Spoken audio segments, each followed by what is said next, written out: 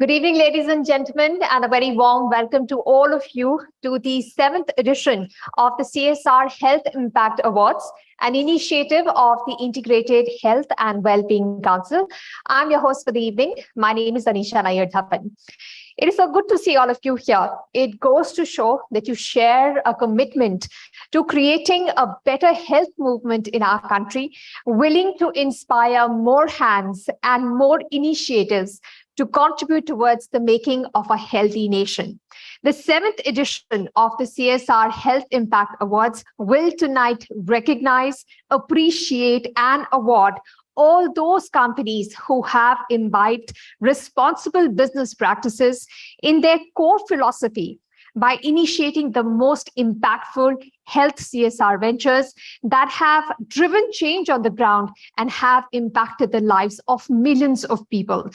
IHW Council, Integrated Health and Wellbeing Council, is a not-for-profit organization working towards creating awareness and advocacy around health and well-being in line with the UN Global Agenda of Holistic Approach to Sustainable Development Goals. We believe that health is everyone's priority, and all business enterprises need to recognize health of the nation as a larger goal. Through the CSR Health Impact Awards, we at IHW Council aim to create awareness around the significance of good health and environment, and also inspire others to include these concerns in their CSR models, thus encouraging a conscious effort towards achieving a better and improved world for our future generations. The devastating COVID-19 pandemic has been a stark reminder that even the best healthcare systems can come under pressure when a black swan event occurs. And government agencies need the support of corporates as well as citizens to mitigate the impact. One of the key parameters for this change is the idea of collaboration in bringing about a sustainable change through corporate activities. The collaborative sustainable responsibility will not only motivate organizations to pool talent, but also address some other important areas such as complex industry threats, motivating employees, recognizing new business opportunities, to name the few. So here's a video about all the initiatives taken by the IHW Council to get everyone talking about health at the national and international level.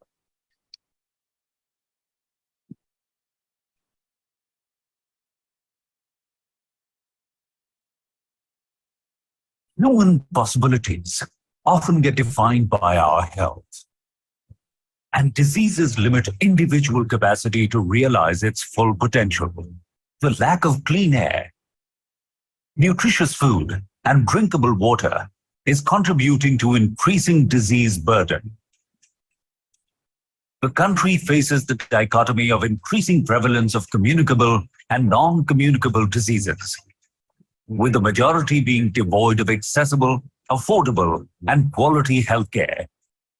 In the wake of a swelling disease burden and severely compromised health ecosystem, Integrated Health and Wellbeing Council was formed as a think tank that concerns with health and well-being of human enterprise in existence, with the belief that holistic health gets defined by the way we live, think, move, and what we consume. The Council has worked towards many aspects of preventive, promotive, and curative health. Through many of its initiatives, IHW Council has ensured effective communication on a myriad of health subjects and has driven the health agenda through multi-stakeholder engagements. Through its first initiative, the India Health and Wellness Summit and Awards, the Council has endeavored to amplify the discourse on essentials of health: good food, good air, good water, good medicine. While CSR Health Impact Awards focused on inspiring more health-focused CSR efforts, Ayushman Bharat Conclave witnessed experts deliberating upon the government's mega health initiative, Ayushman Bharat. With the objectives of promoting research-based health education and upskilling of doctors, IHW Council put spotlight on the sidelines, subject to continuing medical education. IHW Council has time and again taken up important issues with the larger public drive, such as the Good Air movement, through which it envisions to engage 50 crore people by 2025, promote collective responsibility against air pollution challenges. The IHW Council initiatives have received the wholehearted support of the leading policymakers, industry captains, community leaders, innovators, health experts, celebrities, and influencers. I think this wellness is an important initiative. I will definitely be interested to know the conclusions of your deliberations, and I'll definitely take these issues and your suggestions forward to the logical conclusion.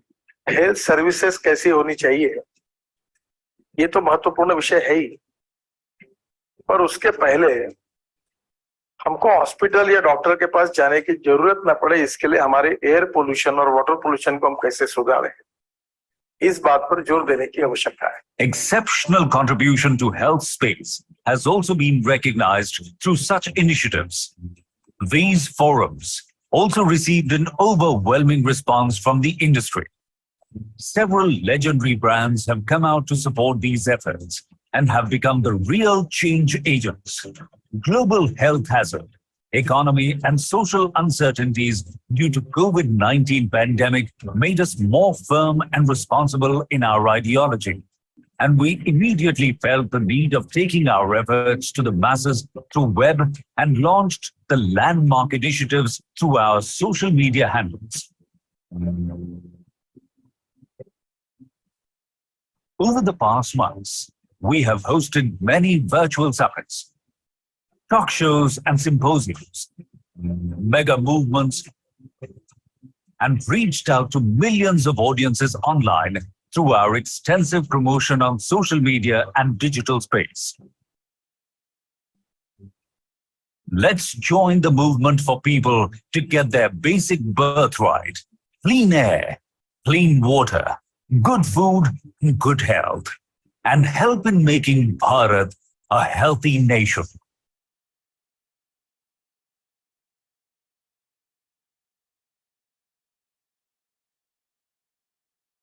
I think that deserves a round of applause. The work being done by IHW Council is throughout the year. We never stop in creating the awareness and advocacy for health and well-being. At the outset, I would like to invite on stage Mr. Kamal Narayan Omar, the founder of IHW Council, to please welcome everyone. Please put your hands together and welcome Kamal on stage.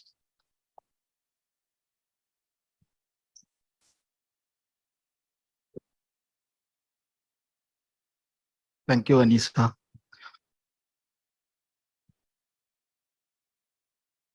So good afternoon, friends.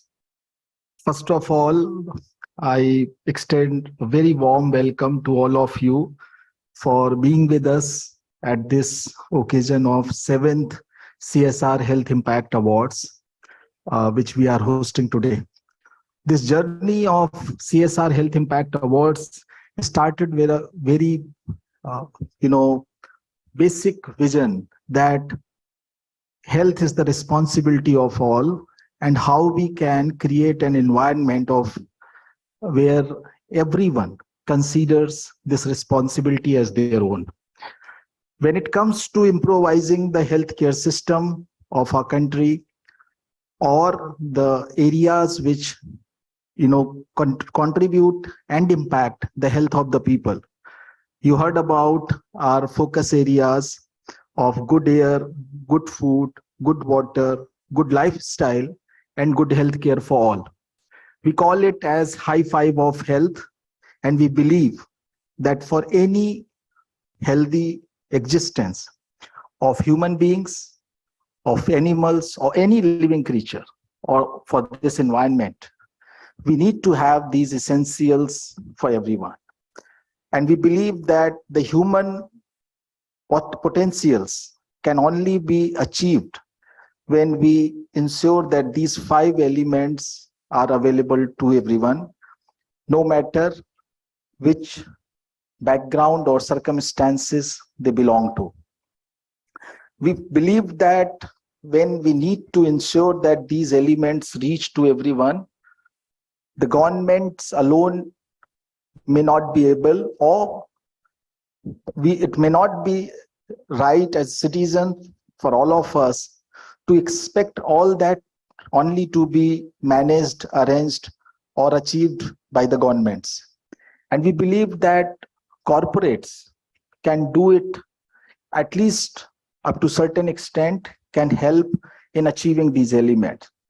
And with the vision and with our focus and passion towards health, we believe that if we are able to achieve these 5 elements for everyone, the health of the people, we will be able to create a society, create community that will be able to do a lot by themselves.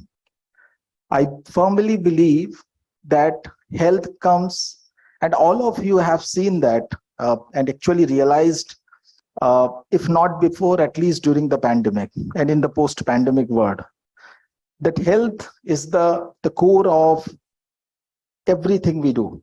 And nothing can be done if we compromise on that front. I believe always that it's good to skill people, it's good to ensure employability, it's good to help them progress economically. But at the same time, my firm belief is that if they lose health, everything is gone. And that is why in CSR, we are privileged to have the community of some of the finest people in this space today with us, who have come from all across the country. You people have been focusing in almost all that is essential in the space of social development. But what we stood for, to redirect or re-attract your attention for the health, with the same belief as I explained to you, that we thought that health comes first, and all of you have to put that on the priority, along with the government and along with the individuals. We all as individuals also need to put health before anything else. And that's the vision which started with CSR Health Impact Awards. There are several forums, platforms where CSR work is recognized, appreciated, and applauded. This is for sure is one of them, but it's very unique because it stands for appreciating the work, the investment, the effort, the endeavors which you put for the health of the people, for the health of the planet. And that's why it is unique. With this vision, we have almost traversed a long journey. It's a 7th edition today.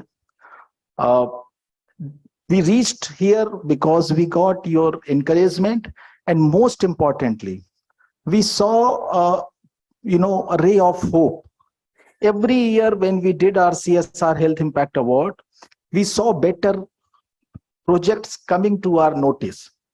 We saw the appreciation which our jury to go through all these great work, and many times finding them at wit's end to decide whom to award. That's made us continue kind of moving to this direction, and we reached to this kind of auspicious landmark. Seven is a good number, I think, in human mythology, also in Hindu mythology also.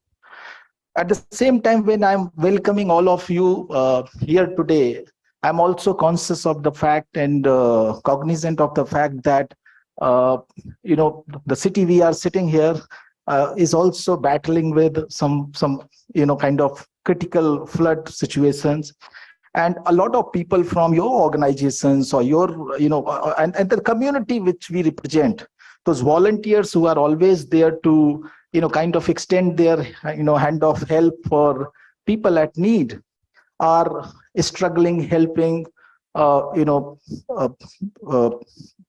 thousands of people, if not more, today who are struggling to kind of salvage their living.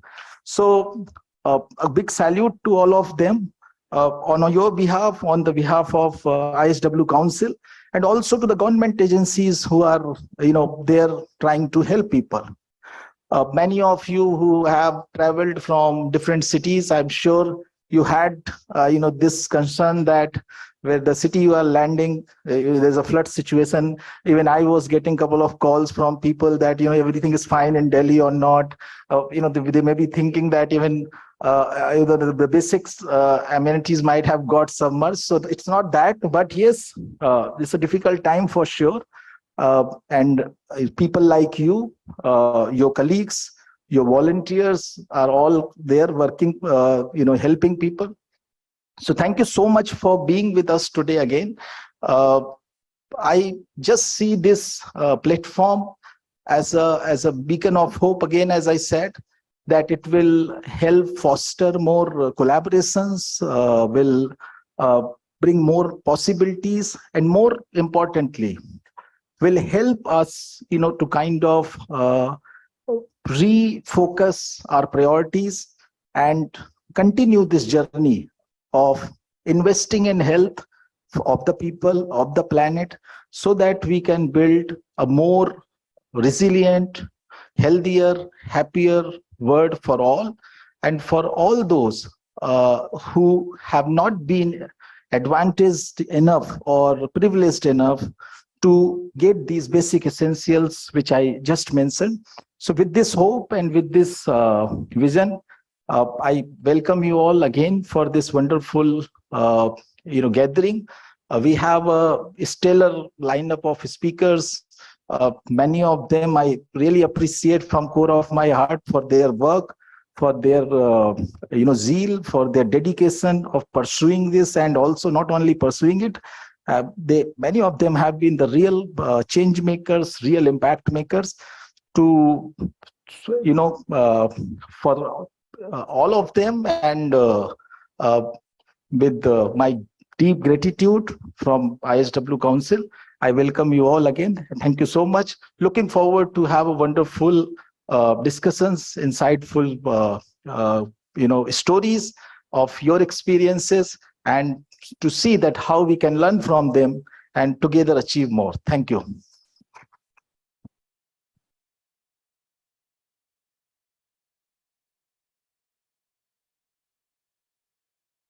Thanks, Kamal.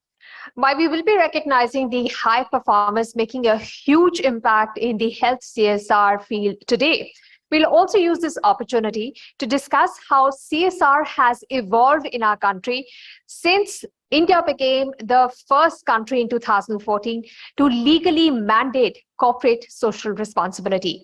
Has the corporate sector transitioned from a voluntary and unsystematic approach to a structured way of contributing to societal welfare? If regulation has infused capital into the sector, has it made CSR efforts more impactful, more sustainable, and more efficient? Our first discussion of the day aims to explore the progressive initiatives and strategies that are shaping India's CSR landscape for a sustainable and impactful future. So please put your hands together and welcome on stage our speakers for this session. Please welcome Mr. Rajesh R. Singh, Country Director, Child Fund International. Please also welcome Mr. Prashant Kumar Hota, President and Group Head CSR, Jindal Steel. Mr. Pramod Kumar Sahu, Additional General Manager, CSR NTPC Limited. and Dr. Urvashi Prasad, Director, Office of the Vice Chairman, Niti Aayog, who will be moderating this discussion.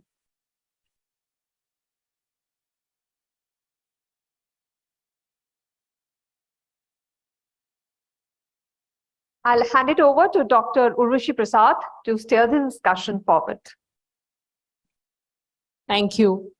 And it's really a pleasure to be here. It's always a pleasure to be at events organized by Kamalji and his wonderful team. But I think we're discussing a very important topic as well. And I think, you know, as we've been hearing in the opening remarks as well, the health sector in the country has gone through, you know, a very difficult time. And, you know, not just in India, but globally. But it's also been a time of a lot of revelations for many people, people like us who work in the public health space. Many of these things were perhaps not new to us. You know, focus on preventive health, for instance. But a lot of these things have now become, you know, more commonplace after the pandemic. The use of technology has become much more widespread. So the health sector has actually, you know, gone through a significant change and is still going through that phase, really, even in the post-pandemic era.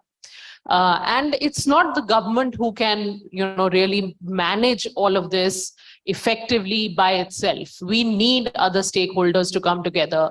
And we saw that during the pandemic, whether it was corporates, you know, whether it was a startup, whether it was civil society, everybody really rallied around. And that's something that we need to do more of in the future as well. So today we will be talking about CSR, obviously in the context of the health sector, but because this is the opening session, we'll first start by reflecting a little bit on how the CSR landscape in India has evolved and transformed over the years, and what is really the direction that we're taking. So I'll take this question first to Mr. Rajesh Singh, and if we can get your perspective on the transformation of the CSR landscape in India. Thank you, Urvashi. Thank you for setting the tone, and thank you again. I've been part of the first one, and I think I've seen the journey of this over the period of time. And I've also been part of the CSR transformation over the period of time. So I'm going to really talk from the other side of the table, right? Being a representative of a nonprofit, how I see the CSR getting transformed. First and foremost, like, you know, I saw the whole concept from charity to a sustainability. You know, this whole concept of SDG getting into the CSR mandate, which was restricted to nonprofit, like, you know, or government. The second is the term accountability, you know, is something that I saw it slowly and gradually creeping into the entire CSR mandate. So again, you know, money is spent, you know, impact created, impact measured, like, you know, who's doing it, what. And also the third point that I saw very beautifully evolving in the CSR landscape was that, you know, the engagement, involvement. So the point that you really talked about, entire Sarkar, Samaj and Sanstha, all the how really they came to one platform in a synchronized way. And COVID was a great example of that, right? Fifth point or fourth point that I saw again, that how the CSR really started aligning along with the partners on the government mandates there. You know, be it Ayushman Bharat. On the health side, primary health became a very pivotal area. Maternal child and child health became a core area of CSR work. So I think these are the areas that, you know, over a period, we have all transformed itself through the entire, you know, the life cycle approach of its own. Yeah, absolutely. And I think you made some very interesting points there. We'll come back to some of those and go a bit deeper as well. But my next question to Mr. Prashant Hota, if you can specifically also talk a little bit about, have we got better at assessing, monitoring these CSR initiatives? Has that aspect of the whole CSR landscape transformed? And are we using better tools, technologies? And when I say that, I mean from the perspective of all stakeholders. Is the government doing a better job of it? Can they measure CSR better? Funders, what more can they do? Philanthropic institutions and so on. So yeah, your perspective on that piece. Thank you, Urvashi ji. Rajesh ji has already mentioned about the shift from the charity to sustainability. I'm going a little bit deep into this because I've been a part of the guideline formation for the public enterprises much before the Section 135 came into the Company Act, the Schedule 7 was checked out and everything. Because I was a part of the government, I was part of NABARD and a lot many things. So point is, taking directly your question, that the measuring and monitoring, see the breakthrough has come. You all know about Indian Constitution, that the fundamental right is mandatory, it can be enforced in the court of law. But the DPSP part, Directive Principle of State Policy, that is Chapter 4 of the Indian Constitution. If anybody has idea on that, the Article 38 and the Article 41. Article 38 talk of the equitability part and Article 41 is talking of the deprivation part. These are the parts which are yearning for a recognition. That was not happening on the ground. With the CSR coming as an act, I'm not going how it became an act because that is out of context. But what has happened, that government first time in India recognized, forget about the statute, penalty, I'm not going into that violation, but government recognizing the corporates as a partner for sustainable development. That sort of recognition has come. That is the most important. Second thing is that the constitution of the CSR board, independent directors, the monitoring part which you are telling, right from the formation of the annual business plan, presentation to the board, implementation, supervision, monitoring, everything is entrusted to the CSR board. They are the all-powerful board. Coming to the third part, your question was that if government is monitoring it. No, government is not monitoring our CSR programs. Government is measuring it. That's the difference between measuring and monitoring. If you read the Act itself, if you go through the regulations and the FAQ, many must have gone, the FAQ which has been published by Ministry of Corporate Affairs on 25th August 2021, that has been made very clear that the government has no business to monitor. So it is, it becomes, when you are told that you are free, that makes you more responsible. That what sort of freedom it is. Third is that we all are bound to follow a project approach. It starts from planning a project, conceiving, then your partnering, formulation, implementation, commitment for uninterrupted funding, that comes to the board resolution, because without the board concurrence, there cannot be uninterrupted funding, irrespective of your profit or loss. Once the board has concurred, the money has to flow. Then there is a concurrent monitoring. Concurrent monitoring means there is a participatory monitoring along with the stakeholder. If you are working with the community, people at the front line, people are one and we all are right-sided zero. If this people one is not there, we all are zeros. Maybe government, maybe NGOs, maybe bank and this thing. So they are monitoring. Then come to the third-party evaluation. Then come to the learning. This project cycle is embedded into each project as per the Government of India guideline. Fourth is the disclosure system. If you see the disclosure system now, right now, that itself is everything is in the public domain. You see, your plan, once it is approved by the board, that is in the public domain. Just go to Ministry of Corporate Affairs, this thing, you can find everything. Second is that your quarterly board meetings, That has to happen the CSR board meeting. All your achievements and progress have to be there. Third is there, government may be silent statutorily, but remember, government is not sitting silent. Okay, your collector is watching, your state government is watching, the central government is watching, the Ministry of Corporate Affairs is watching, everybody is watching. Most important is that your consultation process is on. And if the consultation process is, if we are feeling that the consultation process is not there, that means I am not consulting, but people has a hunger to be consulted. So what to consult, whom to consult, when to consult, how to consult. These are the most important things that the professional CSR work has to drive through. This is how the monitoring is. Who are spending the 2% of your past net 3 years profit and everything. That paradigm has shifted now. That paradigm was that initially the profit was belonging to the shareholder. Now profit is healthy profit. Since we are talking of health, now profit has to be a healthy profit, unsuspected profit, because everything is disclosed and everything, and it is based on the triangle, that is people and the planet. Unless there is a healthy planet, there is no healthy people, and unless there is a healthy people, there is no healthy planet. So monitoring is everywhere. Even environment department is monitoring your emission level. People are monitoring your work. That is why they are giving the social license to operate, especially for the sectors like mines and metal sector, where the conflict over the natural resources is embedded, even if anybody can deny it. But conflict over the natural resources, conflict over the common property resources is something which is inevitable, which is essential. We cannot deny it.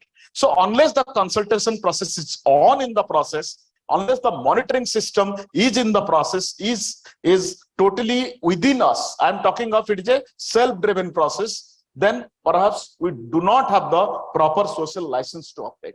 So the disclosure system is in place, statutorily it is in place, but most important thing is that how do you regulate ourselves? That is the Buddhist concept, that we ourselves are the best judge that who is monitoring us. Look inside, you will follow that whether we are following the project approach or not, whether it is reaching the last man in the queue, and the most important thing is that whether the inclusiveness is there or not.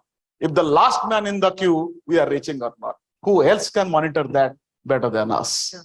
No, thank you so much for addressing, I think, that very important aspect, because every time we talk of CSR, there's a lot of questions in terms of, what is really the impact, what is the effectiveness, what are the gaps? And I think we can only answer these if we are doing enough measurement, we are doing enough monitoring. And then that's why I also asked this question. So thank you for addressing that.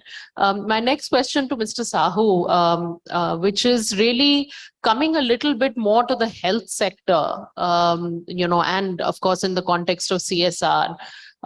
Do you see any shifts, or do you see any changes in priorities, especially now that we've had the pandemic? Do you think that the sector is going to evolve, or rather the contributions towards the sector are going to evolve in a different way now? Thank you. Namaskar to everyone, and I thank IHW for giving this privilege. And to supplement the talk, what you just now, my elder brothers, because I'm looking older by my hair, but I'm not that senior. So to supplement, the first thing, let me give my perspective, because transformation in the landscape of CSR, it is my submission that it has transformed me. Because a technocrat venturing into a social sector, I'm a computer scientist, a computer science engineer professional, working in this area for a long time. I see that is the most fulfilling area. And second, answering your question, any government scheme, CSR can augment, but it cannot replace any government developmental priorities. Because what is the fund? It is a 2%. If you see the cumulative expenditure till date, it is 90,000 near about crore rupees. And yearly expense of CSR spending is 20,000 crore. So if you see, that is not even a budget of a state. So CSR itself. So it should be very clear. And second thing, what are the augmentation part in CSR? Leave aside all the strategic or the different statutory compliances which is given to supplement, sir. these directive principles of state policy, I must say that CSR is complying the natural justice of Constitution of India. So now coming to health part, obviously pandemic has given a very clear-cut mandate that no one is above the board. That is, there is a supreme force which is controlling everything. Whatever preventive healthcare, post-healthcare, or whatever steps you take, there are different kind of situations which you have to address. The preparatory process, the fastness that we have as a country that we have approached towards the issue is really exemplary.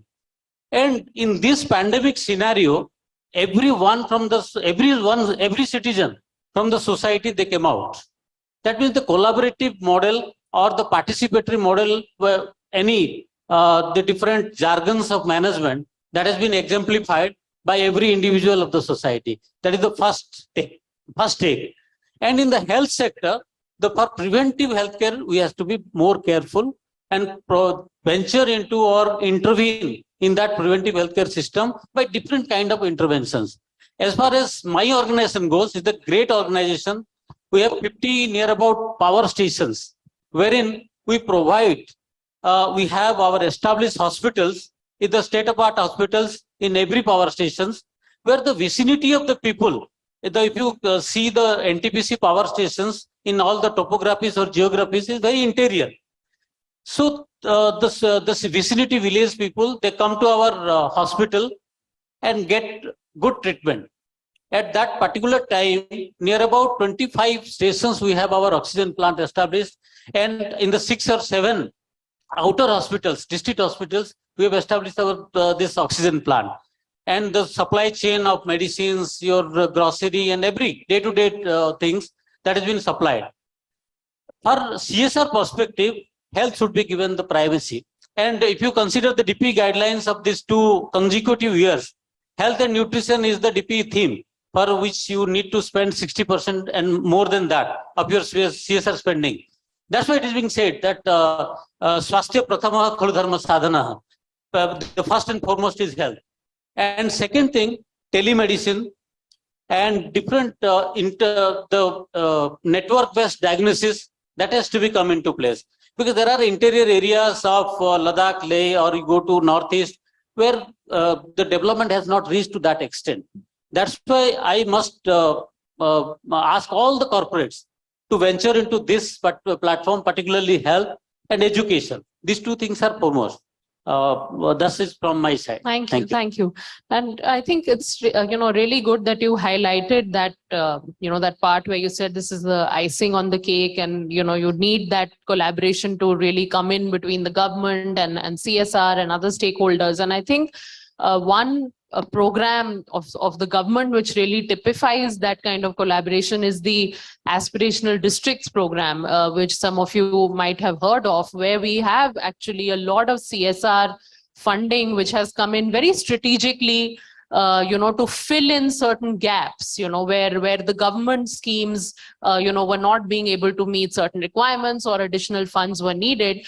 And in fact, going by the success of that model, the Prime Minister has just earlier this year, and it's going to be formally initiated, also launched the aspirational blocks program.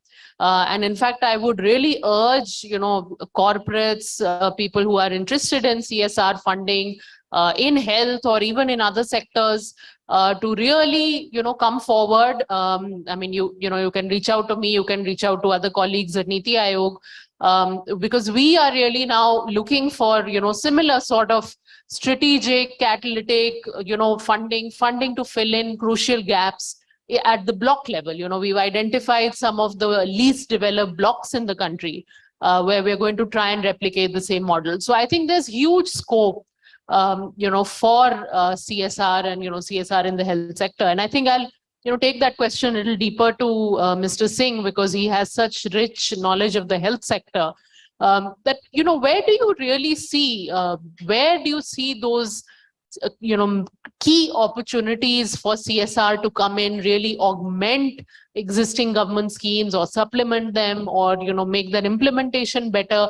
Where do you think are those real opportunity areas for us? Urvashi, Before I really respond to your question, I'll just build on what Mr. Sahu said that, I think how post-COVID, the whole entire health has really evolved. If you really see this from that, is it okay, Pramod, if I take that? Yes. Yeah. Okay, great. Till now, we were more into preventive, right? If you really see, most of the work was happening, which is rightly so, right? What COVID has given us the opportunity to look into the promotive side and the curative. And if you see a burning example, like Pramod said, that hospital. So I think how the curative, and so that's one. I won't really negate what Kamal said about the wellness component. If you see, when you really pitch it to the corporates and the CSR, they know and they recognize how wellness is important, both from the physical and the mental perspective. So that's another area. And this I will sideline because that's something is a big scope to respond to your question, right? Third, I will say that, earlier, when you used to really pitch it to the CSR, this whole entire knowledge about primary, secondary, tertiary was not really, until you really go someone who's come from the clinical background, they were not, oh, no, not this. We were mostly community-oriented kind of institution. Now the scenario, the COVID has changed it completely and people have started, so this is the primary health one, which you are, okay, what do you want to do it? How you want to really align? That's one that has started happening. You talked about the point, which is alignment with the government. And a good percentage of the, the CSR, they really know the term and they work and they promote groups like nonprofits that do you have programs in aspirational districts? So it's already a prioritized kind of geographical area that over the period, the government, and that's exactly the government would like to read. That's exactly Niti Aayog, which coined the, which brought the concept of aspirational districts there. Technology. Not many of us were even aware about, and digital was only if, you are a tech person, you will really try to work on those areas. But public health, education, livelihood, everyone will say, oh, so what are the platforms you are really? What's the kind of point of care devices you are bringing? How cost effective are? Can this give us a better reach and an access? So those whole entire gamut has changed, like the concept of point of care devices, which is in the hands of primary healthcare workers, hands of ASHAs, ANMs, and Anganwadi work. Those are new things that COVID has pushed us to think, practice, and scale, right? I think data, transformation of entire CSR, data, accuracy, sanity, is something that whenever I talk to our colleagues and friends from CSR, I see they're very passionate about this.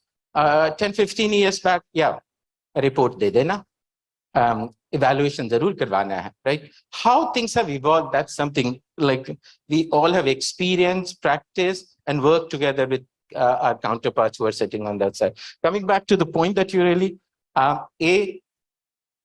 big scope, like government is doing, and I'm I'm telling because I have experience in the ground, a fantastic, concepts like health and wellness center. One is the insurance one. I'm not going to touch that part, but the whole entire health and wellness center, big scope. Pick anything and everything and corporates can really do it. Mental health, big scope. Wellness, big scope. I can't really undermine that in spite of all these efforts, the maternal child health remains an area. Nutrition remains, malnutrition remains a big area. I think those are the 5 areas that I feel that there is bigger scope to really walk the talk together. Absolutely, and thank you for highlighting those, and also for highlighting the shift and the impact of technology and data. In fact, that was going to be my question, so you've addressed it already. So I'll now move on to Mr. Hota, sir, I'll ask you, what do you feel are some challenges that we are grappling with in this space? So we've talked about a lot about the opportunities. Where do you see the bottlenecks? What do we need to do? Does the government need to do, or there needs to be some other action to really, further channelize funds into the health sector from a CSR perspective, and to make the use of those funds more effective?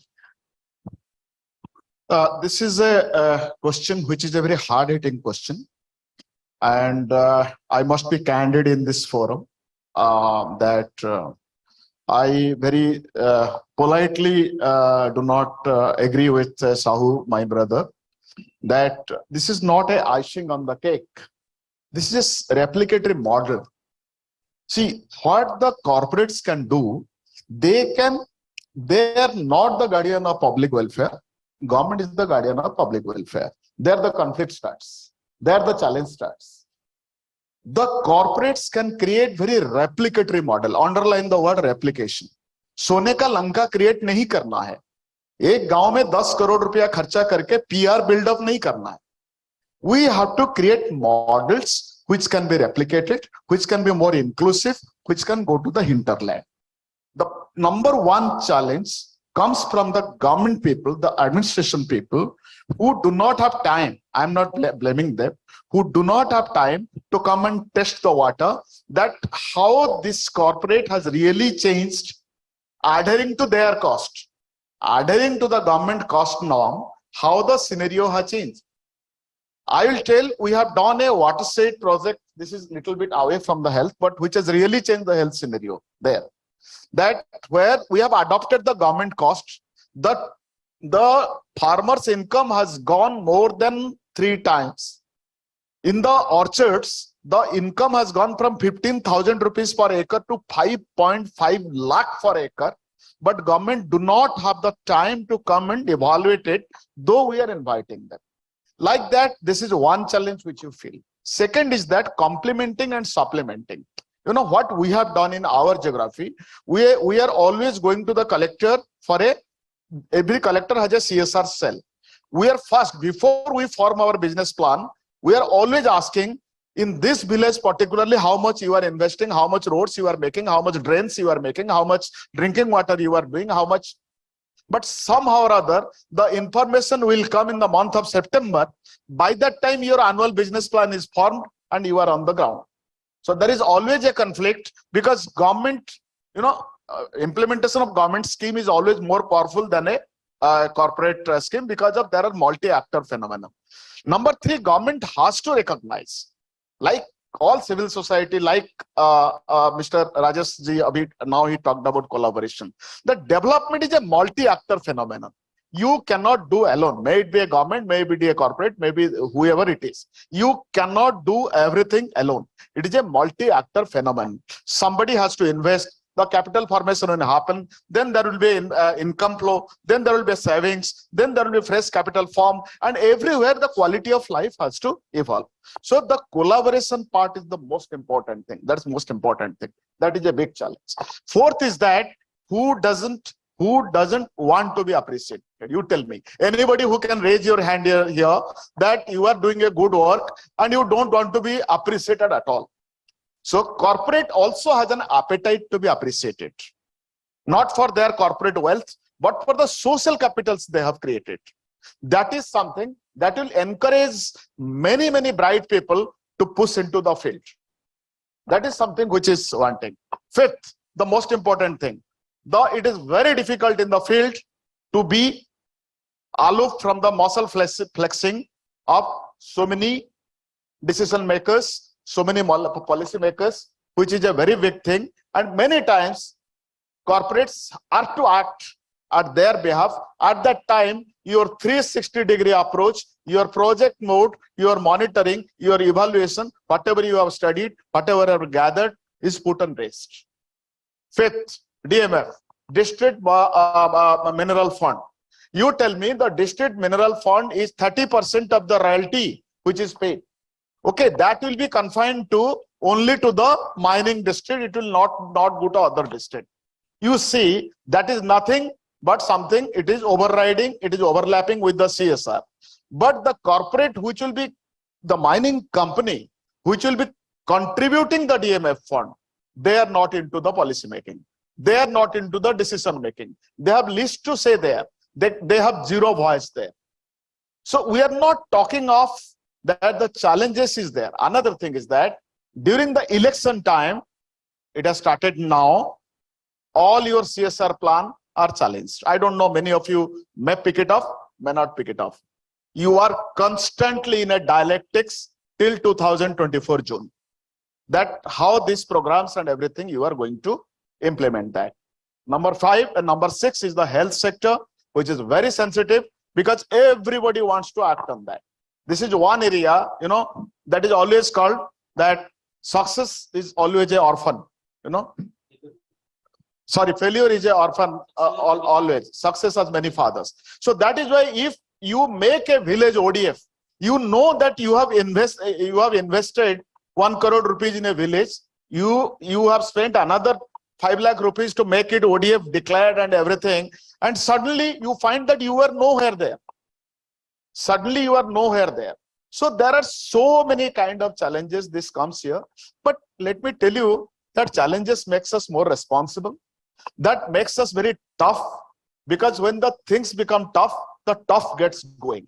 So this is something, it is not that I have decided this career to be with the people just for my, roti or pani. I have decided till my death, I will be with the people, to those people where the mainstream, they are not being mainstream. So another challenge is this, within the corporate, outside the corporate, and your stakeholder and your shareholders, they should have the passion, they should have the hunger to reach where there are hunger pockets. Because people are talking of food security. How many of vouch can nutrition security in this country? I think there is a nutrition security, and nutrition is a totally different issue other than the health sector.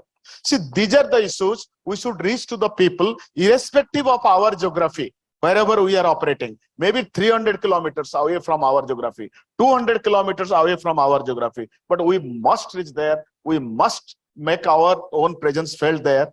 There, the district administration is the only partner with whom we can rely upon, because we do not have any establishment there. We do not have any friends there. There, the district administration has to hold our hands. There, 1 + 1 will make it 11, or 1 + 1 + 1 will not make 3, it will make 111. So that sort of collaboration effects is also a threat. Last part is that data transparency.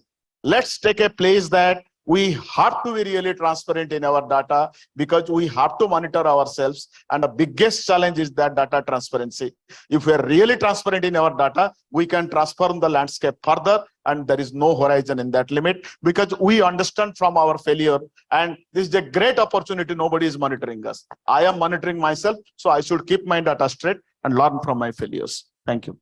Thank you, sir. I think you highlighted many important points. I especially liked your point about the models, because I also feel that a lot of times in the public health space, we know inherently, we know what we should be doing. The challenge in a country as large and diverse as ours is the implementation. How do we do it? So actually, if we can showcase certain models, including now those that leverage technology, then I think that can be very, very, helpful for the whole space. So just quick comments from you, Mr. Sahu. Any reflections firstly on what Mr. Hota said, especially about the models and how he views CSR. And then any other quick thoughts on, challenges and how we can address those. I do agree. And it is really delighting that the पहले से शास्त्रार्थ होता था. If there is a difference of opinion also,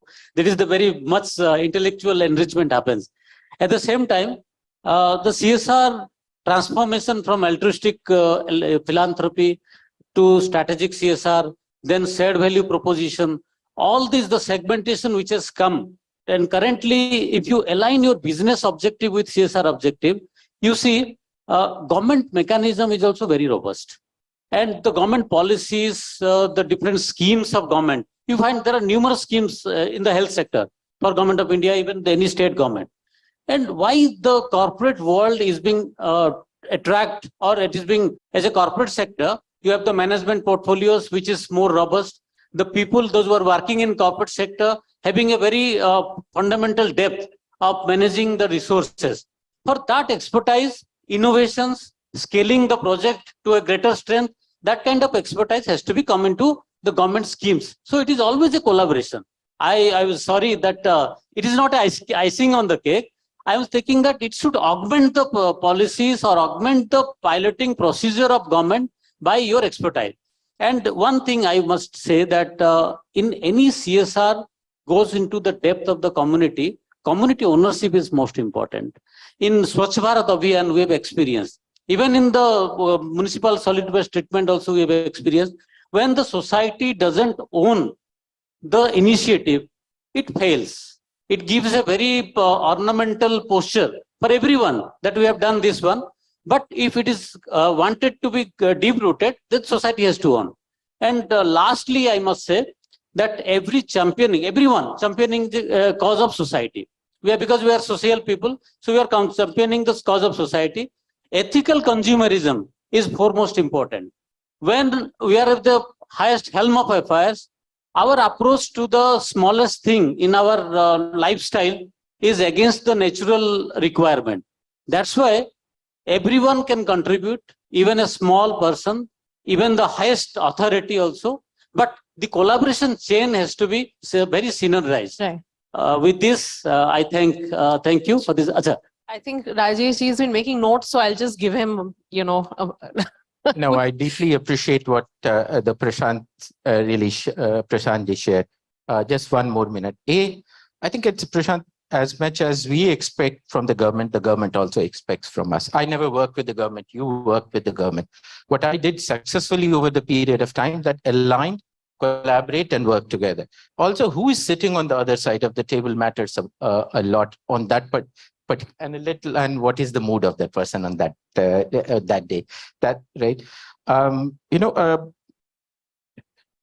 I also what credibility you are bringing, and they can't just give a red carpet welcome to me. Say, hey Rajesh, you worked in primary. Well, I may have worked in this, but am I going to add value to the mandate of that DC or a BDO? Well, until unless he or she doesn't really see that, he's not going to really write that.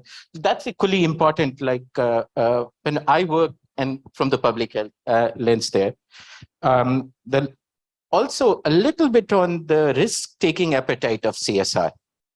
Are we open to invest? But Urvashi, are we open to invest in those models which are not successful models there? But I think at least the first step, can you walk with us? Can we do that together on this? Right? Until unless we don't do, we can't talk about models. We can't talk about sustainability. So committed from my side. No, just I will, 1 second, I will tell. See, we have seen at one time at least, 2021-22, we have seen how collaboration has helped and how it has really helped us.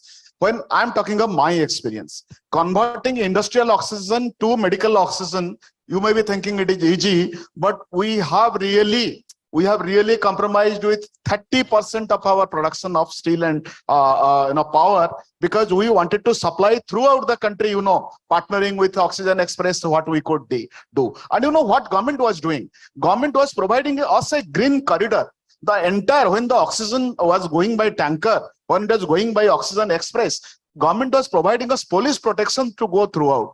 Delhi government is the first government which came with us, that when we distributed 220 lakh bills to those people who are walking on the street, when nobody was allowed to walk on this thing. So when the collaboration has worked, why I did tell this, when collaboration works, when government is the elder brother, घर में हमारा Indian परिवार में बड़े भाई से बहुत ज्यादा एक्सपेक्टेशन रहता है, भाई तुम बड़े भाई हो, एक कदम आगे चलो, हम तो तुम्हारा पीछे दौड़ेंगे, हम तो है भाई पीछे दौड़ने वाले. Thank you. Last statement. Whatever we discuss, if there is a will, there is a way. If there is no will, all survey, commission, committees, reports, everything is coming. Thank you. Thank you. I think that's a really good note to conclude this panel. And I think we've had a very good opening session, powerful opening session. We could have gone on, I think, for much longer. But thank you very much to all the panelists. And thank you to the audience. And I think, we really set the tone through this panel for the rest of the day. Thank you so much. Thank you. Big round of applause for all our speakers and for Urvashi ma'am for steering this discussion. Thank you all for coming here. I would like to invite Kamal on stage to please present mementos to our speakers and our moderator for steering this discussion. Really has got everyone involved in this. So I request Kam to please present mementos to our speakers. One for Mr. Rajesh Singh. Okay, with the moderator, Dr. Urvashi Prasad.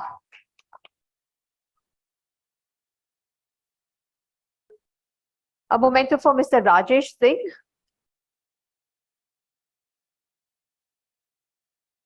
A memento for Mr. Pramod Kumar Sahu and for Mr. Prashant Kumar Putta.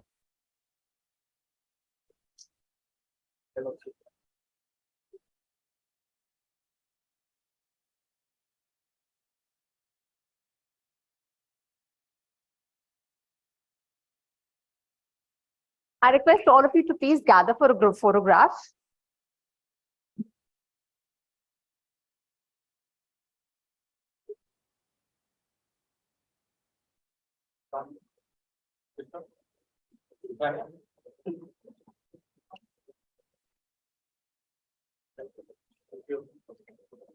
Thank you all for coming here.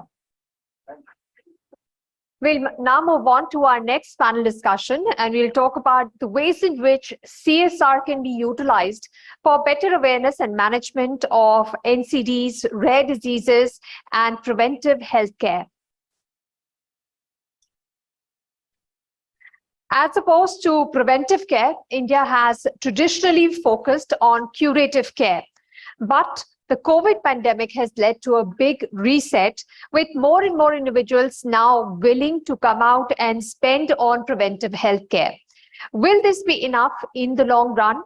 Can companies steer the healthcare discourse in the country away from curative to facilitate this through better implementation of the CSR projects?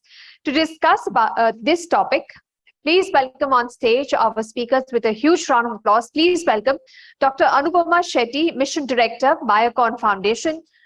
A round of applause for Dr. Shetty. Please welcome on stage Ms. Sudhna Jhigjaria, Head BHP Pan India CSR Apollo Hospitals Enterprises. Please welcome Mr. Praveen Karn, Head CSR Spark Minda Group. Dr. Vikas Kaushal, Head Health Save the Children India. And Dr. C.S. Hiremat, Senior Consultant and HUD, Department of Cardiothoracic and Vascular Surgery, Sri Sathya Sai Institute for Medical Sciences. He's also the Secretary of IACTS. And please also welcome on stage our moderator for this panel, Dr. Karan Thakur, Vice President, Sustainability, ESG and Public Affairs, Apollo Hospital Enterprises Limited.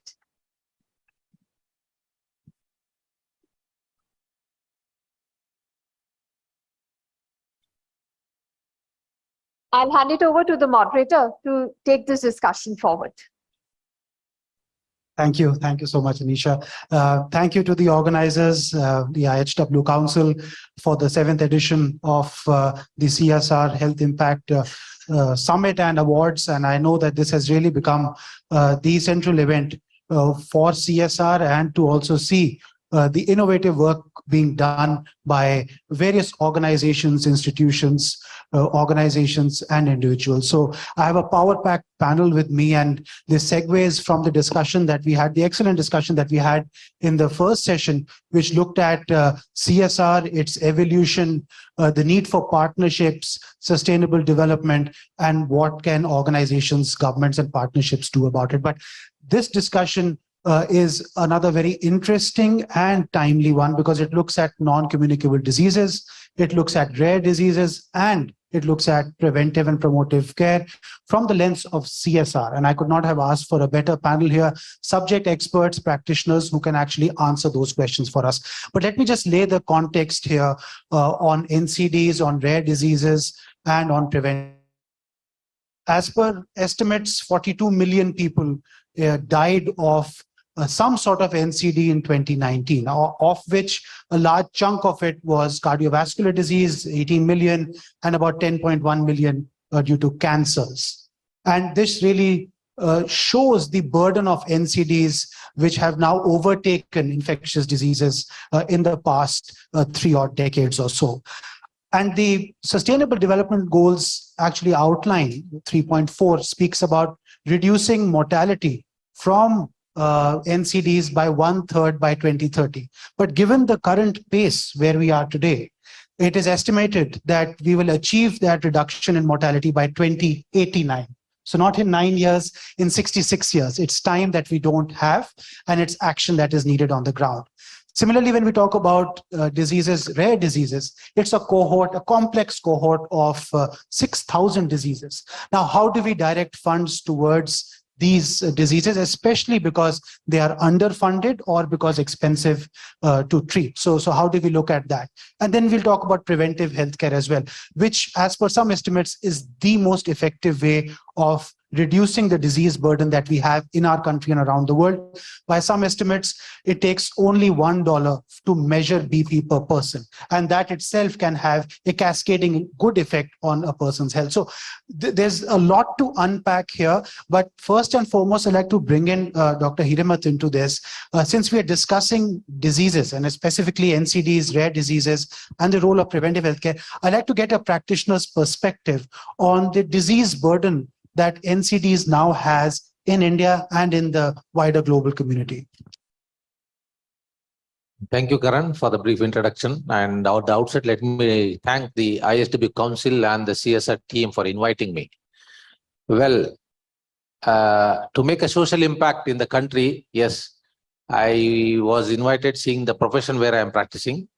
I am working as a senior cardiac surgeon at Satya Sai Institute. The place itself depicts what a social impact it does today in the country and across the world.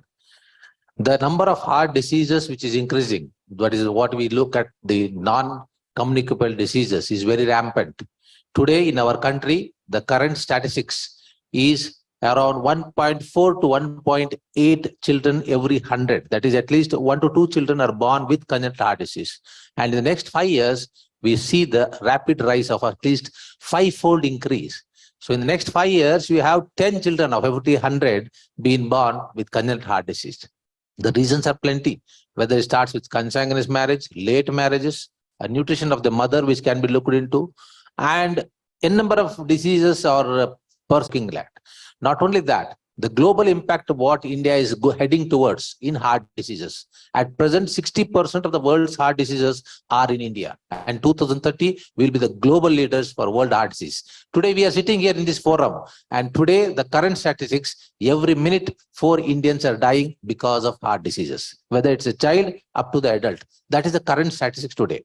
And what we are doing, yes, CSR has come into an action today. In fact, I am first time attending this meeting. I am happy to attend this meeting to make what CSR can make an impact, not only on the hospitals or a disease process. It can act.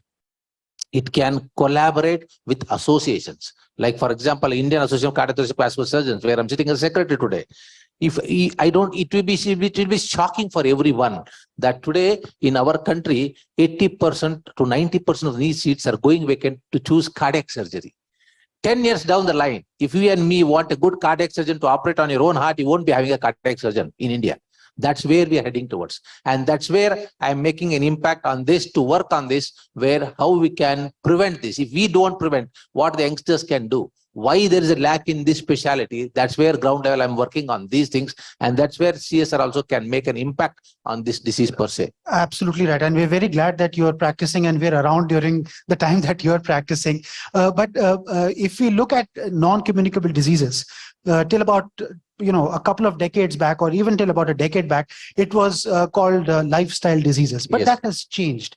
How do you foresee the change that has emerged, where even rural populations, economically depressed regions of India, are also now facing this giant tsunami of NCDs? How do you see this panning out? Yeah, especially, we don't know, multiple genetic factors play a role. The lifestyle, the Indian lifestyle, the eating habits, what are there. In fact, if you ask me, when we were kids, the outdoor games were more. Today, Each kid, as he is born, I think within to keep the child silent, you show a mobile, and that becomes a sort of an addiction. You have n number of patients. I come from Bangalore, wherein you have Nimans Institute, and every day you have more than 50 to 100 children being admitted there for de-addiction of mobile units. This is where the country is heading towards, and that's where you go on eating. And if you today in our own families, we adults, we end up seeing the TV, we end up seeing the mobile, and end up eating our food. You don't know what you're eating also. 99% of the diseases what we have in a country is just because of what we eat. What is the quality of food we eat? 1% what we think. The gym starts in the kitchen. According to me, I more work towards the preventive aspects of cardiac diseases, wherein it starts in the kitchen. Wherein we have to be very much aware of what we eat and what our children or our generation eat in the family. It starts from us. Definitely, if the family is safe, the entire nation will be safe. That's where I look at it. Right. So the context is very clear. Dr. Shetty, I'm going to turn to you now. So we've understood the crisis that has emerged from NCDs. We know that government funding, private funding for healthcare is not going to be enough because just how widespread the problem is. From your lens, from Biocon Foundation, how do you see NCDs in the entire gamut of your CSR program, and how do you approach NCDs vis-a-vis the CSR lens? Thanks. So Dr. Karan and Hiram, thank you. That was some wonderful data that you just shared and really alarming. I'd like to take a step back and talk about what Biocon Foundation is doing to address NCDs. The first thing is that and I'm sure so many CSR heads here will agree, is that primary healthcare is absolutely the bedrock of our healthcare system. It begins there. So what we've been doing is working at the primary healthcare system in order to enable it in several ways. So we've taken certain principles into consideration, the star field principles for certain, locally, what can we do, in terms of coverage of a population? Then what can we do in terms of services, comprehensive services? And that is how, through the lens of these star field principles, we have been addressing NCDs or non-communicable diseases.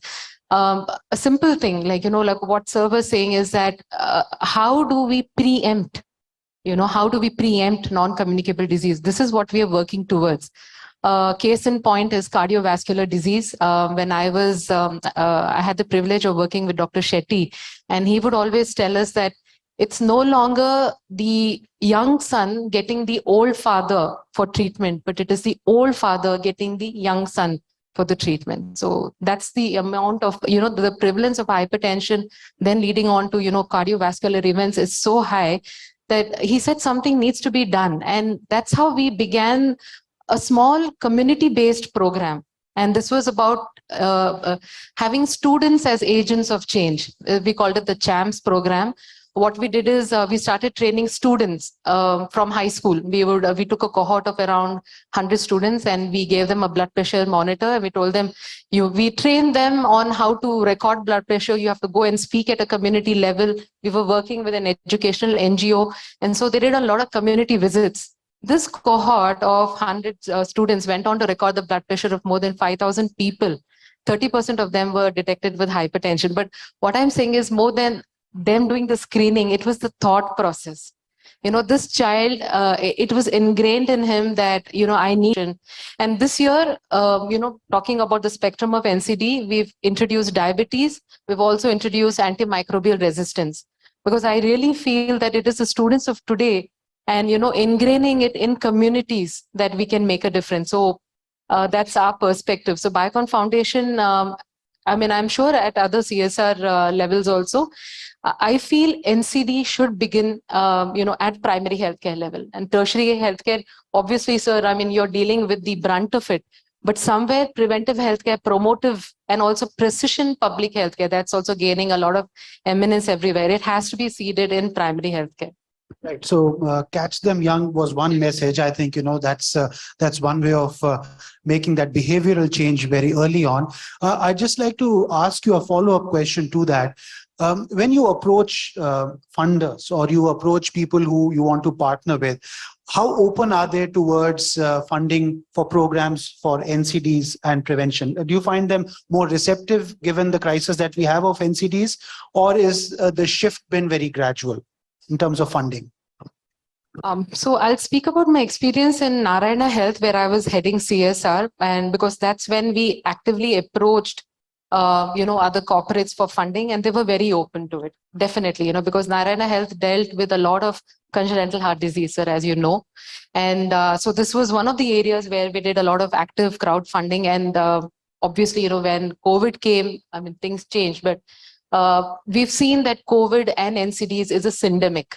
They've kind of, layered on top of each other to create the kind of mortality which was seen. 60 to 90% of the mortality which we saw in COVID is owing to NCD. So therefore, it's so very evident to us that NCD needs to be a really huge focus area for us. And so for this, for those corporates who are engaged in healthcare, working with credible institutions such as Satya Sai Institute, that it's very important, but also I think, and this is my submission here, we need to have a systems approach.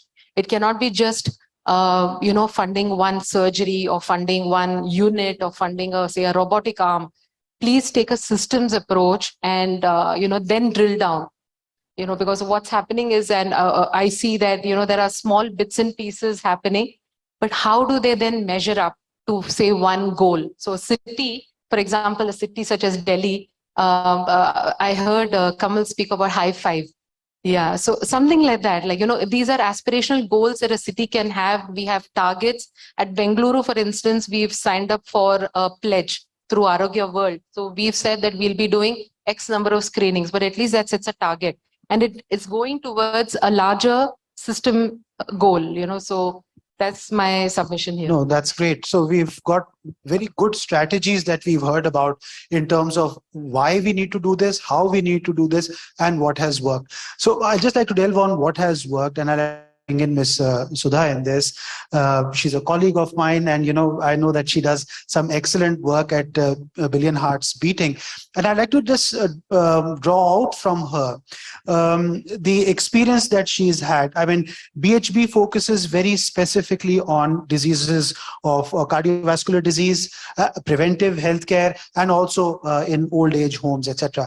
So what has your experience been in terms of what has worked and some of the learnings which could actually help amplify this and help it become a bigger movement with other organizations?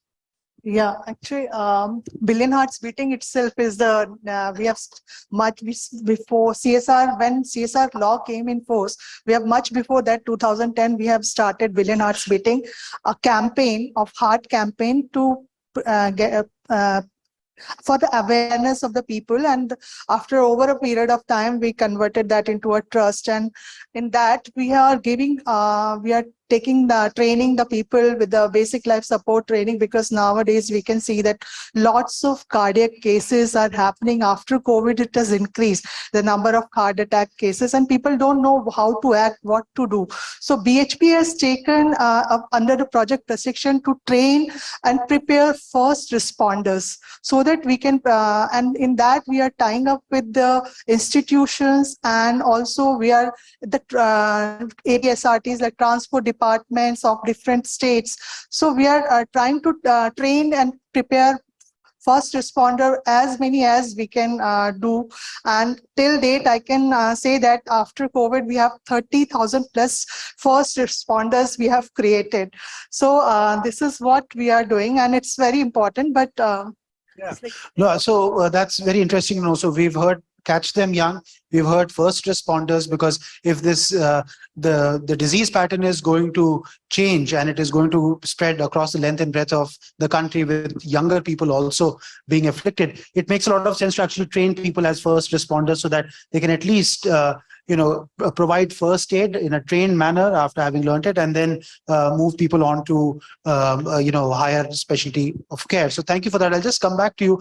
But Dr. Vikas, I'd like to bring you into this. We've discussed NCDs, but I'd like to ask you your views on rare diseases, and especially since rare diseases afflict the children and the pediatric population more than they do the adult population. So how diseases and what has been your experience, and your organization's experience in attracting both attention and funding for rare diseases? Thanks, Dr. Karan, and thank you, IHW Council, for this opportunity. And I really thank our fellow panelists for giving a broad perspective of NCTs now. So just like to say, why this rare disease is also known as orphan disease. Why orphan? Because we are not investing in this disease. The spectrum is 6,000 to 8,000, but in India, currently our registry has only captured 450 maximum. As Dr. Karan mentioned, that this disease is mainly targeting children. So we don't have exact study that how many at a time rare disease patients are existing in our country. But if you see our studies, like it varies between 50 million to 100 million. And out of these 100 million or 50 million, 80% are children. Any new rare disease, if you'll see the data, 50% is happening in children. So, and on those 50%, again, 35% are losing their life over first birthday. Then between 5 years to 10 years, they are losing 12% are losing their life. And between 5th year and 10th year, again, 10% are losing their life because we don't have disease-specific treatment, disease-specific management. We don't have database. So the priority should be us first to focus investment. So let's don't make this orphan disease an orphan disease, become a foster parent, and request every CSR to invest into rare disease fast. So, sorry, I broke your chain of thought, but is it attracting CSR funding? I mean, are you seeing interest in this space to spend on rare diseases? Why there is no interest? Because we don't have a database, first of all. We have a revised policy of national rare disease, national registry for rare disease, and I said we have only captured 450 till now. So we have to expand our capacity. There's a provision of 9 centers of excellence.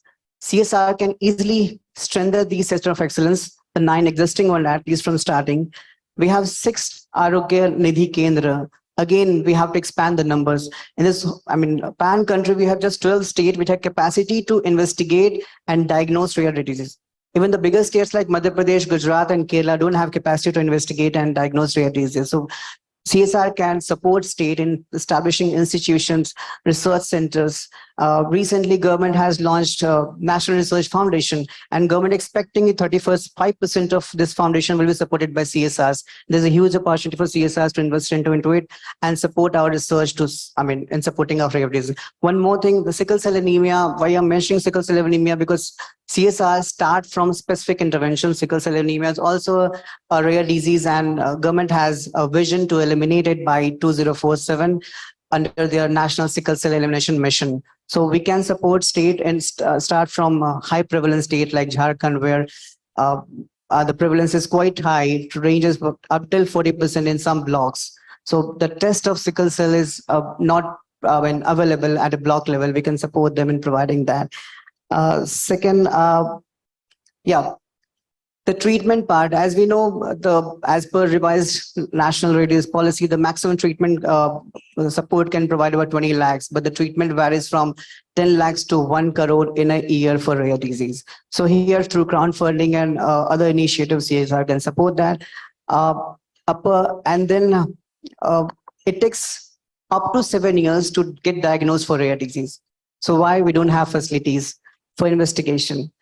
It has an average 3 misdiagnoses to diagnose a rare disease. So there's a huge scope to investment from a CSR perspective in building infrastructure, HR machinery, capacity building, drugs, and diagnostic. I just want to give an example of USA. Before 1982, there were only 10 approved drugs in USA because earlier they don't have any national orphan health policy. Now they have an orphan health policy post 1982, and now they have 300 drugs approved by FDA for treatment of these kind of rare diseases. So we too can start on similar grounds.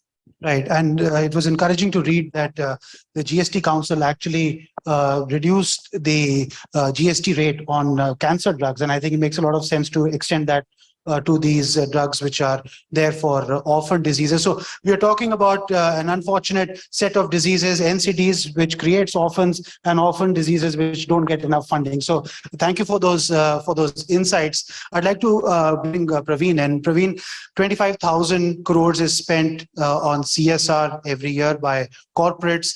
A large chunk of this goes to health and education. When you look at CSR and you look at your pot of funds, what are some of the priority areas that you look at? And within healthcare, how do you sort of unpack the various call outs for funds that is genuinely there? You can speak from here. Oh, okay, go ahead.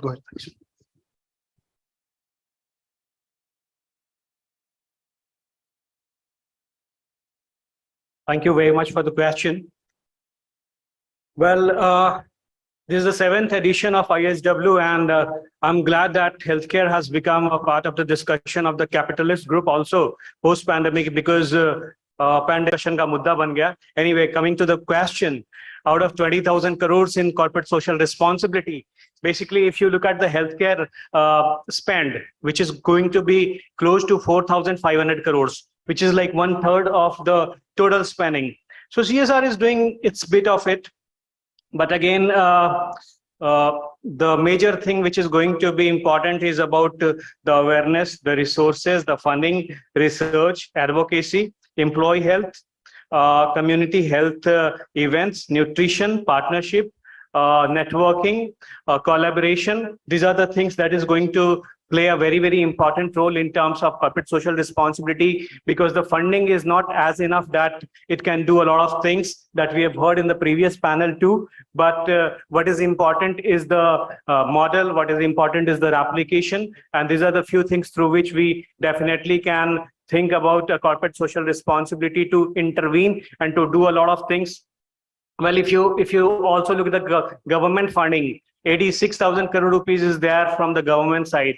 So per capita expenditure on healthcare is going to be some 4,400 rupees, which is not enough for one person, to my understanding. And there's one of the report which is saying that NCD is going to be of a value of 3.6 trillion USD by 2030.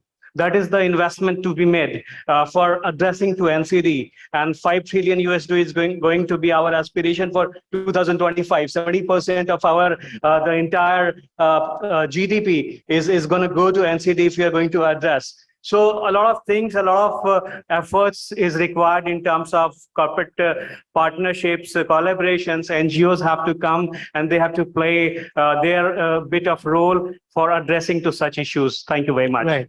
Thanks for that, Praveen. I think it lays out a very important point, which is on the types of funds that are required. Dr. Hiramat, we don't have those funds. Realistically speaking, even if there is a crowding in of spends, whether it is from governments, CSR funds, private healthcare expanding, and people getting insurance, we're not going to get trillions of dollars in for eradicating NCDs. And that leads to the fundamental point that prevention is better than cure. How do you see prevention as, or at least preventive health checks as an effective CSR strategy? Because many people like to address issues which exist. This is about an issue which does not exist, but you're removing the potential of. How do you see preventive healthcare within the CSR domain? Yeah, I will like to tell about the burning desire in the country as of now. As Dr. Sudha mentioned that BLS, Basic Life Support Course, what it tells. If you ask me today, in the country, less than 2% of the population are aware of basic life support services. My aim in association, what we are looking forward is to see that every Indian gets trained with basic life support. Of course, advanced is the one wherein by 2030 we have kept a target. Let's see how we can go ahead, where CSR can pitch in and work.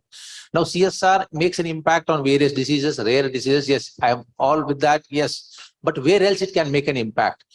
Did anyone question our own selves? Are we getting the quality of doctors today in the healthcare? That's where we need to look at.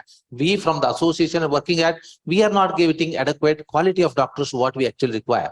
If you ask me, if I ask Today, if Dr. Karan himself wants to undergo a heart surgery, God forbid, an example I'm giving you, and you can't make a junior surgeon to operate on him. He will not agree, neither the boss will agree, because the margin of safety is so less. You are not going to do any experiments on him.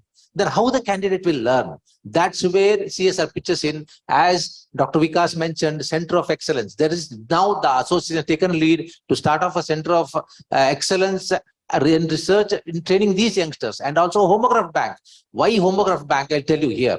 Where children are born with heart diseases, a valve is leaking, you can't replace with a mechanical valve. Today, first time in India, the country has come up with the Make in India valve. One of the companies come up, where Merrill is one of the partners in this. And there, because of the body surface area and the ratio doesn't match, we can't put in children and all. Then what is the alternative? It's an homograph bank. And such building up such banks, like blood banks, every second a blood transfusion happens in the country today. Similarly, we need a homograph valve bank. There are only 7 valve banks in the country. CSR can pitch in and help us bringing. And I have taken an initiative as a secretary of Indian Association to make a world's first free homograph valve bank in the country. And it will help every other countries also. That's where we are looking at. That's where CSR can pitch in also. That's right. So we are looking at newer areas where investments can flow in, because the impact will be disproportionate to the amounts that we're talking about, and also be curative while at the same time be innovative. So I'd like to bring you in on the question of preventive health checks or preventive medicine as an effective strategy for both reducing the disease burden and also effective use of CSR funds. When you approach funders or you look at partners, are they open to this? And what has been your experience in promoting preventive medicine as an effective CSR tool? Yeah, for preventive healthcare, people are ready to fund. If you want to start some clinics or any thing you want to do, they are very much. But for the BLS, we are finding it, if still people, as Dr. Sir said just now, how many people sitting here are aware of BLS training? If someone had a cardiac arrest, who is going to save them? So we can do a pop quiz. So how many people are trained in BLS? How many know the BLS course? How many you can count? There are hardly around 6, 7. So we are in a few safe hands, but not in a lot of safe hands. Yeah. So when we approach people that we are going to give you this training, we reach out to the people. First, there's what is our benefit? They don't see this is going to help them and how this is going to help them. But first, they'll see why you are giving a free training to us. What benefit we'll get? Well, benefit is monetary. They don't think this is helping their health. They can save their family member. They can save their colleagues. They can save their nowadays you can see so many things in the social media. Every now and then people are on the dais. They are following even Dr. Abdul Kalam AK, our president, he fall on the dais. No one knows how to save him. There's so many top dignitaries we have seen. So people are not ready to learn. They're saying, why you are giving us free training? If we have some benefit, we are getting some benefit out of it. But this is not that we want in abroad, in other countries. It's mandatory for every individual to be BLS trained. Everyone should know how to give how to rescue the person, how to save the life. But in India, still the lack of awareness is there. People are still not agreeing, don't want to learn. So after last year, we have struggled a lot to getting people, tying up with them. We will give you the training. This year, somehow we are able to manage to train the frontline workers like police, NAST, NCC cadets, and the transport departments. So we have tied up with APSRTC, Andhra Pradesh Transport Department, Telangana. I find it difficult in metro, like Delhi, when you approach someone, their thinking is totally different. They don't want to learn, or we don't get any positive response. But we want that everyone should be aware of this BLS training program. The challenges we face is no, absolutely. Dr. Ampam, I'd like to bring you in here. You just heard Ms. Uda speak about the importance of partnerships and different types of partners in this. Funding is one aspect, but how important is partnerships? How do you approach it at the foundation? So thanks a lot for that question, in fact. And I'd like to talk about one of our programs that we're doing within the foundation. It's on oral cancer screening. And it really speaks about the power of coalitions, consortiums. So we have the Oral Cancer Task Force, and it comprises oncologists of national eminence. And we have Tata Memorial Hospital, which is part of this. Then we have Sri Guru Ramdas University at Varanasi. And we have the Homi Baba Cancer Center, Homi Baba Cancer Center at Varanasi, and Sri Guru Ramdas at Punjab, Chandigarh. So what has happened is that all these institutes and us, we all came together to understand how is it that we can downstage oral cancer. It's amongst one of the most common NCDs, as you all know. Cancer surveillance, right now what we're focusing on is oral, breast, and cervical. Oral cancer was a stated area for us right from 2011 at the foundation. So this was even before CSR actually came into play formally. We formed this body, and I'm so glad to share that today, as a result of this robust research affiliations, we've had more than 44 publications. We've had, in fact, 2 in Nature. We've had 4 patents which have come through for point-of-care devices. We have been able to generate an artificial intelligence algorithm which helps to triage images which are taken at frontline healthcare level. So today what will happen is, if you have an ASHA worker and she has a mobile and she takes the image of a lesion, an oral lesion, it is layered with an AI, and that AI will give you instantly an interpretation, classifying it as whether suspicious or malignant or not malignant. So that is at least a binary classification which is happening. So the power of collaborations is there for everybody to see. And I think I would add to, it's a great segue actually from the previous panel where Mr. Sahu and Mr. Hota, they spoke about icing on the cake or not on the cake. But what I feel is very clearly that CSR has the power, to kind of power innovations. And this is what has happened, at least in our oral cancer screening program. I'm sure there are so many other success stories out there, but I'm glad that I got the forum to share mine. Thanks. That's wonderful. And for NCTs, no type of icing is good. So I think we'll take it as that. So we had a very interesting discussion. We're just drawing it to a close. We've discussed strategies that have worked, models that are showing good results. We've seen why we need to intervene, and innovative models, whether it is BLS training, reaching out into the community, reaching them young, or also advocacy for rare diseases, and how we need to look at innovative use of CSR funds. But as we draw this conversation to a close, I'd like to bring in Dr. Vikas with the discussion on the gorilla in the room, and that really is funding. And as a funder, the person who's signing the check, usually they would like to see quick results. Whereas for NCDs, for rare diseases, like you said, it can be diagnosed up till the age of 7. When we're talking about oral cancer screening, which needs to be done periodically, probably year on year with the same population, especially if they have, tobacco use or alcohol use, etc. How do we sort of marry the two, where there is an expectation of the funder for quicker results, whereas the nature of the beast, as it were, is that it needs a lot more investment, both patient capital and patience? So thank you, Dr. Karan. For the crowd, I just like to say that this NCD thing is not just hypertension, diabetes, CVA and all. It has multiple verticals now: tobacco abuse, mental health, even the recent addition of climate change and environmental health. These all comes under our gamut of NCD. So CSR has a broader perspective to invest into the CSR domain. The foremost thing where we need CSR is in process, especially digitization of process. In the first panel, we focused on our CPS services, comprehensive primary healthcare services through health and wellness centers. So we need CSR partners. And as in the first panel again was mentioned, now everyone is talking about primary healthcare. And of course, we need primary healthcare to strengthen, screen, diagnose, treat our NCDs. So the process thing, the digitization, as we know, there are 2 important windows or 2 important opportunities where CSR can invest.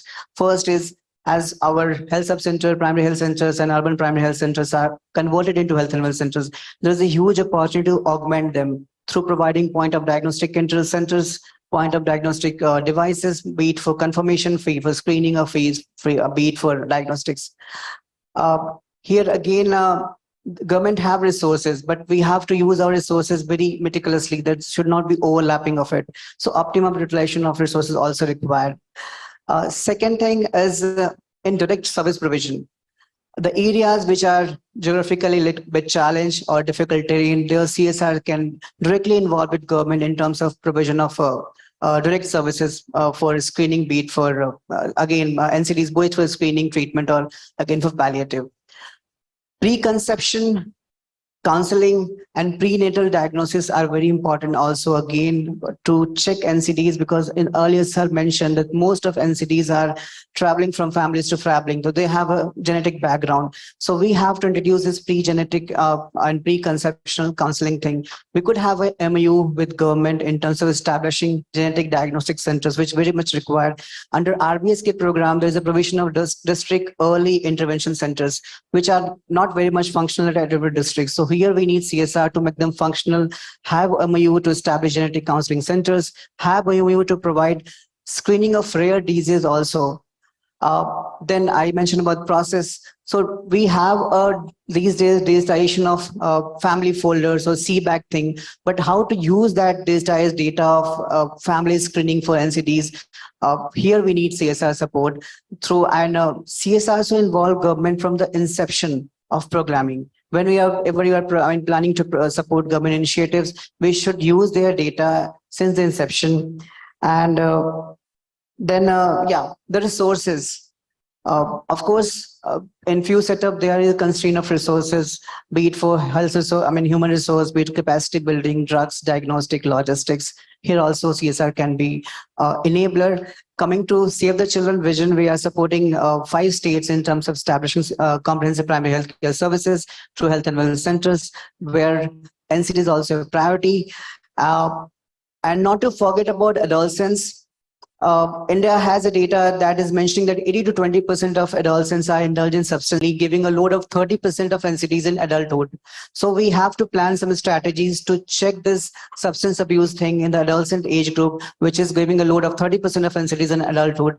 And we have a school health and wellness program. CSR can also support this school health and wellness program, where they are supporting 11 themes, and out of 11 themes, 4 themes are directly related to our NCDs, like mental health, substance abuse, use of internet and all. So there also we can plan our strategy along with government. Thank you. Right. So we've heard for funders in the room, the opportunities that exist and the need. You've also heard from Dr. Hiramat why we need to invest further in health and especially in NCDs, rare diseases. You've heard of some models that have worked and why they need to be further expanded. We spoke about the importance of partnerships and collaborations and how they can be force multipliers.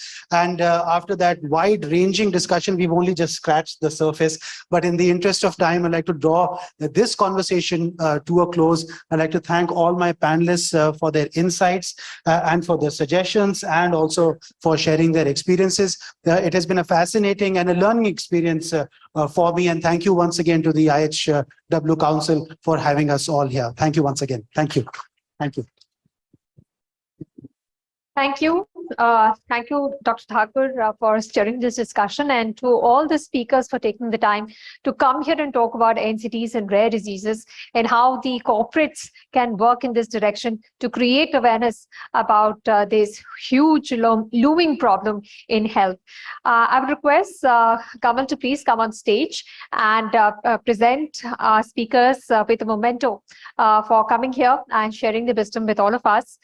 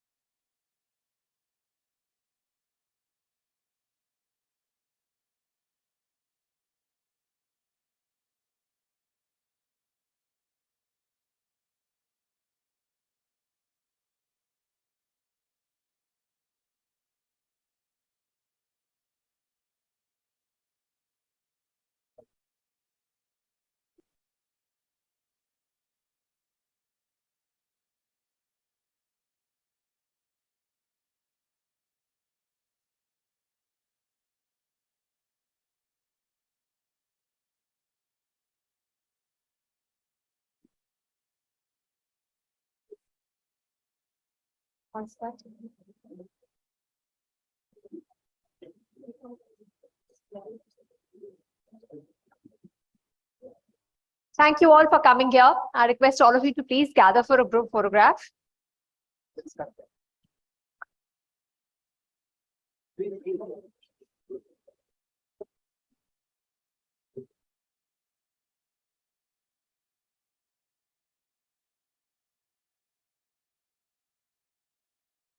Big round of applause for all our speakers. We'll swiftly move on to another session, and here we will be talking about the environment, CSR for greener and healthier environment. The healthcare sector is a major contributor to greenhouse gas emissions in the world, with greener healthcare practices increasingly becoming a sought-after concept in today's world. Companies themselves are adopting eco-friendly practices for their business operations. Hence, they can play a pivotal role in introducing greener healthcare practices as well. This session will bring experts to discuss the role that CSR can play in healthier and safer environment. So please welcome our speakers on stage with a round of applause. Please welcome on stage Mr. Shraman Jha, CEO of the Hindustan Unilever Foundation. Please welcome Mr. Jha on stage with a round of applause. Please also welcome Dr. K.K. Upadhyaya, Professor and Chairperson, Center for Sustainability and CSR, Birla Institute of Management Technology. Please welcome Ms. Shilpa Jaiswal, Head CSR, JK Cement. Ms. Radhika Arora, Group CPO in CSR Head, Jackson Group. And our moderator, Mr. Vijay Sethi, former CIO and Head HR and Corporate Social Responsibility, Hero Motor Corp. A round of applause for all our speakers in this session as they make their way onto the stage. We are looking forward to hearing their insights on how CSR can move towards a healthier environment, a safer environment, one that we can all nurture for our younger generation. I'll hand it over to Mr. Vijay Sethi to conduct this discussion.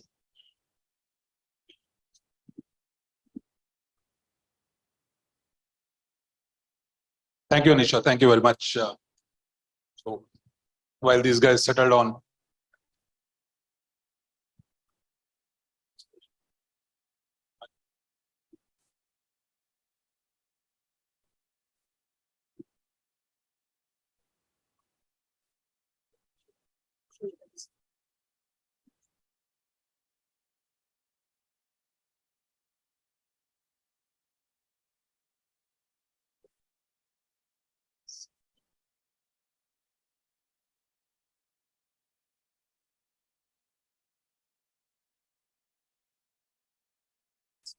thank you very much. Good afternoon, everyone, and also a welcome to my fellow panelists. So in the previous session, we were just talking about, we heard this line, and rightly so, which is prevention is better than cure, and how we should take care of preventive healthcare, and some fantastic discussions we had. But what we thought for this session was slightly going one step further, which is even before prevention, can we really get to the root cause? So we know that environment is really impacting health of individuals, especially all of us. In this part of the world, there are days and months when we just look at the AQI and decide as to what needs to be done or not needs to be done. And then water pollution, air pollution, and of course, the various other stuff that goes on. So what we wanted to discuss in this particular session was as to how, from a CSR perspective, when we really impact the environment, be it in terms of water, be it in terms of air, be it in terms of other things. That's one piece. Second, also we have one of our panelists who's from Institute, so Dr. Upadhyaya, who's from BIMTech. We also wanted to discuss slightly different thing, that how can we inculcate or motivate the younger generation to inculcate those practices right from day one, so that as they grow, the environment becomes better. And then we have one person who's from Jackson Group. We also wanted to discuss as to how, while from a CSR perspective, there's a lot of things which are done on weather plantation, water, various other aspects. But how can we also get into the greener energy part of it? And that's what we'll be discussing. So let me just start with my first question. And first question, I just want to keep it at a broader aspects as to how do you think that the environment really impacts health, and what role can really CSR play in ensuring that we are healthier, we are safer, so that we don't even have to get into preventive healthcare, we don't have to get into all those spend that the organizations are making in ensuring that health of people is better. So let me start with you, Shilpa, as to what you feel on this one. Thank you so much. Good afternoon, everyone. And it's lovely to see so many people over here. In spite of such a challenging situation, so many of you could make it. Really happy to see that. That's also climate change. Yes, that brings to my another question. How many of you feel frustrated seeing this situation? Please raise your hand. How many of you? All of us, yes? How many of you feel responsible for this? So I think that is something we need to ask. And that is what is environment all about. It is about responsibility, taking the responsibility. We all want good health, don't we? We all want good health. And for good health, we want green air, we clean air, safe drinking water, mental health. We want everything, right? And we want our planet to provide us. But what we have done to the planet, we have abused it to a level where it is responding, it is giving back to us. Like we say, corporate has to give back, environment is giving back to us, isn't it? Look at the situation of Himachal Pradesh, or look at anywhere, not only India. I would take you abroad, go anywhere, environment is responding back.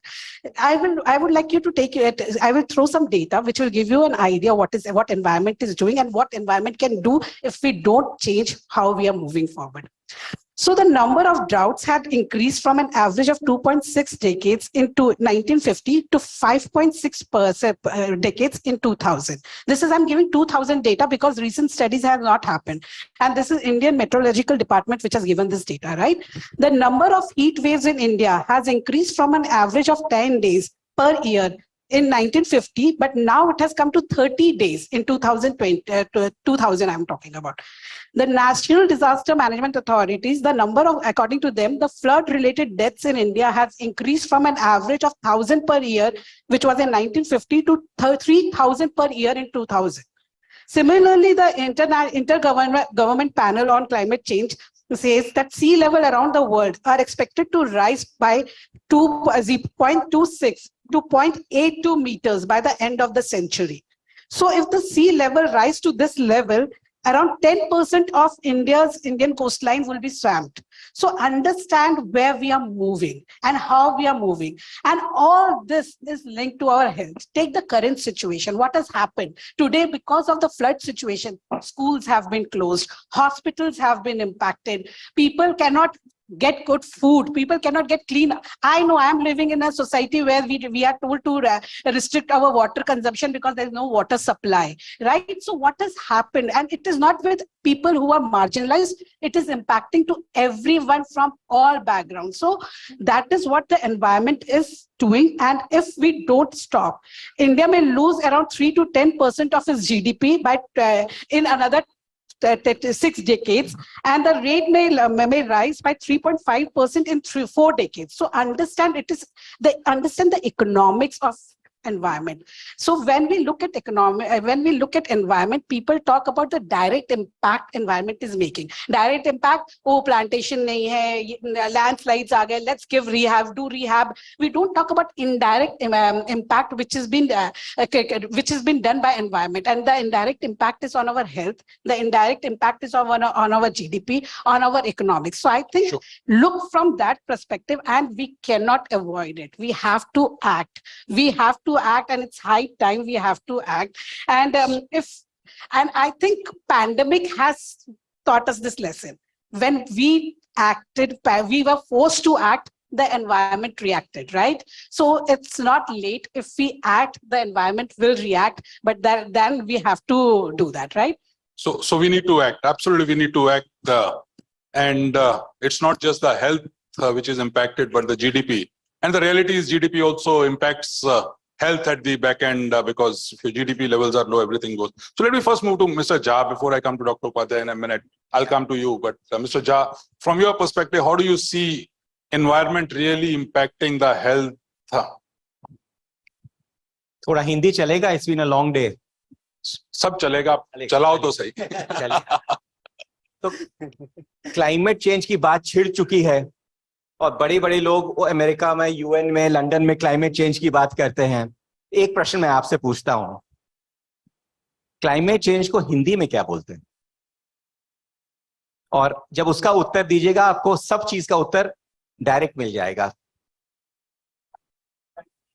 पर्यावरण इतनी लंबी नहीं, बहुत छोटा सरल, बहुत बढ़िया भाषा है और सभी भारतीय भाषा में वही ट्रांसलेशन आता है उसका।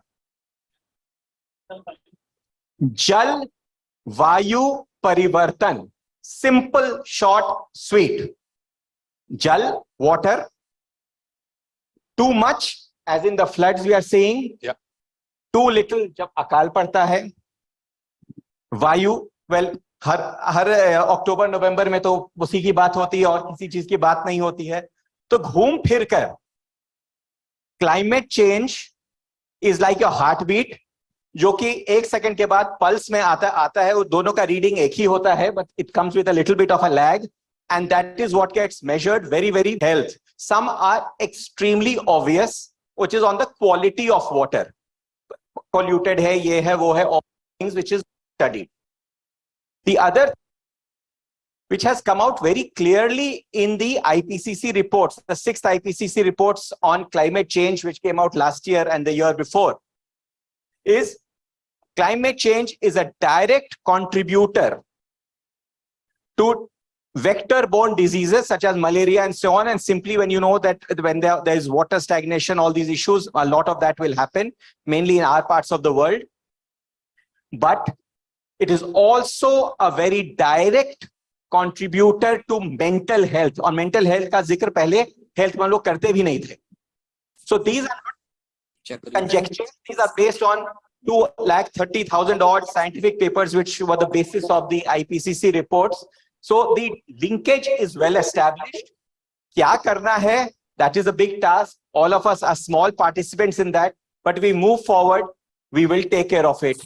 So at the end of the day, जलवायु परिवर्तन और स्वास्थ्य को आप अलग नहीं रख सकते हैं. They all work together. Absolutely, नहीं रखेंगे. Fantastic. I think let me move to now Dr. Upadhyay. From your perspective, you have been an academician. How do you see this linkage between environment and health? And Mr. Jageva, fantastic linkage. From your perspective, how do you see it? Thanks, Vijay. See, when we see, I have been with corporates, then I moved to academics. In corporates, if you see the history, we started long back in 60s, we were in denial mode. मैं उस शहर से belong करता हूँ, which you keep on hearing news these days, Mandi in Himachal Pradesh. In 60s, we cut all the trees. हमने सारा जो जंगल था, वो सारा साफ कर दिया. And that's where it is okay. Then government started rule and regulation, and we came to compliance. We started, you have to follow this rule, that rule, and that rule. Then the company realized, as she also said, कि अगर आप environment की care नहीं करें, you lose man hours and all. That's why we started caring for health of the employees. In that time, it was not called CSR, but we started with health long back. And then the whole climate change that started affecting it. That's where we call it now strategic CSR. कि अगर आपको काम करना है तो आप ढंग से काम कीजिए. And at this point of time, even in COP27, we are talking about restricting the earth temperature to increase by 1.5 degree, which technically we are not able to do. Even if you go to sustainable development goals, अभी जो भी है in the midway, हम आधी race पूरी कर चुके हैं. And you know how much we have achieved? कितना achieve किया होगा अब?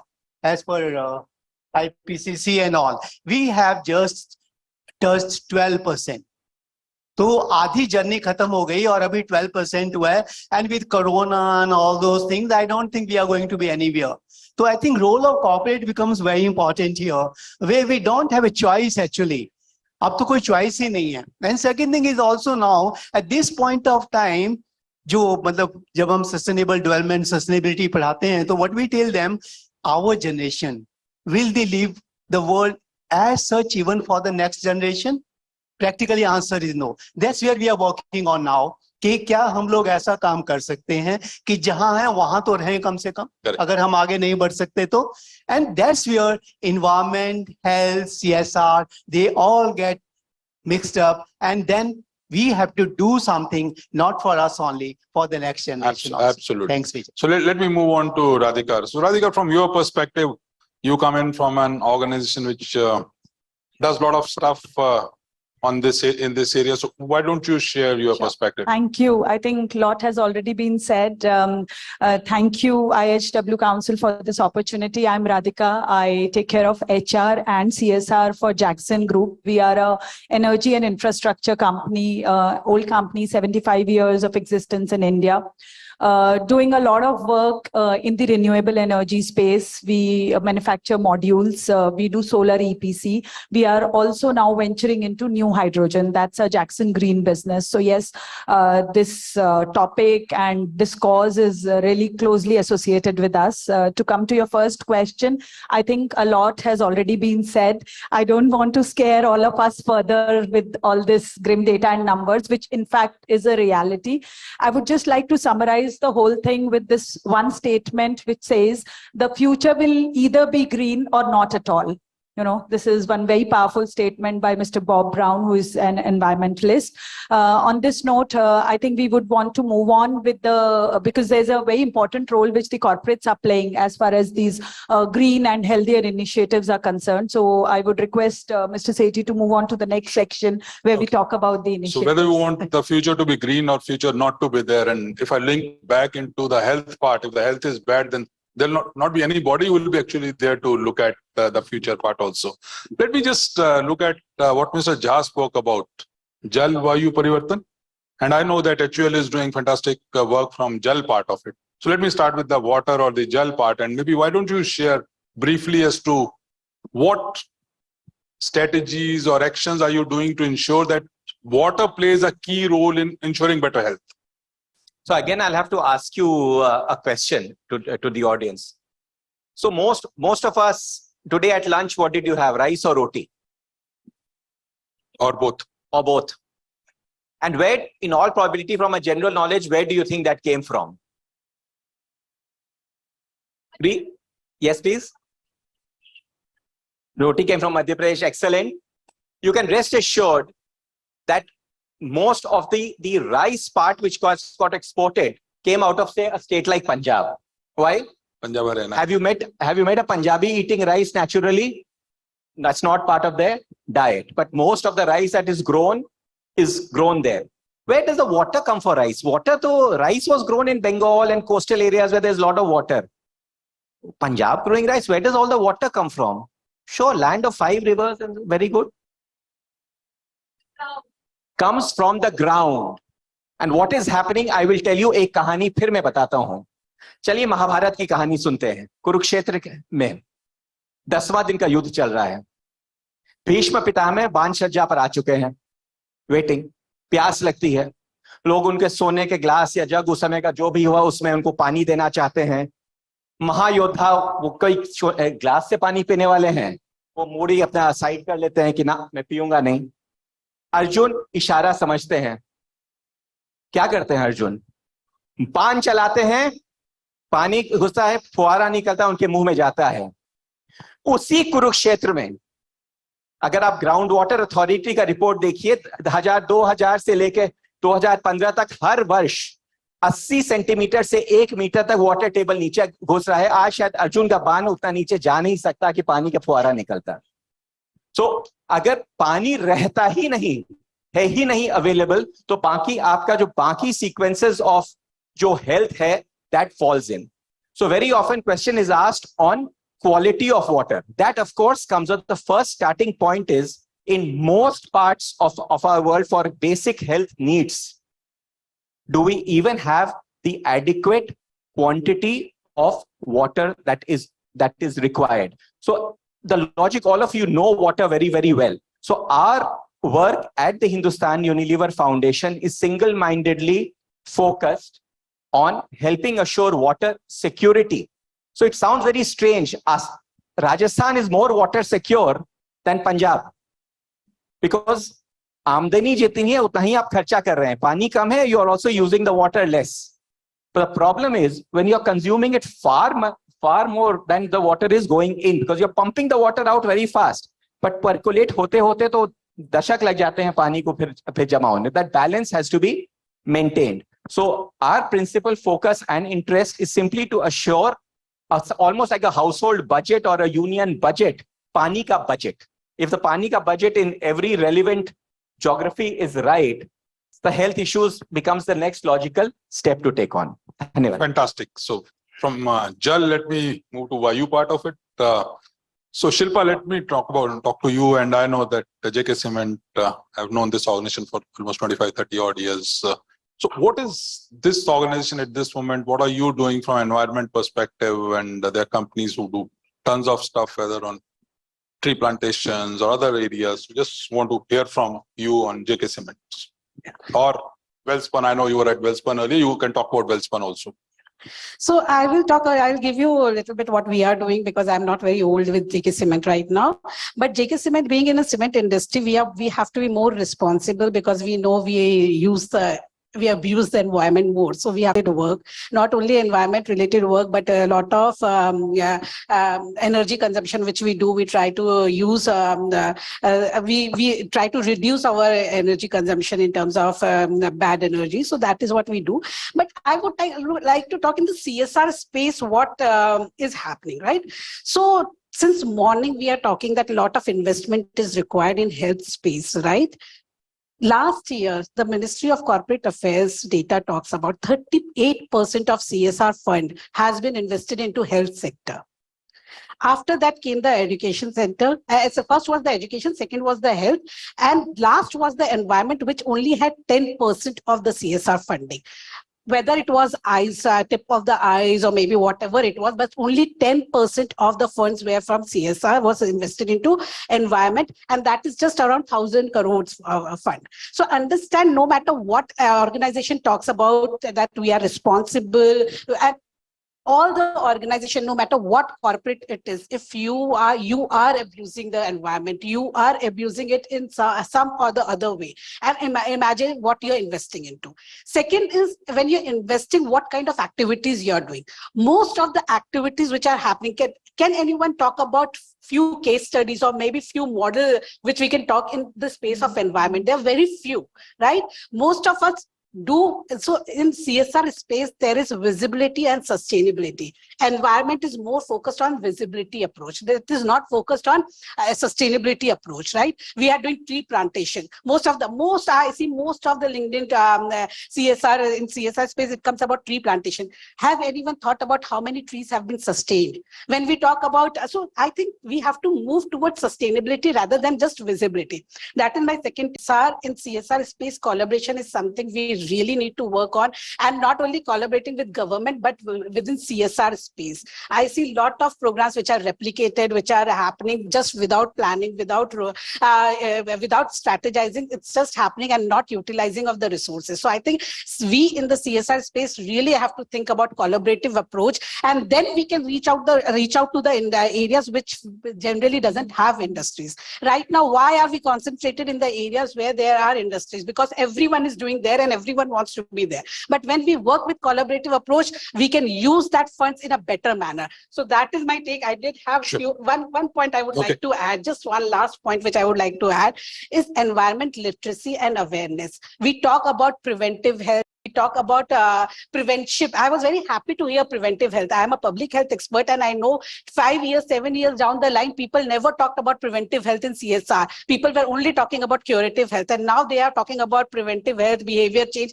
In environment space also, we have to talk about it. We have to talk about environment literacy and awareness. So that are few points from my side. I think that's fantastic. Maybe from my perspective, before I move on to Radhika. So I just wanted to also share that I remember I had led a plantation of 25 odd lakh trees or saplings at that time. And to answer your thing on the sustainability, yes, I think year on year, we used to look at what is the survival rate, which at that time was around 92, 93 odd %. And we ensured that if some of those died, they had to be redone. So there's a huge focus. And the second thing one needs to also focus on, and that before I come to Radhika, is on the electricity part of it, because we know the quality of electricity that's either generated or all the transmission losses. So by the time it reaches, say, this hall, whatever is being produced at whatever place it is being produced, there's a huge amount of pollution and all those things, inefficiencies really impact. So I want to talk to Radhika about your organization, Jackson, as to what are you doing to ensure that the electricity which comes in becomes a greener one? So, like I said, because we are into renewable energy space, so a lot of initiatives are linked to solar energy. So we have taken initiatives where we have adopted a few villages, and the idea is sustainable model village development. And one of the pillars there is definitely what Mr. Jha said about water, where our starting point is, construction of those check dams, which really help them up the ground level in some years. Then another is to do with renewable energy, where we actually try to electrify the villages through installation of solar modules. And that's where, solar lights and even the street lights are solar. And that's how we try to convert the electrification of that village through solar. And even in Delhi and areas around NCR, we have been taking a lot of initiatives where we are even tying up with the government and sponsoring, or maybe in 50% collaboration, we are supplying solar modules to the primary healthcare sectors. So that's about the energy. Then we have done, Shilpa was talking about, tree plantation. Tree plantation is definitely a great thing if we really want to reduce the effect of greenhouse gases and all. We need to get this temperature down, which is really increasing at a very fast pace. So tree plantation is important.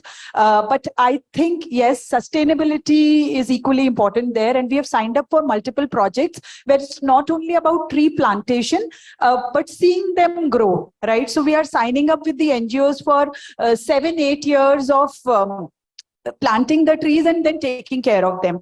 And me being the HR person, I think for me, any initiative becomes an impactful one when my employees' strength is also involved in it, right? So my employees need to have their heart and soul in that. So every initiative we take, we try to, in addition to the funds which we give, we try to involve our employees. So even in this one where we are doing tree plantation, we are associating every tree or couple of trees to one of the employees, and we are making it an initiative where employees feel the need to go and see their plants. They are like their adopted plants. And of course, we have our early learning centers, Jackson adopted early learning centers, where we have a lot of capsules on environmental education. These kids are really impressionable. We have crossed a stage where we are not really okay, or we know that there is a need to adopt green habits, but we are somehow unable to do because we are so accustomed to our old habits. But the moment we teach our kids, they are really okay to adopt these habits early on. So these young kids at our early learning centers, we are giving them environmental education each day, small things like how to save water, how to plant a tree, why recycling their products is important. So all of this we are trying to achieve. Yeah, sure. In the interest of, there's so much, but I would want others to absolutely. That's really fantastic. Coming back to the original theme of prevention is better than cure, I was also reminded of one of the things that we had done. And so we had taken around 300 odd villages and we converted all in the villages. You will have the CFL lamps, so pile wale jo purane wale hote the and all that. So we converted 300 villages into LED, all the things. And these LED lamps were actually kind of assembled by the ladies within the village. We first taught them. So it became sustainable thing and saved tons and tons of electricity or millions of watts of electricity in Uttarakhand. So let me get back to Dr. Upadhyay. As to the student community, how do you really motivate this generation for whom we want to leave the next, as you said in the earlier words, that can we leave the environment, how do we leave the entire environment to the next generation? How do you really motivate these guys to ensure that they also play their own role in the entire CSR space, or not CSR, maybe the environment space, if not CSR? Even in CSR, what you talk about, we talk about project mode. See, there are some basic things which have come in CSR also. We call it basically it's a type of a compliance now. So things are moving ahead now. Things are changing. At the same time, what's happening is also, we want to move from project to a movement where we involve everybody. We call that stakeholders. All the stakeholders have to be involved. And the most important is our new generation. जो students हैं, the young community, they are the primary stakeholders who can carry forward this message over the period of time. But at this point of time, there's a disconnect. New generation is not able to, जैसे आपने कहा ना कुरुक्षेत्र के बाद, this generation is not able to connect with those things. उनकी अपनी priorities हैं, they have their own lifestyle now, they have moved ahead. And second thing is also conveyed by with the internet and all. अब हम लोग सुबह उठते हैं 5 बजे तो उनका तो दिन ही शुरू होता है 11 बजे. तो they have a problem in coming at 9 o'clock. तो वो कहते हैं सर आप ऐसा करो कि 9 वाली क्लास जो है वो 12 पे शिफ्ट कर लो, और we can come in lunch also. That's where the disconnect is now. That's what you have to address as such. And second thing is disconnect with the roots, especially village से जो है आज का, क्योंकि this generation even small towns, अगर आप वो जिन्हें हमें पहले कस्बा कहते थे, अगर आप कस्बों में भी जाएं आज, वो values अब नहीं रही हैं कि आप पहुंचो और ये करो, तो those things are changing fast. That's where you have to link these things. That's where with companies also, we are working with a lot of companies. We have adopted about 21 villages where we take these kids. They stay there for about 10 days. Even the UGC has taken up with all the institutes where we are taking up 75 universities and making them compliant with rural immersion, we call it. कि आप अपने village को जाने और village में जाके अपने उनको समझें कि how they do things basically. Second thing is, in these communities, they are doing projects for the companies now. So link has to be between the academia, government, and the CSRs basically. Because without that, we cannot. So that's what we are working on, this connect. And not even me, this is the government basically. UGC is working on that. 75 campuses they have adopted now. We are making them greener, student-friendly, and also have immersion where they can really understand the problems and carry forward this message. जैसे एक वो शेर में कहते हैं कि अकेला ही चला था जानिबे मंजिल मगर, अकेला ही चला था जानिबे मंजिल मगर, लोग मिलते गए, कारवां बनता गया. हम कारवां. Absolutely, कारवां बनता गया. So I think if all of us go back to our corporate lives, there's one thing that and we have, say for Radhika in HR, I have handled HR for many years. So there's one word which was very common, which was industry academy gap. What colleges teach and what industry wants is very different. But when I hear Dr. Upadhyay, one word which came to my mind was maybe academia and social gap or society gap. What society wants from the social part, as you said, the kids are not that social responsive, though I thought that in many cases, I've seen many of these kids actually to be more socially conscious today than our generation. That's what I have seen. But since you are in that field, so I'll not debate that further. But let me come to the last part. I know that we are running out of time. Another 4 or 5 minutes, we'll wrap up. I just wanted to hear from you guys. All of you have great experience.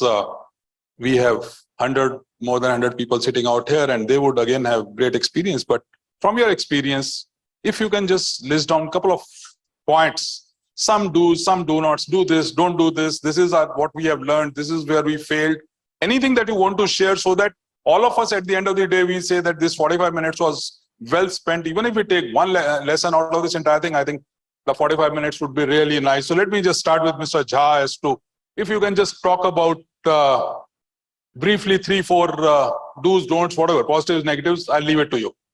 That's up for you. Okay, I'll just make one point. Yeah. पानी में जब सबसे खूबसूरत photo या painting किसका नजर आता है? When you see women with the matkas, sounds beautiful, they're famous paintings, portraits. कभी आपने मर्द को मटका उठा के चलते हुए देखा है किलोमीटर दूर? From a health perspective, water is very, very strongly gender biased. Strong impact on women's health on multiple parameters. जब पानी की कमी होती है मटका लेकर के, और उसको अगर हम तो 20 किलो का सूटकेस उठाने में कुली खोजने लगते हैं, but to lift a matka and to place it onto your head, what it does on your body and all the other sides of it. So I just want to make this one point, that water on impact on health is extremely gender biased. Please factor that in your programs. We on our side, we actually build it into a women for water kind of a program, because that's the maximum unhi ko hota hai pani ka. It's not equally split. Absolutely. So Radhika, from your perspective? some do's, don'ts. So one is, I want to just add to what Dr. Upadhyay was saying about Gen Z being not connected to our roots and all. But sir, ye baat zarur hai that like Mr. Sethi was saying, the generation of today is much, much more interested in what the companies are doing for the environment. As a employer brand, I know CSR definitely is important because it's a law. It is also very important that if I have to address the employer market for Gen Z, I need to do some good stuff in CSR. Plus, if I want to have good customers, Gen Z customers, they will buy from me, not only because my product is good, also because I'm active in the CSR front and I'm doing some meaningful change to the society, because they are the ones who are going to live in this greener future, right? Otherwise it doesn't exist. So they are much more conscious than us. Plus, in terms of the tips, I think all of us know everything. It's just about being much more conscious. I think for me, what is working right now is that I have a 4-year-old daughter and the younger one, and every day I am sharing a lot of stories with her on green energy habits. And it really feels very good when both of us together do those small things about, let's waste less water. It's not possible for kids to not waste water, but let's do our bit for the environment. So I keep talking to her, and this is one tip of making her conscious and making her at least see adopting some greener habits. So inculcate right at the age of 4, not even go to, okay, great. So Dr. Upadhyay, from your perspective, what will be the few tips that you would like to give to us? I think, Radhika, you echoed what I wanted to say. So the thing is, I'm talking about two type of youngsters, basically. First, who come to us. These are the people which we were referring. One is which goes out, basically.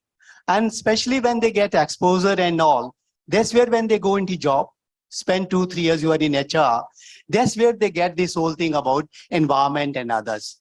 And especially with Corona and this new situation, there has been a lot of tremendous change. So I have 2 points basically. One thing is getting connected to these people. You see, our generation role is to get connected to them and pass on this message. How do we pass on what you are doing for water and all? Second thing is involving all the stakeholders. I think time aa gaya hai, whether it's your 4-year-old daughter or my 25 years old son, you have to connect to them. And working with all the stakeholders. जैसे CSR में हम लोग अब कहते हैं कि we have to work with the government. You can't avoid it for long. Second thing is you have to work with the fort, with the government, with the civil society, because they have the connect to the roots. अब बहुत सारे लोग हम में से NGOs में रहे हैं. You can't connect to the people without them. Third is companies itself, which you have your company has been doing it for long, or what JK Cement you are doing it. Third is also academia. Isko thoda sa hum log, how we pass on what you call case studies and all. Absolutely. That's what we have to do. Sure. So Shilpa, from your perspective? So no matter what we say that we invest a lot in the environment, I would completely, the data doesn't talk about it. As a corporate, we all are scared to work in environment space. We are forced to do it because of the ESG compliances. You might disagree with me, but deep down in your heart as a CSR professional, you all know that, right? I think involvement of experts in this space is something we need to do. We don't know the know-how of environment, and it is not easy. And I don't feel shy of accepting it that I don't know it, right? And I, as a professional, would like to hire people who know about it, people who are expert in it, so that we can get sustainable environment results. That is my first take. Please get people who are expert in this field, people who know it, plan your project well, plan it, have a robust monitoring system, have a sustainability attached to it, then only you can get impact, because the impact doesn't show right now. Secondly, please include behavior change in environment, because right now no one talks about behavior change in environment. I know people in my daughter, she's taught about environment. She doesn't throw plastic on road, but that doesn't happen in rural India. That doesn't happen with most of the people. So I think please include that in your strategy. So that is my 2-3 takes as a CSR professional, I would say. So that is, yeah. Sure. Thank you very much. As we come to the end of this session, so we looked at what impact environment can really have. And environment, we focused on 2 parts, which is the air and water piece. And we need to ensure that it has to be sustainable. Whatever actions we do, it's that we just can't have knee-jerk reactions and have a one-off reaction, but they have to be sustainable on a longer time. Number 2 is we need to involve all the stakeholders, right from the kids to the eldest people in our society or family, so that whether it's within the organizations or outside, the entire thing becomes sustainable and a movement, a word which was used. Otherwise, will not be leaving anything for the next generation, or the health would be so bad that even if something is left for the next generation, they'll not be able to really kind of enjoy it, because if the mind and the body is not healthy, you will not be able to do anything. We spoke about mental health. Sure that we go back to our organizations. It's not just the CSR team, few members of CSR team or some who are just involved with them as volunteers, but it has to be each and every employee, each and every employee's families. If we really do that, then maybe we can do some bit of our entire thing from an air perspective, water perspective, or any such thing, and maybe leave the environment, whether it's slightly better or slightly less worse off. If I can use that, I think that would be a better word, because maybe it might not become above 0, but instead of -10, if it becomes -9, I think we have done a significant thing. So I thank each one of you and thank my panelists for wonderful discussions. It was a great learning experience for me. Back to you, Anisha. Thank you very much.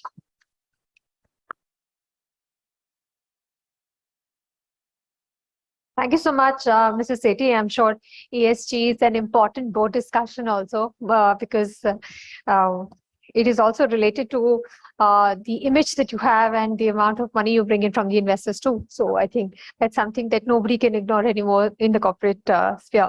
I'd like to invite on stage Vivekanand Mishra, Vice President, IHW Council, to please present mementos to our speakers who've come here and spoken so passionately about the environment and how their projects can be tailored to heal the environment if possible. I request you to please present a memento to Mr. Vijay Sethi, former CIO, Head HR and Corporate Social Responsibility, Hero MotoCorp. Memento for Ms. Shilpa Jaiswal, Head CSR, JK Cement. A memento for Dr. KK Upadhyay from the Birla Institute of Management Technology. A memento for Ms. Shah,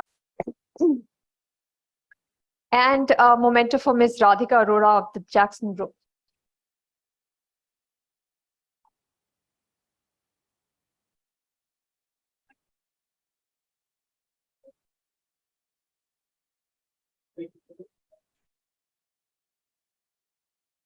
Big round of applause for all our speakers on stage.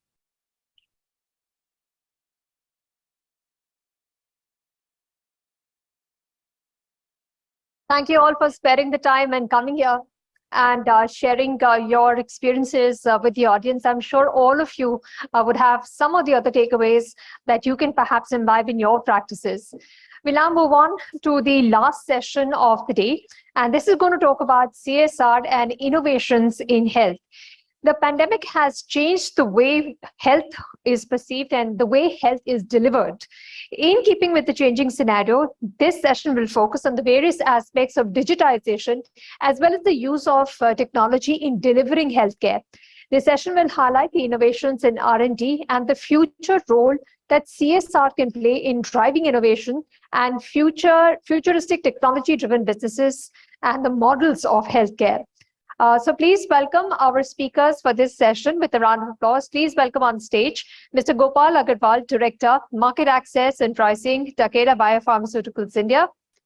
Please welcome Mr. Gopal Agarwal on stage. And joining him in this discussion is Dr. Vaibhav Garg, Director, Health Economics and Government Affairs, India Hub and ASEAN, Boston Scientific. Please welcome on stage Mr. Prabhat Sinha, Director, Public and Government Affairs, Boehringer Ingelheim, India. Please welcome Dr. Sachin Kumar Agarwal, Artificial Intelligence Head, Sony Research India. Dr. Karthik Ramesh, Chief Digital and Innovation Officer, Think Infinity Technology, and Dr. Sudhir Manikar, Director, Family Health, South Asia Path, who will be moderating this discussion. Big round of applause for all our speakers on stage. Thank you all for coming here. And we are eagerly awaiting your views on the innovations to drive healthcare and to change the models of healthcare. I'll hand it over to Dr. Manikar to take this discussion forward. Thank you so much. Thank you so much. I think we are a little bit of running behind the schedule, so let's see how we can try. So thank you. Already, I think introduction has been happened. The pandemic has taught a lot of lessons to each and every industries, but every crisis gives the opportunities, and all the corporates, especially, they jump to help all the government of India for whether it is supply chain disruptions or access to the commodities or oxygen and so many things. But still, I think post-pandemic, a lot of changes has been happened, especially the leveraging the technology. In the world, there are 6 billion smartphones, and there are only 2 billion toilets. So every poor people wants to be part of that aspiration, smartphone, technology, internet, and that's where this eminent panelist is going to discuss how the internet is going to be leveraged to improve the access of health or technology or any public health information. Especially the government of India has been creating a lot of enabling policies for the corporates. I'm sure panelists will discuss if there is any challenges, health and wellness center and so many things, where definitely they are welcoming with the heavy heart in terms of how they can support to improve the health services to the poorest of the people. Because right now, I'm working with the PATH. PATH is the international non-profit organization working in more than 70 countries. I'm leading $38 million portfolio in the South Asia. And our vision and mission is to improve the access of health equity through innovation and partnership. And that's where we are talking about the innovations today. So I'll start with, with our panelists in terms of how they are contributing, first rapid fire in terms of how they are contributing in their organization with one story or one innovation quickly, and then we can start with. I'll start with Dr. Pravat, you, so that briefly about your organization and one innovation and how in the pandemic times any significant change that you made. Okay, so I represent a company called Boehringer Ingelheim. It's a German-based pharmaceutical 135-year-old privately owned company. So from a CSR perspective, I'll focus because in company after and during COVID, there has been a lot of transformation that has happened. And the biggest transformation that has happened is in terms of how we reached out to patients, whether it is delivery of drug or it is, especially reminding them about, whether it's therapy. So a lot of things, it was there before also in terms of app and all, but I think it became a necessity during and after COVID, right? So when you talk about innovation, it's not only the drug, what we innovate as an innovator company, but also in terms of we are delivering healthcare down to community. I think there has been a lot of innovation. What was happening in digital, we have kind of leveraged that because you don't need to innovate as an individual partner. There is enough innovation. For example, Cure AI. A lot of you have heard about, how they're using artificial intelligence for diagnosis. There are some interesting startups who have been doing drug delivery in terms of keeping it in a small packet so that you don't forget कि सुबह में मेरे को 3 दवा लेनी है, दोपहर में 2 लेनी है, शाम को 2 लेनी है. They have come up with a very nice packaging where you send your prescription, they will pack it, and then you just have to take that packet and consume. So not essential that you innovate. There are enough innovations where you support. Yep. That is one.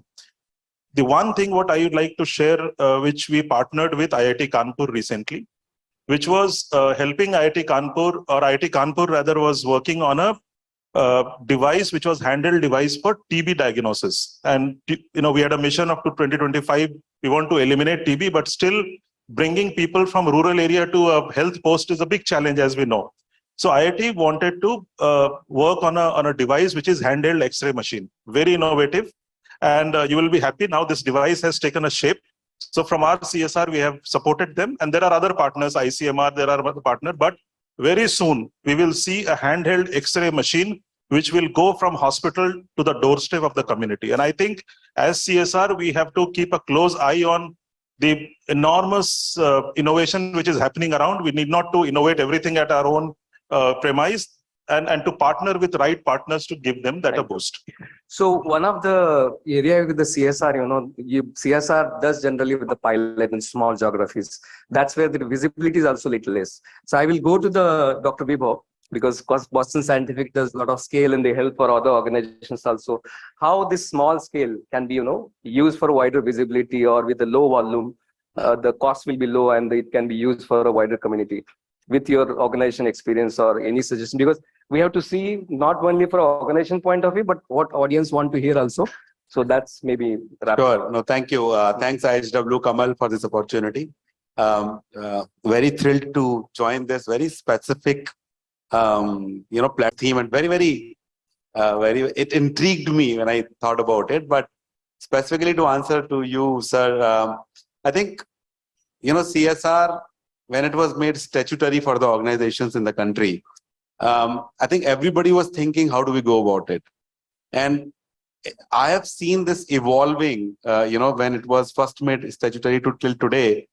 People have found out various avenues to contribute to their interest areas where they want to contribute to CSR, but also to the calling of the country as well, right?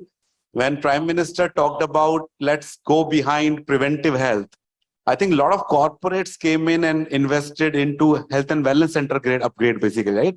Primary health center to health and wellness center.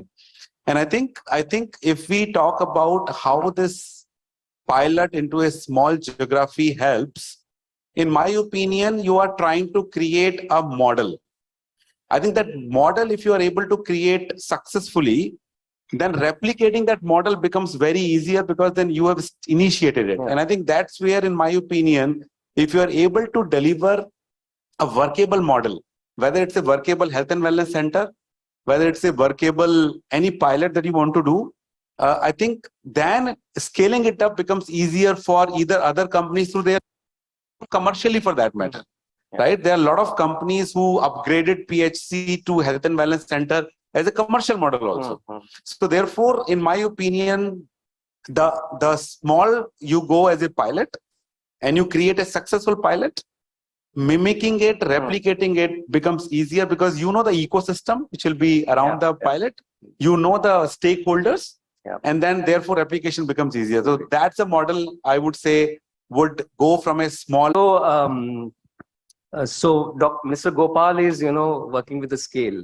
They are working very closely with the government of India for improve the access of that life-saving drugs. And their model is something unique. Maybe it's helpful for the audience, because we are discussing of the, informally there. And they have some successful in terms of procurement. Working with the government of India, it's not easy. Maybe if you can share, if possible, how it will be helpful to others too. It's a big tricky question, what success you have to share. But before that, I would like to extend my thanks to IHW for this invitation and be part of this 7 panelists. Takeda is a Japanese company, a 200 years old company, 200 plus years old company. I don't know how many pharmaceutical companies does exist as of now. And the philosophy they have of brighter health for better future. And we have a very strong decision framework, which we call PTRB, which patient. So when we take it, patient has to be the first, followed by trust, reputation, and then the business. So if you're not clear around policy, process, put this framework, take your decision. I think that's the starting point. Now, coming back to your specific questions, I'll try to answer in 2 parts. One from public reimbursement and second from out-of-pocket, because India remains a big out-of-pocket market. We talk a lot about accessibility of affordability.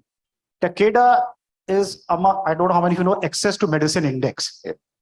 So we are part of this. Top 20 companies are measured across the globe in terms of accessibility, availability, affordability of the drugs and entire treatment. And we feature among the top 10 consistently for last few years. And this framework has really helped us. Specifically, 2 initiatives, what we have been doing consistently from a patient perspective. We all understand that big multinational companies, we have a perception they are getting money from top, highly priced. But I can assure you, we have a framework called Patient Assistance Program, not simple standard, leveraging technology innovation. They are customized financial assessment based models, completely transparent with complete privacy from a patient perspective through a digital app, through a third party, which is reputable. Every patient gets assessment based on their affordability level. The rest payments are taken care by the Takeda. So we're not standardizing everything that everybody who I can afford, I'm getting a subsidy. It's that way. So that's a very, very unique approach. We have improved our complexity, but we have improved our accessibility and affordability. Now coming to the last part of this from a government perspective, outside, it looks like very shabby. It looks like what's there. But what I've seen my experience the last 30 years, government has so many priorities. Let's understand that. For them, malaria is equally important. They may not have importance for rare diseases. But for me, rare disease is important. Every life does matter. So I'll give you one example. When I was meeting one of the state government officers, they says from rare diseases, we have 10,000 patients. We are working for tuberculosis of millions of patients. And we said, you can make life 100% better for your few hundred patients. At least be role models somewhere. One example. Second, we talk about them. We really help them to build the patient programs, state programs. Believe me, many state program officers does not know how to build a patient program. Money is not the issue. Issue is building the right rationale to demand money from the top senior bureaucrats. I think we have been quite successful in truly partnering. The business may go to competitors also many times, but we become a great technical partner in building their program implementation plan for those specific disease areas. So I think that has been quite successful for us. Thank you so much. I never heard of this successful model working with the government. Generally it's very challenging, but kudos to your efforts. So Dr. Sachin, I think Sony has just entered into this artificial intelligence and digital. Of course, globally it's there, but as a CSR, so maybe a lot of CSR struggle to work with the system, a lot of approvals and research and pilots, and maybe what kind of challenges you are facing if you want to scale this program across the country. I know you are still in initial stages. Maybe if audience wants to know what are those initial challenges that you're facing right now and how you want to overcome those. Yeah, definitely.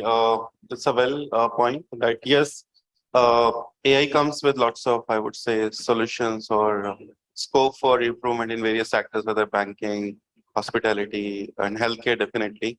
So healthcare, like being from AI side, even me, my team, we are the doctors. So we have to reach the doctors, we have to understand them, what is a disease or whatever issues basically are there, or maybe what is the issue faced by the patient and the doctor. And there's a big difference, I would say, between the patient and the doctor. And might be for, let's say, headache, for example, one patient may take 1 minute to explain, might be the second patient may take 3 or 4 minutes, and he may use a different wordings, I would say. But doctor, I think he is the person who listens very carefully and then decides, okay, what is the issue, what is the symptoms, what is the biomarkers he's talking about, and then maybe coming up with some suggestions for the testing or some solutions. So I think AI is trying to bring a bridge between these two parties, and definitely AI cannot replace the doctors, or it is just one of the helping hand to them. So first of all, I think AI is trying to understand, okay, what type of disease is there, what type of issues are faced by the patients or the doctor, or especially what type of diseases or maybe symptoms or biomarkers are there, because it may vary geographically depending on the intensity, depending on the type of the food or the habit that people carry. That's why we see lots of variety. And I think in that case, that's why sometimes we call the synthetic data, which is like a recently approach, which is also quite burning in the media now. So that is one helping hand, but definitely with healthcare, we have lots of challenges of working on the actual patient data, understanding the actual pain point of the patients. Yeah. And for that, maybe AI looks very fascinating, but it has to go gradually in a step-by-step, I would say. And it has to follow, I would say, generations or a certain version-wise based on the ROI, based on the interest of the parties or the investors. And it has to go in a section-wise, and it cannot be miracle in a night. But yes, we have to understand more, and definitely AI cannot replace the human intelligence no matter what sector. The AI can be just helping hand for the human intelligence so that humans can do more tasks. Because I think COVID is one example that we suddenly came to the world and world was not ready for such kind of disease or the challenges. I think that's why all the people, no matter whether somebody for the technical, non-technical, medical, non-medical, I think everybody was trying to contribute in this era of this COVID. So I think that's why the people or the humans are made to do lots of more things. And I think that's the right time to maybe do a good clubbing and do it out here. Thank you. Thank you so much. Dr. Karthik is most literate amongst ourselves. He has a 4 PhD, 10 startups. I don't know how he manages his time. So let's want to hear from you how you're, going to be vision for helping the CSR or any startup, because the person like you might be more needed in the public health point of view because you have very diverse expertise in terms of all the startups. First of all, thank you very much for this opportunity to the IHW and Mr. Kamal, and congratulations to all of you to have been part of this wonderful session since I say afternoon. It's been very engaging and insightful. Yes, so I have a little bit of journey in all of the experience shared by the expert panelists here. I've been working, specifically with banking for almost 15 years. I used to be the head of Standard Chartered Bank's Open Innovation Program. Even during my days at SCB, when we were helping, as we called, the elephant to dance, if the bank could be imagined to be an elephant, to compete and to adapt to the agility of, say, fintechs, and to really create social impact. So I still remember in many of the banking financial services companies I worked, including Dun & Bradstreet, we would always put human-led digital, right? So the human, and more importantly, before the human, the values. Fundamentally, if you take any industry, and since there's so much talk about healthcare in today's event, as a healthcare expert, I can tell you that most of patients want that experience. We talk about the patient-centric journey or the patient experience, the value-based care. But it's not just a value-based care, but it is the values which is driving those humans who are at that point of care at particular point of time. Now, moving on, we heard views of generative AI. I believe that also as one of, I would say, Asia Pacific's expert in the domain of ethical AI, there's a lot of concern to look at generative AI and some of the impact it can have on the job market, or some of the impact it can have in terms of general outlook to the economy, macroeconomic factors. A lot of emphasis is being placed on transparency, privacy, and ethical aspects of artificial intelligence. Now, coming to the specific question, having been in the banking industry, consulting for 15 years, moved to healthcare during the peak of COVID, I would quickly give an anecdote. I'm a little bit of a storyteller. I'll try to conclude this in the next 90 seconds.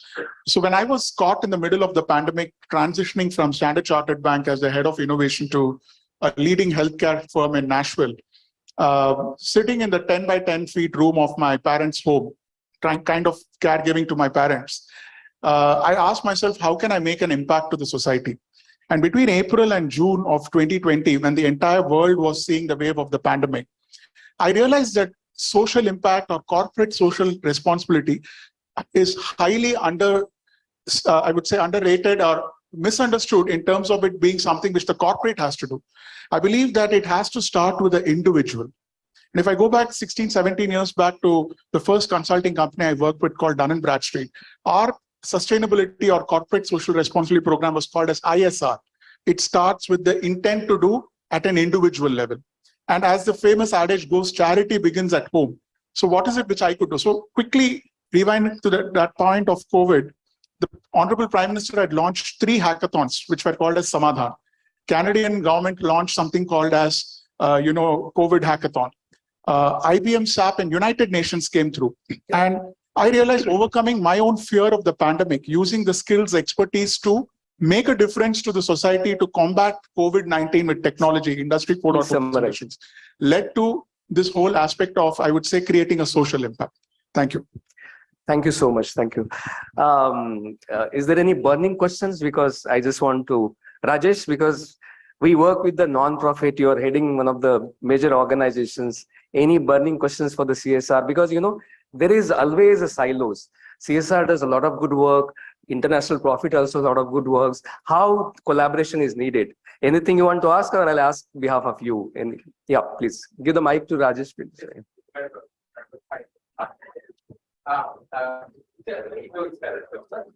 point which you really talked about, from pilot to a scale, I think we would like to really hear from really the corporates that any one model that you can really think about how, and that to scale vis-a-vis the government, that's the mandate. Either Gopalji can really talk. I just wanted to touch one point, and that came in my mind when you just spoke partnership, collaboration. How many know ABBA card? How many have in this room? Raise your hands. Not even 10%, 15%. Guys, Government of India, Ayushman Bharat has a Ayushman Bharat digital account. The entire technology has been integrated at one platform. If people sitting in this room does not have this card, what we are talking about technology innovation. Can we partner? Can we scale up this? They are looking how industry, NGOs, corporates can partner and scale this up. We don't need, as in Prabhat, too many innovations, too many startups, different. We can just scale this up. It's a wonderful opportunity. It is ready. Money is not required. It's just an effort by every individual in this room. Yeah. Great example. I encourage everyone to have your cards in your individual capacity, in your organizational capacities. Please scale this up. India would be ready. Today, we have only 4 crore cards there out of 140 crore population. Guys, think through. Yep. So thanks, Rajesh, for this question. And I think very interesting question. And I give a very simple example that we didn't try, but we sort of worked with an organization on that. And so today, almost every state has a health insurance policy. Almost every. Of course, PMJ is the mother scheme, but before PMJ also, there was most of the states had a health insurance policy. And we come from a cardiology-driven company. It's a major portfolio for us. So the idea was, how do we link that lot of schemes of government? So you had something called, I'm sure people in the room would know, NPCDCS, right? National Program on Cardiovascular, Stroke and Hypertension. So a lot of screening was happening. And after the screening, most of the time, the people screened were left high and dry. That till yesterday, I didn't have anything. Today, after screening, I know I have a high blood pressure, I have a high blood sugar, I have everything, but I don't know what to do. Right? So we said, how do we really tackle this problem? So you have screening happening here. You have tertiary care program happening through the insurance policy. There was a missing link in between, right? So we said, okay, people who got screened in such camps, and there are a lot of corporates who are doing screening today, through various organizations like PATH or, Bill and Melinda Gates and so on and so forth. So we said, okay, let's pick up these people who have gone under the screening and who have now come out, okay, out of those 5,000 people who were screened, these are the 200 people who are at the risk of, kind of a cardiac disease because they have a high blood pressure, high blood sugar, their weight is high, they are alcoholic, they are smoking and so on and so forth. And then these 200 people then go to the secondary care, which is district hospital, and then they were done, say, very intense further screening, which is maybe ECG or a echo or something like that. And then we say, okay, these are the people out of 200, these are 100 people who need an intervention, medical intervention. So out of that, say 50 are on medical management, remaining 50 needs actually a surgical intervention. And then we connected these 50 people to the scheme and say, you get treated under the scheme either through a cardiothoracic surgery or an angioplasty. So the government schemes were utilized to just connect them through as a pilot, and nothing was spent basically because government was supporting all the schemes. It was only a matter of connecting all the schemes together so that patient journey becomes smoother from screening to finding the treatment basically. So just a small example on how the small intervention through CSR can work to connect the available schemes and also provide the benefit to the patient. Thank you. Thank you. So, your major target audience for the CSR is the state stakeholders, state government, because that's where back of the mind volume and profit is also equally important for you. Prabhat has worked with the CARE International before as a non-profit like us. Now it's a corporate. So how do you decide the agenda? Suppose the government has a problem, like 50% of country pregnant mothers are anemic. Anemia is very common. If you do the testing here also with some anemic. So how do you decide the agenda? Because state wants something else. CSR or the corporate has some agenda product specific. I can understand that also. So how do align? Because that's where the little bit of disconnect whenever we interact with the state government. CSR comes with their own agenda. So that's a little bit of how do we remove this stigma? Yeah. So it's a very pertinent question. So there is one thing we call corporate social responsibility, right? If you remove social, there is a corporate responsibility, right? Whatever as a corporate we are doing. For example, I'll take example of a stroke care. Now, as you know, in our country, I don't know if you know, it's every 42nd, one person gets stroke every 40 seconds. And in every 4 minutes, one person loses life because of stroke. And even in our national program, NPCDCS, now it has NCD, one of the least talked diseases is stroke. And if you think in your family, I think we all have seen somebody jisko lakwa paralysis hota hai.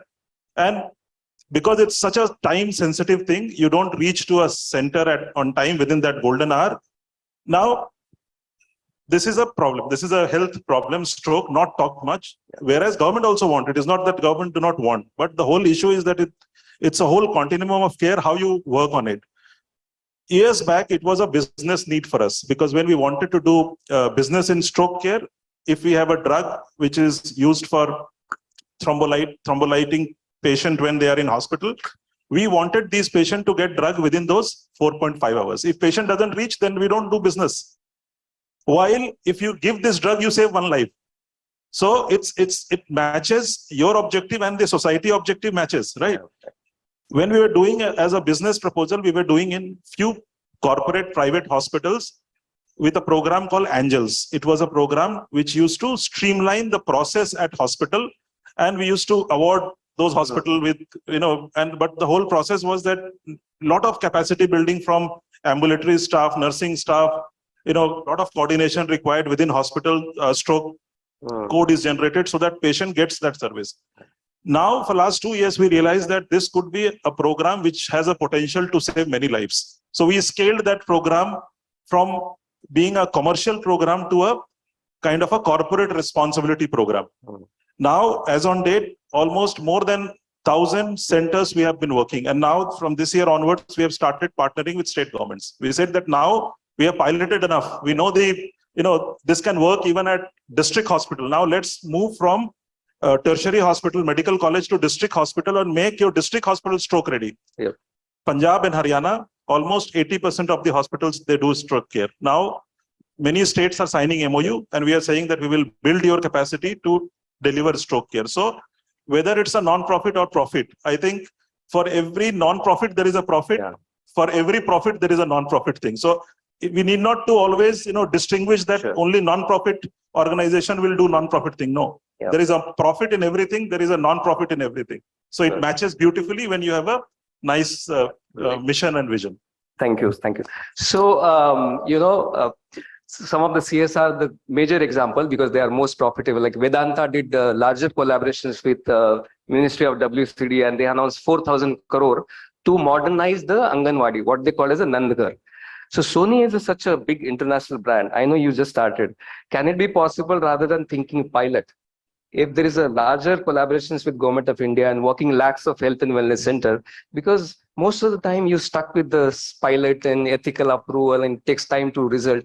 Why don't there is a larger alignment like Vedanta with the Government of India level and this diagnostic and screening tool be helpful for community at the bottom of pyramid and those kind. Is there any, can we visualize the future little bit of that kind of Sony and Government of India?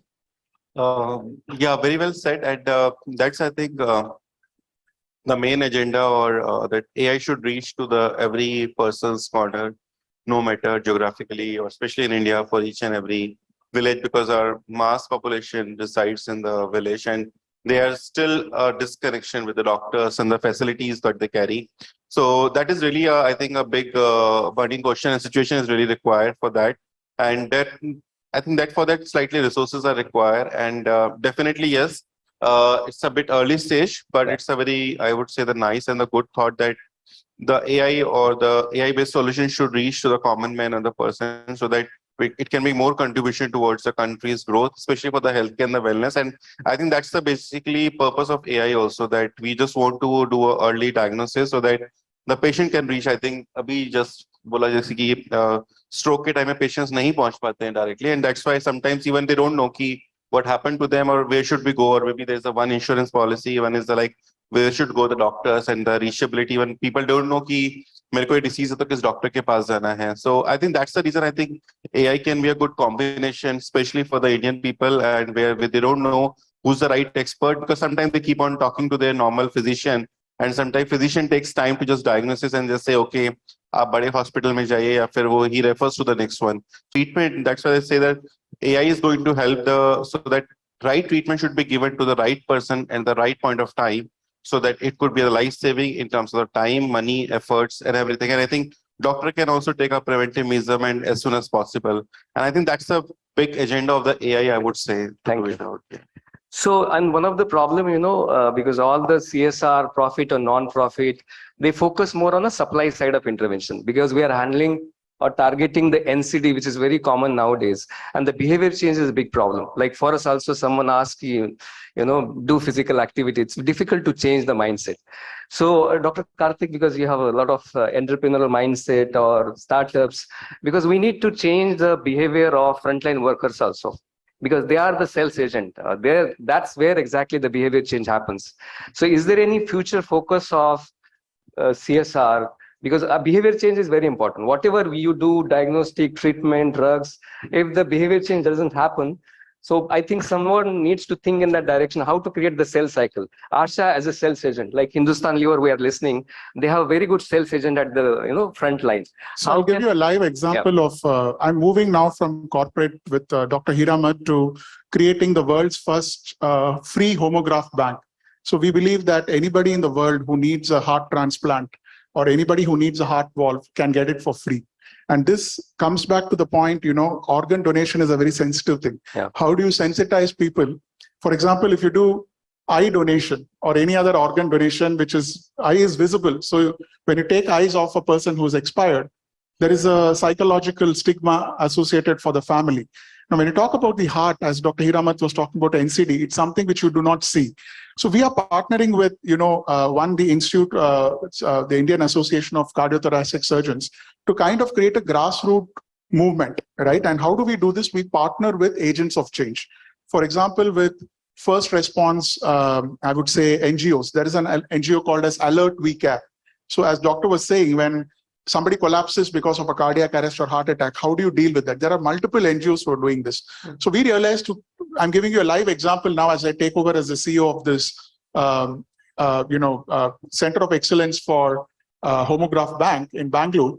We realized we need to partner with these people, because the biggest or the hardest part of change management is the change itself. And you'll have to manage the change only by creating a movement or creating an urgency, a sense of urgency around the need for doing this. Like some of the statistics which Dr. Hiramat was sharing, or for any of the causes which we want to create an impact, we need to sensitize the larger population. So one, at a macro level, let's say at the Prime Minister's office where we are talking today, we are engaging with some of the leading business houses who are committing to investing thousands of crores. So one, it cannot just be top down. Other, it cannot just be bottom up. It has to be a combination, right? So it has to start even at the bottom, working with the NGOs, working with people who are making this change. Thank you. Thank you. So every hour, in our country, 15 to 19 children die because of pneumonia. And this is a drug is available, amoxicillin, so many things. It's not new disease as such, but still in our country, 21st century, 15 children in an hour. When we finish this session, you can imagine. And biggest challenge right now, everyone is working in silos. Even in the states, corporates, like we are discussing, within the corporate, there are various verticals, they don't know what they're doing.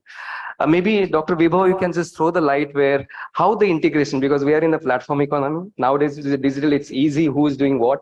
Can there be integrated model or platform at the state level where competitors, corporates, they work together to address this common cause or social cause? Because that way, it's a win-win situation for a state, as a government, as well as corporate, as well as a non-profit. Is there any future some kind of platforms are required? I think it's a very, very, very important area that you talked about, Doc. I was just giving an examples wherein the same set of people are screened multiple times because the corporate want to do the screening program in same area. And unfortunately, nobody said that, okay, it's already done. Please don't do here. Please do somewhere else, right? So I think it's and I have been talking about it to many states that we need a CSR registry. If it is not happening already, it should happen. The state must do it, that you must know what all CSR program are running in your state so that the interference and also the duplicacy can be avoided. Redundancy is at all-time high from a CSR perspective, honestly, right? Because CSR, corporate like me, like him, like others, we work with a development partner, right? And the challenge remains is that development partner should work with the state, that I'm working in your state and I'm doing this. do not replicate this. I think that's where integration will come, because I don't mind Boehringer Ingelheim or a Medtronic or a Takeda come and talk to the same set of people and do the same project. It's a CSR one. I mean, like you said that there is a commercial interest. I try to push that back, honestly, because when we talk about CSR, we are doing enough of commercial programs to drive our sales. We don't need a CSR program to drive our sales, honestly, right? So therefore, it is important that integration should happen, and it is happening already. I have actually worked with a couple of pharma companies in some of the CSR projects, and that is a need. But CSR registry is a must to avoid duplication, so that the same amount of money, time, effort, and human resources can be put in somewhere else where it is needed the most. Great. Thank you. Thank you. Yeah. It's a very important question, because if India has the resources, they have the infrastructure, but they do not have a capability of execution, which corporate does have, fairly NGOs does have. My suggestion is organizations like IHW should come forward, create a platform when the ideas are not just discussed. Ideas agreed that this is going to be executed. We commit in next IHW summit, we are going to present the best practice, what is happening at the ground. I think this is the space we are lagging. And if a neutral platform can be created where corporates comes together, pool it, and we demonstrate some good practices, that will be the starting point. Other, I know India has we are super genius people. Everybody, we can give hundreds of ideas together sitting in this platform or in the room. But how many are truly going to implement? That's a question mark. Second point, I think I want to refer to the previous question on behavior change.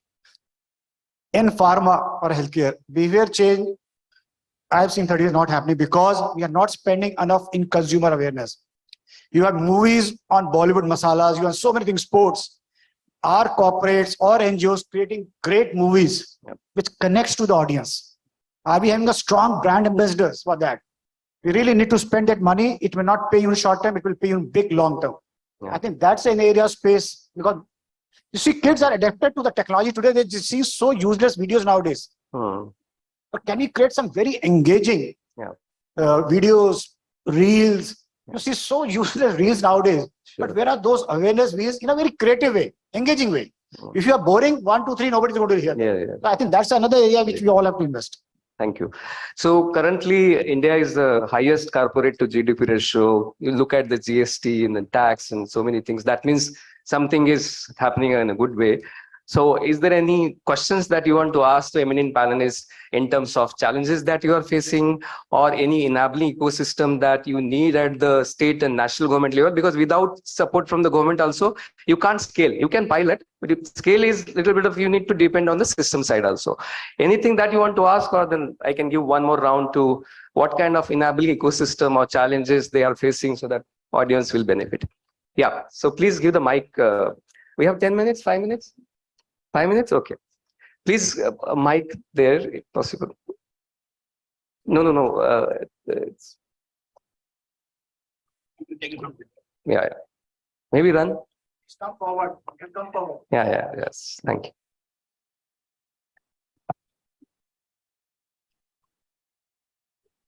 Thank you. Hi, I'm Dr. Pooja. I'm presenting the Indian Spinal Injury Center. So my question is that Closer, mic closer. Yeah. my question is that one thing is that companies are looking for where to fund CSR. So sometime, like I'm a research head over there.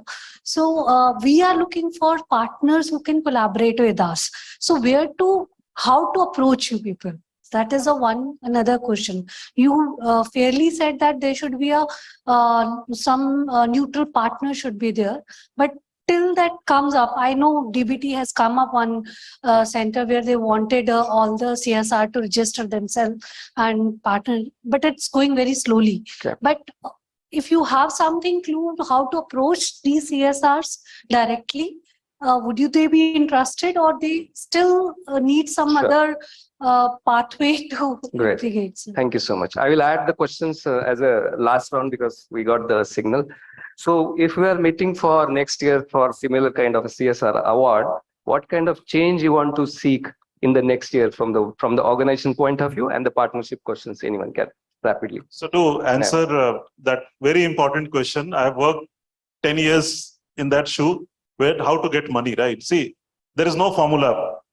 The only thing nowadays with so much of digital content available, follow the companies who are investing in areas where you want to work, right? That is one of the areas so that you know this company is let's say going for academia industry collaboration, funding these kind of projects, and also responsibility of some of you to shape that mind, because unless, and that is most critical, I think many of you are awardees here.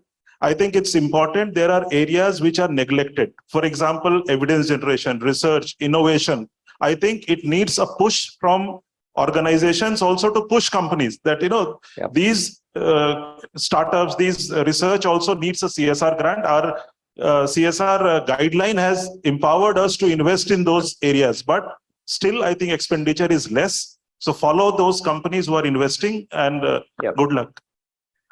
Next, it's a rapid fire. Sure. I think just one, ma'am, to answer your question, please reach out to us by email and we should be able to help you, honestly. I don't see a challenge there. Everybody, all corporate have some CSR money. And I'm sure, whatever you're doing, everybody like health, education, sanitation, these are very common themes that all of us work on. So we should be able to help.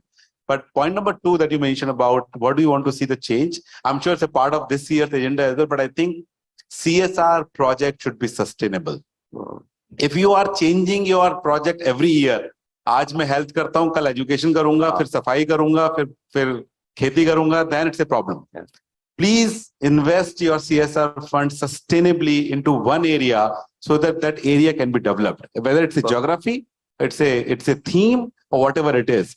Because in the moment you take away your support, it collapses. So you have to work with the local government bodies to ensure that they take up when you leave. I think sustainability to me is the keyword. Thank you. You want to appeal about Gandhinagar event so that they can come with the innovations? Yeah, sure. So people who are innovators here, there is a India MedTech Expo happening in Gandhinagar on the sidelines of G20 health ministers meeting on 17th, 18th and 19th of August. There are R&D and innovation pavilions, startup pavilions also. So if you have innovations with you in healthcare, you are most welcome. I can leave my contact with Kamal here, and you can check with Kamal and IHW Council. Thank you so much. Thank you for that. Please. Yeah, thanks. I think maybe 2 additional points. One, build your own credentials. Companies will not partner with you. We have we think twice before partnering. It's a law of the land. There are risks around this. You have to adhere as a board of directors. You have to see the money is effectively utilized. So you need to build your credentials, speak on those, companies will reach to you. One is said, you reach to them, but just don't reach because you need money. Share your best practices. Building on sustainability, I think what change I feel, as I said in the initial, can pharma companies, healthcare companies commit to invest their CSR only in healthcare? Yeah. I think that's the first primary response. I've seen many pharma healthcare either given to Prime Minister Relief Fund directly, easiest way. I'm adhering to the law of the land. Last day of the year, I give money. Straight, one check goes there. I'm adhering. Can IHW, can other organizations can really push positively? Can we guys commit together for a sustainable models? I think that's the key from my side. Great. Thank you. Please, Dr. Sachin. Yeah. Quickly. Good. It was a good question because sometimes it happens that partnership or a proposal does not get accepted by the corporate. So very well, I think I'll just add the more keywords on some keywords already discussed that be very clear in your proposal or the project. And in my definition, I say that be the very clear problem statement and the method. And as my friends was talking about, sometimes the project duplicacy goes place. So that's why the company doesn't want, like somebody just come to me and say, I just want to do a cardiovascular project, which may not be quite appealing. I would just suggest even if there is some delta difference, please highlight that one so that company should be able to, I would say, approve it out. And we were just talking about the project should not die within 6 months or 1 year. So we should have some visibility. We should have some acceptability, I would say. And definitely companies understand like within 6 months or 1 year, like this team cannot complete the whole project. So you have to show the vision or you have to show the timeline that 6 months, maybe 6 years, 5 years, does not matter. But be very clear so that companies should know the life cycle of the project, what's the benefit. Even I would say, if your project does not qualify for 10 benefits, but at least identify one, which should be quite novel from the others, so that once somebody reviews your application, you should be definitely qualifying in a competitive environment. So that is, I think, the key factor even when I also evaluate across the India. Please. So I'll have the last word of the rapid fire. So it'll be really rapid. And I'll say it in one word. If you can open source, if we can learn from Ubuntu methods, right? Doctor spoke about the Sri Sathya Sai Institute, which is offering totally free health services. The Homograph Bank, which we are trying to create, which is going to be the world's first free heart transplant. You need a little bit of devil advocacy. You need to benchmark. And there are plenty of academic institutes, including the IITs, which we heard of, who are willing to support you. So find your supporters, go for the open source model, benchmark and learn from others. That will be my Thank you so much. So big round of applause for our panelists. They are not only the panelist and speaker, they are ready to support or lend a hand. They are active on the LinkedIn. If you need any support from them, please. So Madam Bedi is here, so we have to stop. So we are at time up. So thank you so much. Really appreciate your time and look forward. Yeah. Oh, okay. Big round of applause for our speakers on stage. I would like to invite on stage Mr. Vivekanand Mishra, Vice President, IHW Council. I request him to please come on stage and present our speakers with mementos for making the effort to come here and talk to us about innovations underway and how to collaborate with those who are innovating. A memento for Mr. Prabhat Sinha, Director, Public and Government Affairs, Boehringer Ingelheim, India. For our moderator first. For Dr. Sudhir Manikar and for Mr. Prabhat Sinha, Director, Public and Government Affairs, Boehringer Ingelheim, India. Memento for Dr. Vaibhav Garg, Director, Health, Economics and Government Affairs at Boston Scientific. Thank you. A memento for Dr. Gopal Agarwal from Takeda.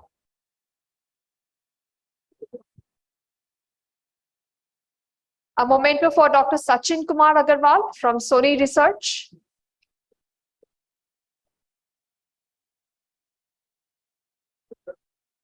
And Dr. Karthik Ramesh of Think Infinity Technology.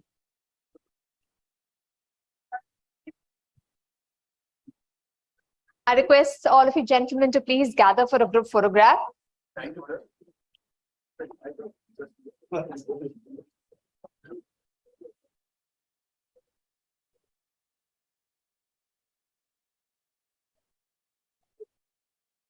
Thank you. Thank you all for coming here and sharing your insights with the audience. We'll take a 5-minute break for the changeover, and then we'll come with the most anticipated awards that all of you have been waiting for. We request your patience to be back very quickly.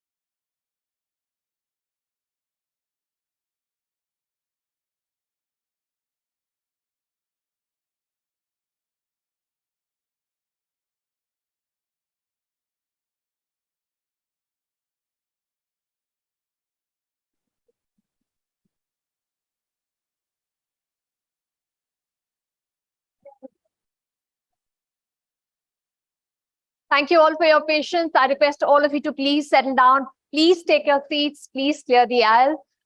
We are going to start with the most awaited highlight of the evening that all of you have been waiting for, the 7th edition of the CSR Health Impact Awards 2023. We are very grateful that our guest of honor is with us. Please give a round of applause to Dr. Kiran Bedi, retired IPS officer and former Honorable Governor of Pondicherry. So please, a round of applause for our guest of honor for taking the time to come here.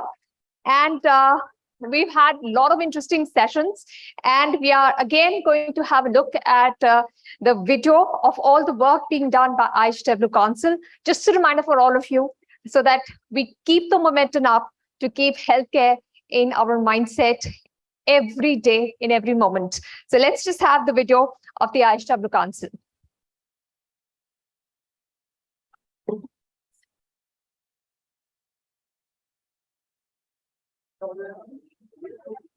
Human possibilities often get defined by our health, and diseases limit individual capacity to realize its full potential. The lack of clean air, nutritious food, and drinkable water is contributing to increasing disease burden. The country faces the dichotomy of increasing prevalence of communicable and non-communicable diseases, with the majority being devoid of accessible, affordable, and quality healthcare.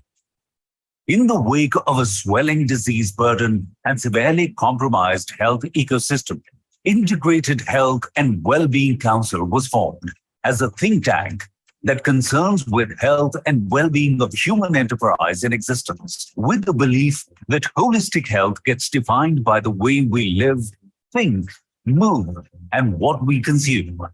The Council has worked towards many aspects of preventive, promotive, and curative health.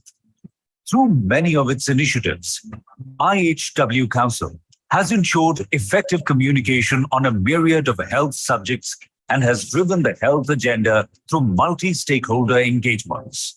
Through its first initiative, the India Health and Wellness Summit and Awards, the Council has endeavored to amplify the discourse on essentials of health: good food, good air, good water, good medicine. While CSR Health Impact Awards focused on inspiring more health-focused CSR efforts, Ayushman Bharat Conclave witnessed experts deliberating upon the government's mega health initiative, Ayushman Bharat. With the objectives of promoting research-based health education and upskilling of doctors, IHW Council put spotlight on the sidelines, subject to continuing medical education. IHW Council has time and again taken up important issues with the larger public drive, such as the Good Air movement, through which it envisions to engage 50 crore people by 2025, promote collective responsibility against air pollution challenges. The IHW Council initiatives have received the wholehearted support of the leading policy health experts, celebrities, and influencers. I think this wellness is an important initiative. I will definitely be interested to know the conclusions of your deliberations, and I'll definitely take these issues and your suggestions forward to the logical conclusion. Health services कैसी होनी चाहिए, ये तो महत्वपूर्ण विषय है ही, पर उसके पहले हमको हॉस्पिटल या डॉक्टर के पास जाने की जरूरत न पड़े, इसके लिए हमारे एयर पोल्यूशन और वाटर पोल्यूशन को हम कैसे सुधारें, इस बात पर जोर देने की आवश्यकता है. Exceptional contribution to health space has also been recognized through such initiatives. These forums also received an overwhelming response from the industry. Several legendary brands have come out to support these efforts and have become the real change agents. Global health hazard, economy, and social uncertainties due to COVID-19 pandemic made us more firm and responsible in our ideology. And we immediately felt the need of taking our efforts to the masses through web and launched the landmark initiatives through our social media handles. Over the past months, we have hosted many virtual summits, talk shows and symposiums, mega movements, and reached out to millions of audiences online through our extensive promotion on social media and digital space. Let's join the movement for people to get their basic birthright: clean air, clean water, good food, and good health, and help in making Bharat a healthy nation.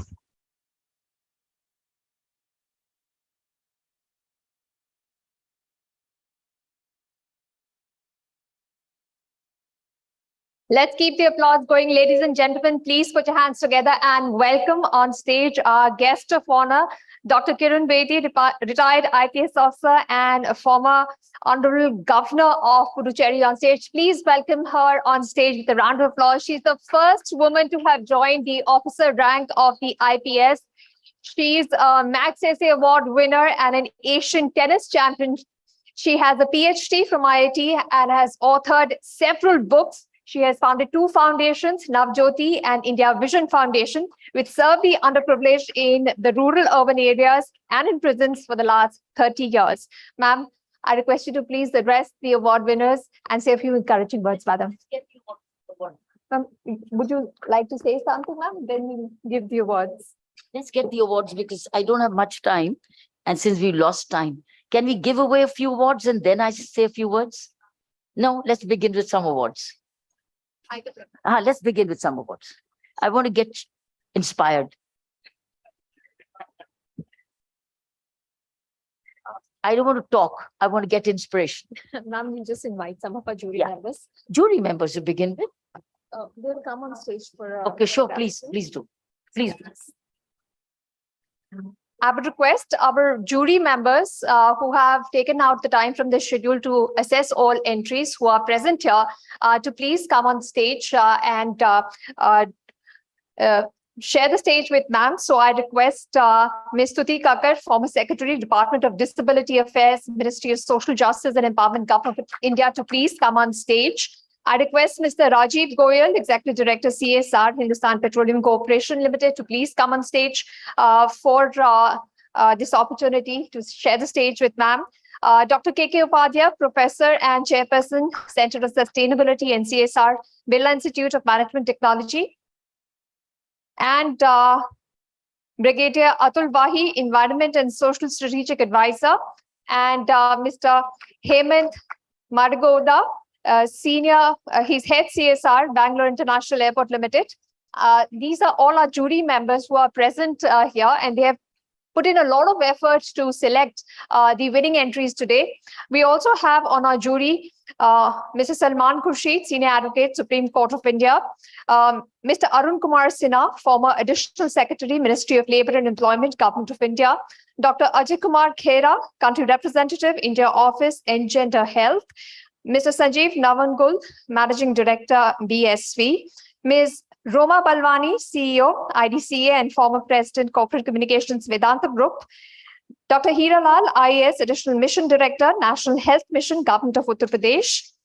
And we have Dr. Balbir Talwar, former Executive Director, Bharat Heavy Electricals Limited, Ms. Meenakshi Gupta, co-founder, Goonj. And these are all our jury members who have painstakingly assessed all entries. A round of applause for our jury members. They have done a lot of effort in selecting the winning entries of the day. Thank you all for coming here. I would request Stuti ma'am to please stay on stage to give away the first set of awards. And I would like to request our other jury members to please take the seats off the stage. I'd like to invite on stage Kamal Umar of CEO IHW Council to please come on stage to give away the awards. And we will get this juggernaut going and start with the 7th edition of the CSR Health Impact Awards. Our first category for the awards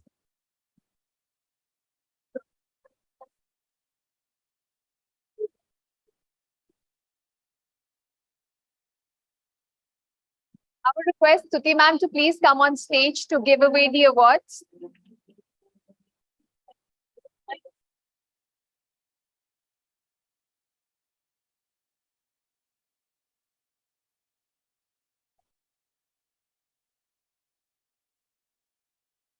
I know, ma'am. Can we have green lights on? I would request the hotel staff to please turn the lights on. Yes, we'd like to see everyone's faces of all the award winners today and their teams. So let's get started with our first category of awards, which is the CSR COVID Relief category. And the Bronze Award for CSR COVID Relief Project Mega goes to Jackson Group, Jackson Welfare Trust, CSR arm, for food distribution drive and healthcare support. So I request the representative of Jackson Welfare Trust to please come on stage to receive the first award of the evening.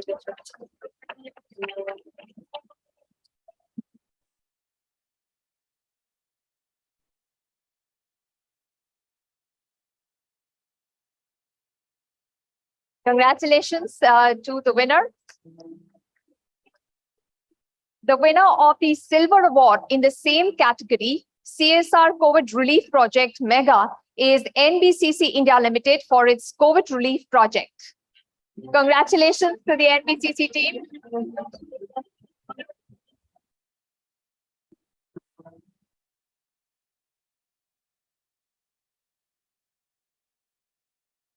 The gold award for the CSR COVID Relief Project Mega goes to Jindal Steel and Power for sustainable health and nutrition. Round of applause for the JSPL team.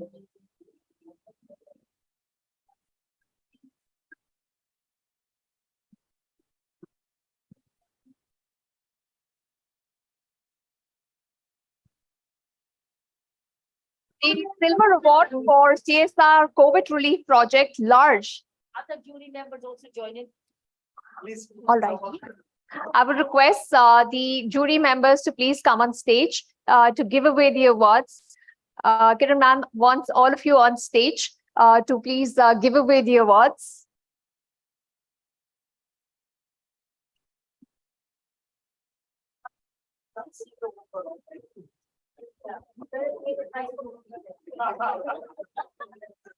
I'd also request all of you to not please crowd the area where the award winners are coming up. Please give them some room to walk up as well. Let's move on to the Silver Award for CSR COVID Relief Project Large. And this has been backed by Hindustan Petroleum Corporation Limited for their efforts in bringing healthcare within everyone's reach during the emergency.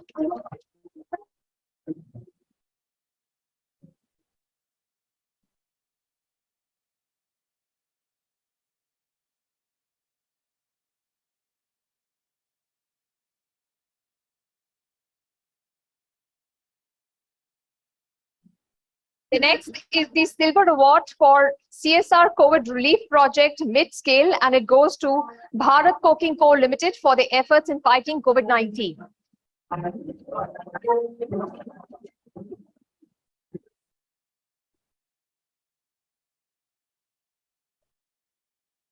Winners, Bharat Coking Coal Limited, with a round of applause. They make their way through the stage.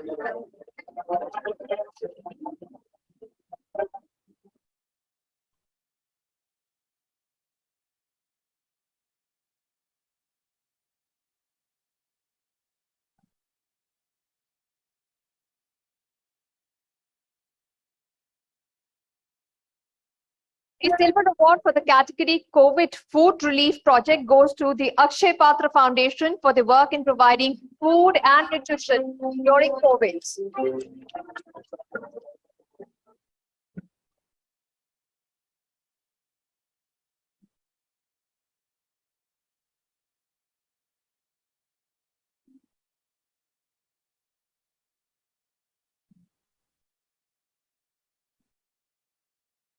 The Bronze Award for CSR COVID Protection Project goes to Bal Raksha Bharat, globally known as Save the Children, for the project Prati Raksha.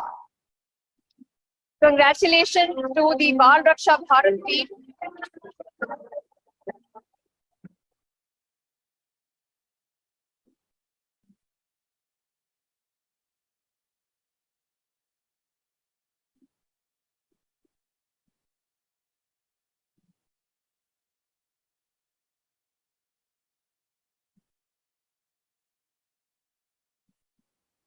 Next, we have the award for the, which is the Bronze Award for COVID Social Champions, and the winner is NLC India Hospital for the comprehensive efforts and activities in health, and Ujala Cygnus Rainbow Hospital for the exceptional work during the pandemic.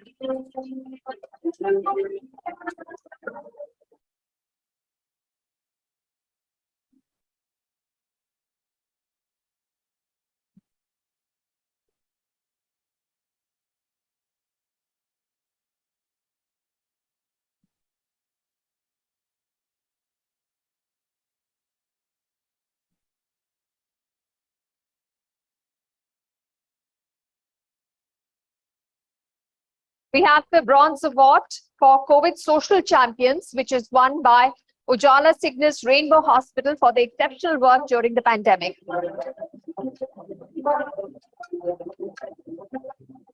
The next category is CSR Health Project Large Corporate, and the bronze in this category goes to Capgemini Technology Services India Limited for their Tech for Social Good CSR Health Systems Strengthening Program. Round of applause for the winners in the bronze in the category of the CSR Health Project.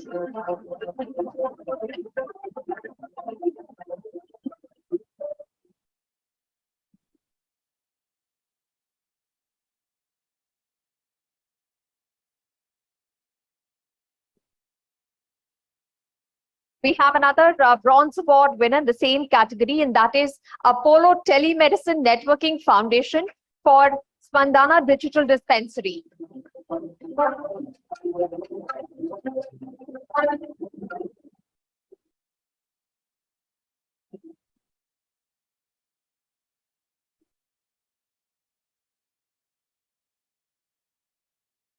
Congratulations to the Apollo Telemedicine team. Next is the Silver Award for Sanitation Demonstration Project, Matla MP.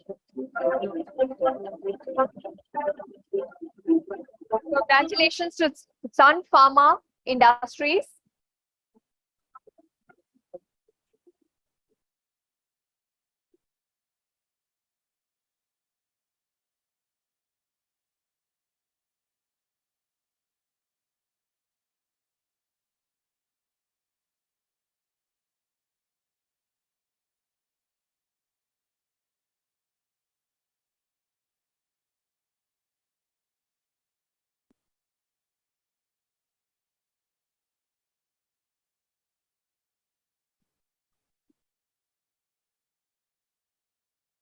Have another Silver Award for CSR Health Project Large Corporate, and this goes to Zydus Life Sciences Limited for Zydus Medical College and Hospital, Dahod. Please welcome on stage with a round of applause with the Zydus Life Sciences team.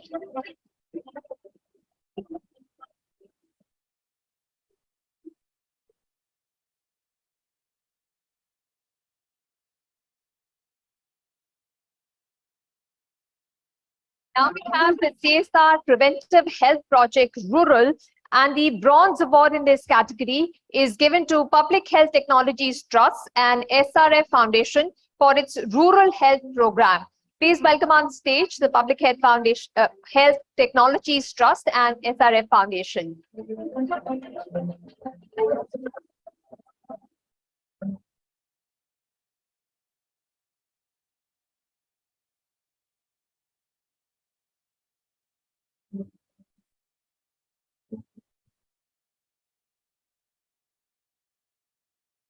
Please welcome on stage the SRF Foundation, which has won the Bronze Award in this category.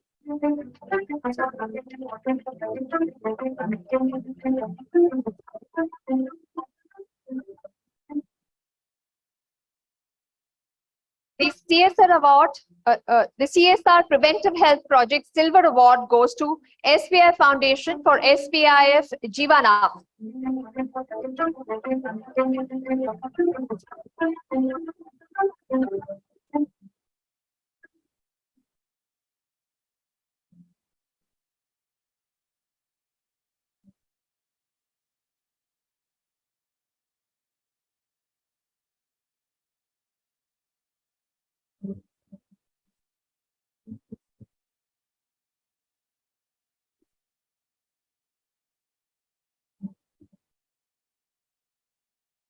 The Gold Award for CSR Preventive Health Project Rural is bestowed on Bayer, making healthcare accessible and affordable for rural communities in aspirational districts through digital centers. So a round of applause for Bayer team having won the Gold Award for CSR Preventive Healthcare Project.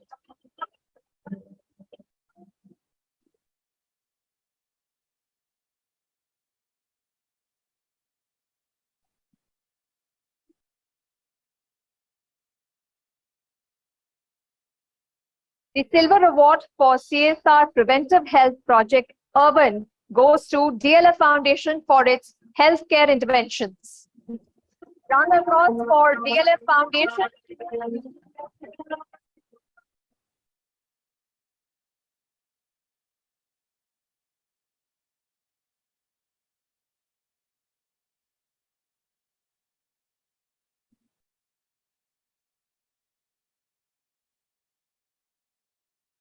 The next category is CSR NCD Control Project. And the Bronze Award in this category goes to AB Monomers for along hinterland engagements. Round of applause for the winners in the category of CSR NCD Control Project, the Bronze Award winner.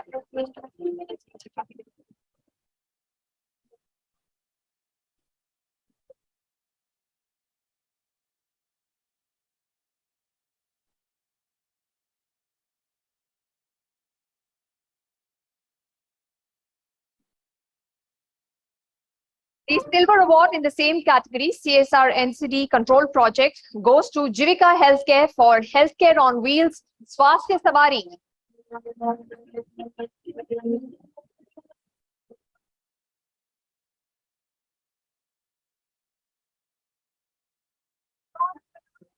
Jivika Healthcare, doing a great job of bringing healthcare on wheels.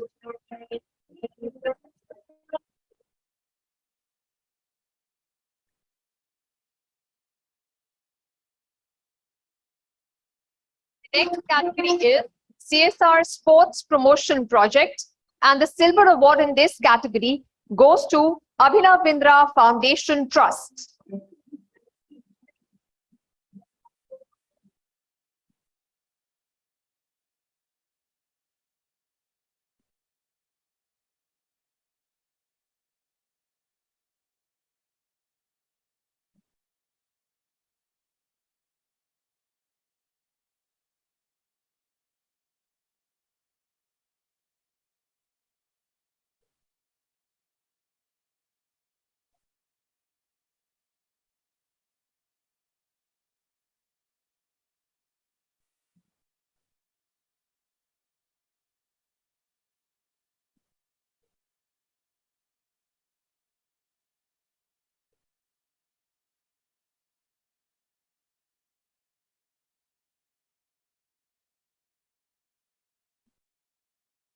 The next category is CSR Health Awareness Campaign, and the Bronze Award in this category goes to Muthoot Finance for Cup of Life, a revolution to free and shush stories about menstruation.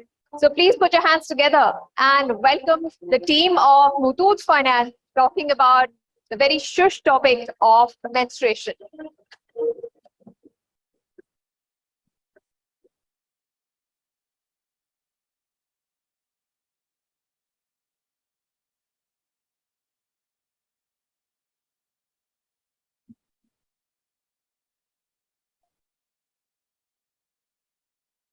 And we have another Bronze Award winner in the CSR Health Awareness Campaign category, and that goes to Cipla Limited for We Care Patient Access Support.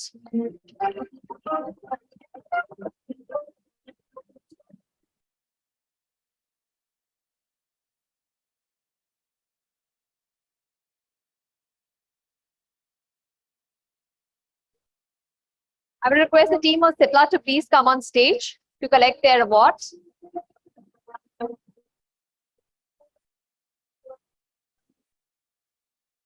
All right, let's move to the next award. And this is the Silver Award for CSR Health Awareness Campaign, which goes to Kane Oil and Gas Vedanta Limited for its Nirogi Rajasthan project.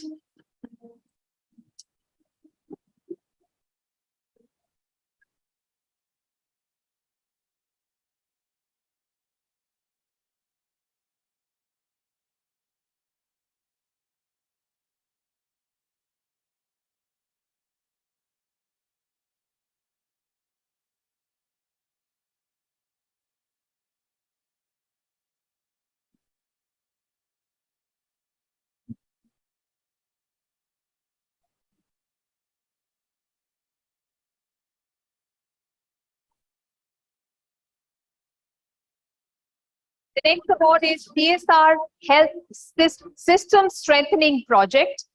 This is the next category, and the bronze award in this category goes to Jubilant Bhartiya Foundation for its TB monitoring system.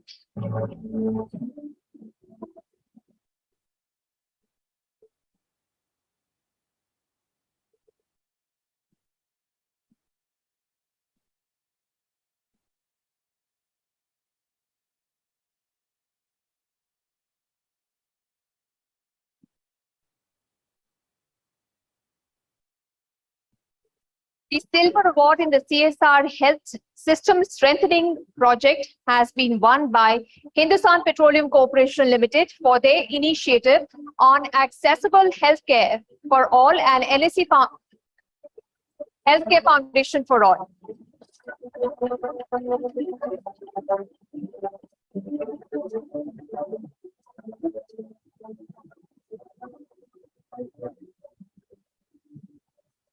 We have another award winner, the silver award winner in the same category, CSR Health System Strengthening Project, and this goes to NSE Foundation for Samraksha, healthcare access to geriatric population.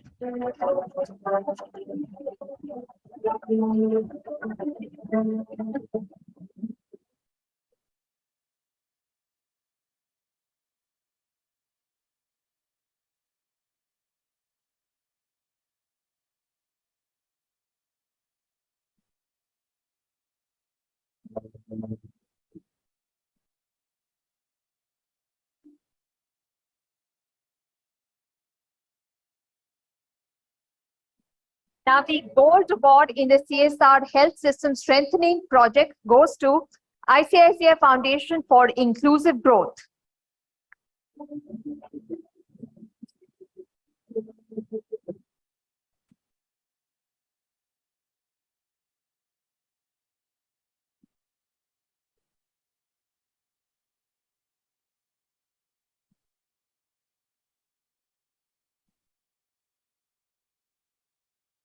The gold award for CSR Health System Strengthening Project goes to Honeywell Hometown Solution India Foundation.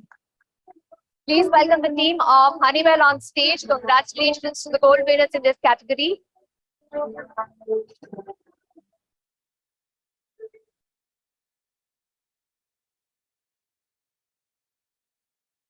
I think the Honeywell team is not here. We'll send the award to them. Let's move on to the next category, which is the CSR Women and Child Health Project. And the bronze award goes to the American Indian Foundation.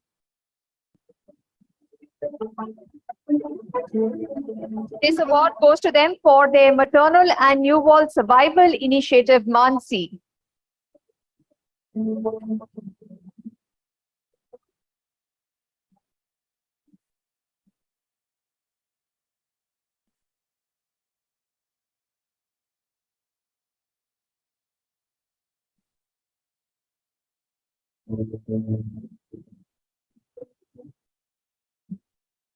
Congratulations to the American India Foundation team.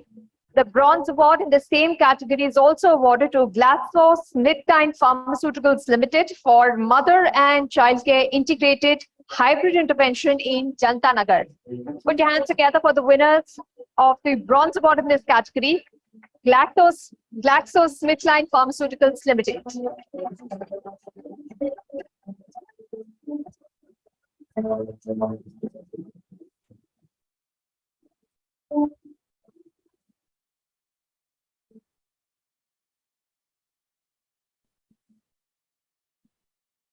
now move on to the silver award in the CSR Women and Child Health project category, and this goes to Sushena Health Foundation for Dhatri Mother's Milk Bank.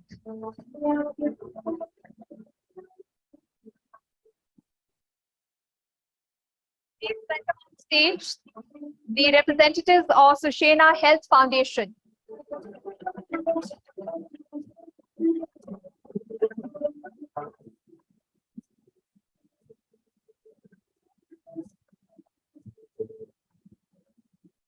And now for the Gold Award in the CSR Women and Child Health Project.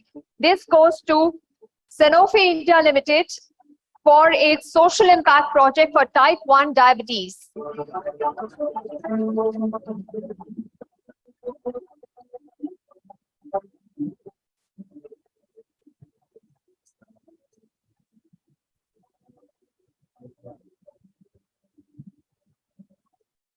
Anchigar for its project Arogya.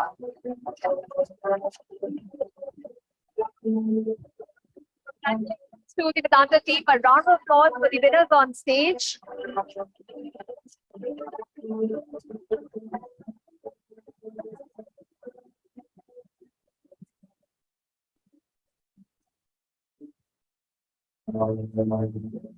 Moving on to the next set of awards, and our next category is CSR Nutrition Project for Children, and the Bronze Award in this category goes to Child Fund India for its Power of Five campaign to address childhood malnutrition.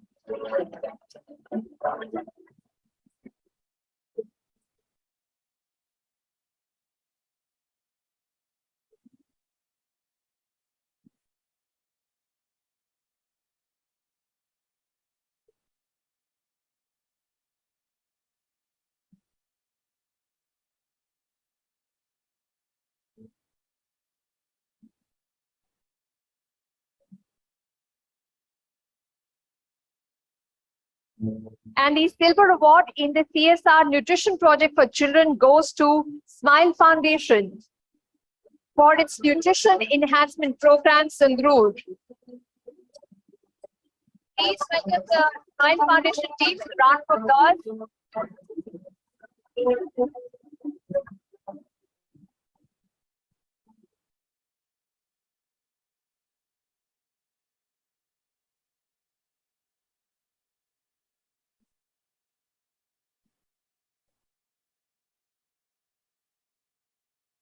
Category is CSR Nutrition Project for Rural Areas, and the Silver Award in this category goes to Rajkumari Foundation for Home-Based Nutrition Camps.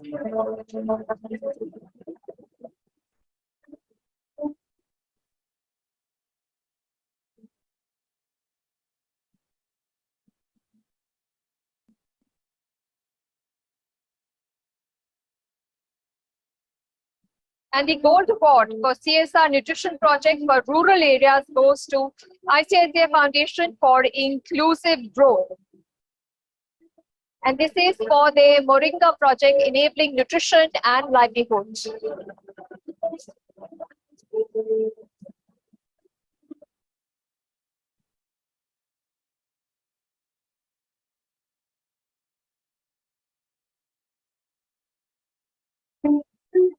The next category is CSR Nutritional Awareness Project, and the Gold Award goes to CIPLA Acute Division.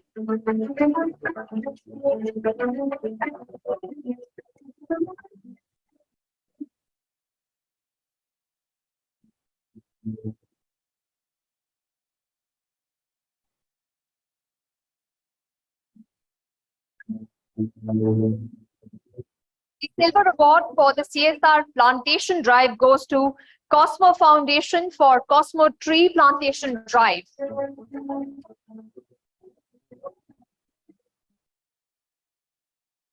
Congratulations to the Cosmo Foundation team.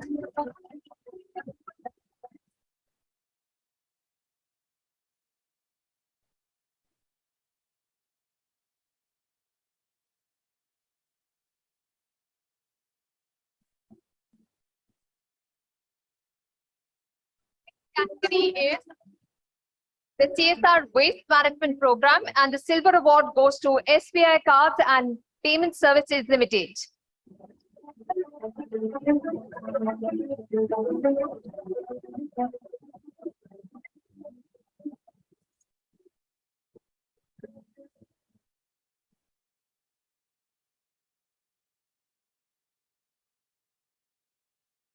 Congratulations to the SBI Card and Payment Services team.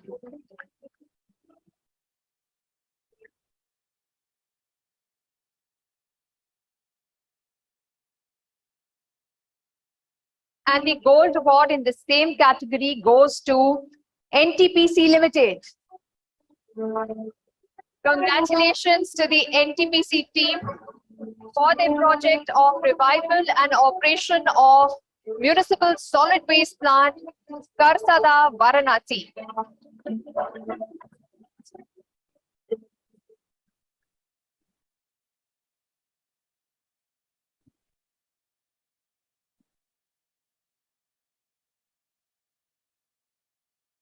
Next category is CSR Environmental Sustainability Project, and the bronze award goes to 197 Communications Limited, Paytm. Congratulations to the Paytm team. This is for the project on Air Quality Action Forum.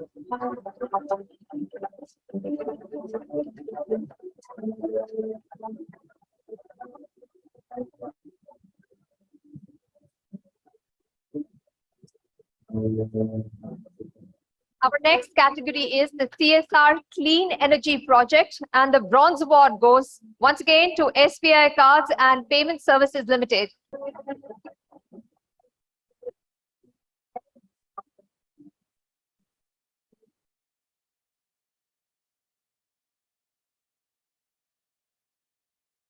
The next category is CSR Sustainable Livelihood Project, and the silver award goes to Sasakawa India Leprosy Foundation. Please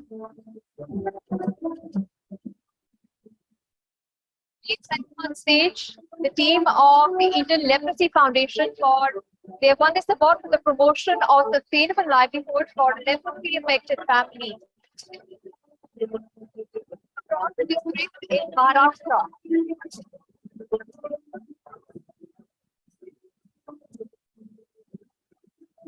We have another silver award in the same category, and this goes to Utkal Alumna International Limited. This is for the project Utkal Action for Agriculture Transformation.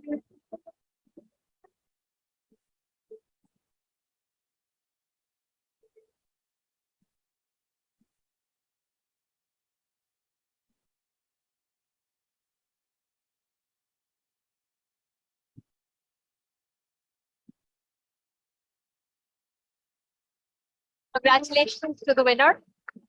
Kiran ma'am, I hope this is inspiration enough for you to encourage all these winners.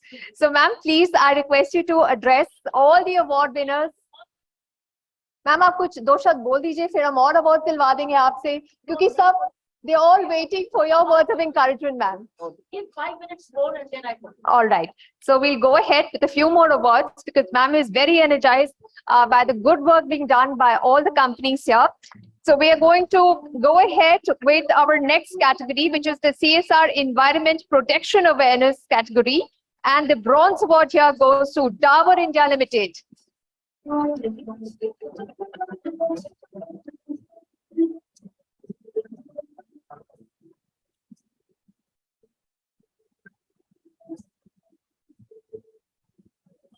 Their project, the Adarsh Pathshala School Support Program.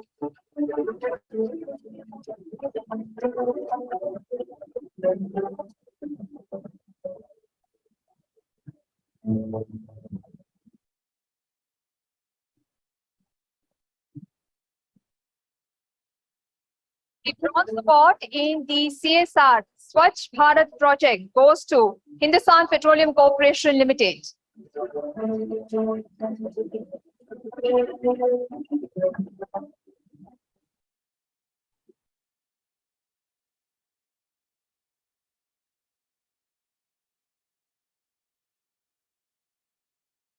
The next category is CSR Clean Water Project Urban, and the bronze award goes to KN Oil and Gas Vedanta Limited.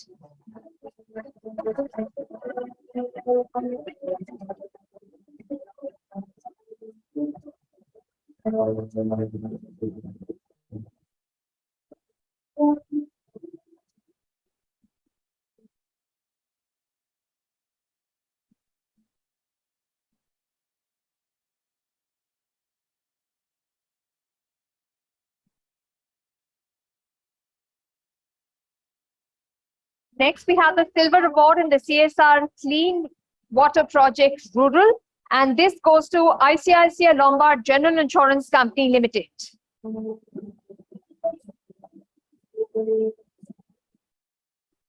Congratulations to the ICICI Lombard team. And this is for their project Niranjali.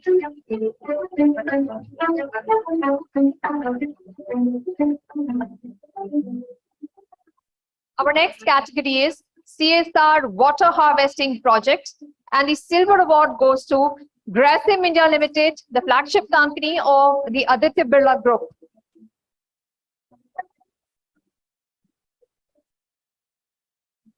Please welcome the Grasim India team with a round of applause. This is for their campaign, Water for All.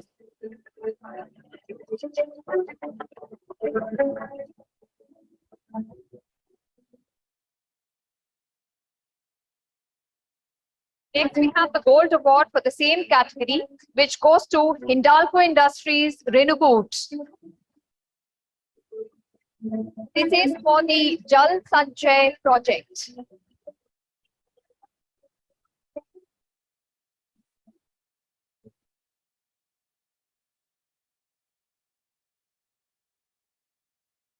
Next, we have the CSR Water Body Revival Project, and the silver award goes to Dabur India Limited. Please welcome the Dabur India team on stage once again.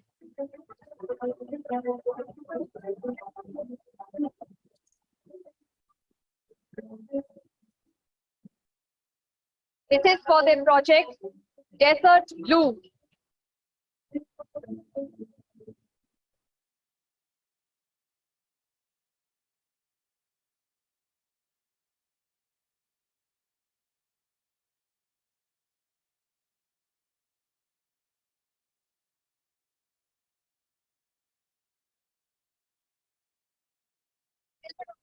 The same category goes to Apollo Tires Limited for Back from the Brink, Eco Restoration of Water Bodies. Please welcome on stage the Apollo Tires team.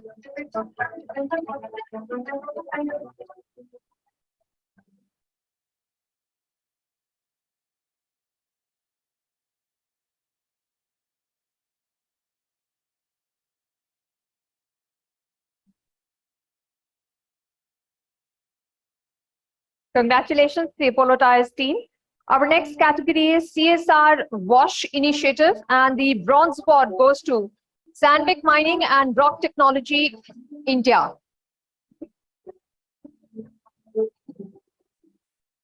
This is for their Wash Community Project. A round of applause for the bronze award winner in this category.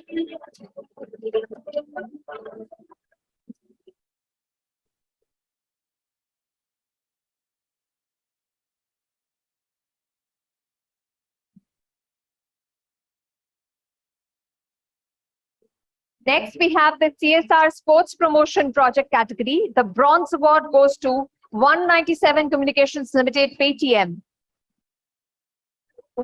Please welcome once again on stage the Paytm team.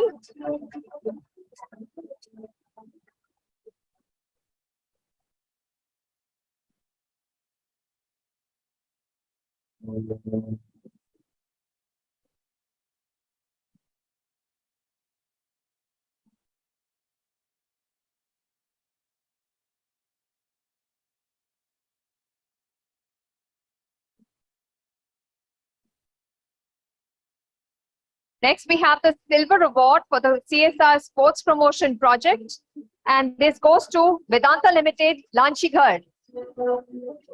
This is for the sports initiative.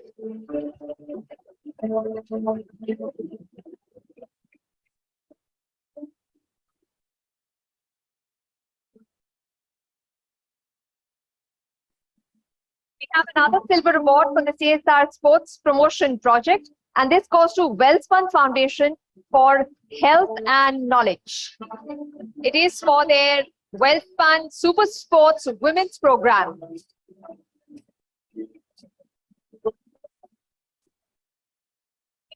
Goes to the Wellspun team making their way onto the stage.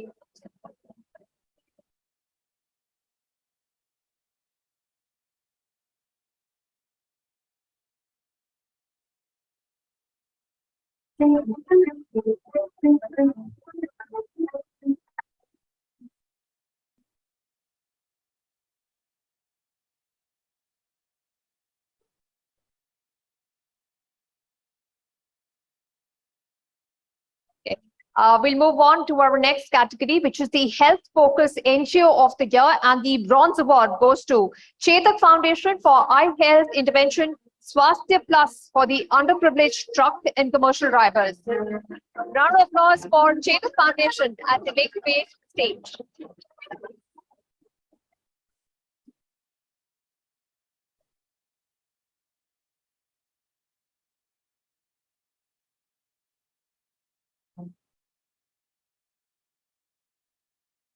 We have another bronze award in the same category, and this goes to Chunilal Medical Trust for Health and Wellness Trust.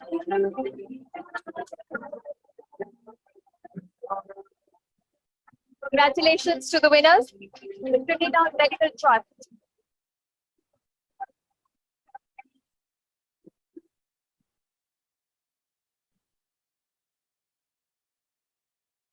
We now move on to the Best CSR Impact Maker of the Year. And the Silver Award goes to V-Guard Industries.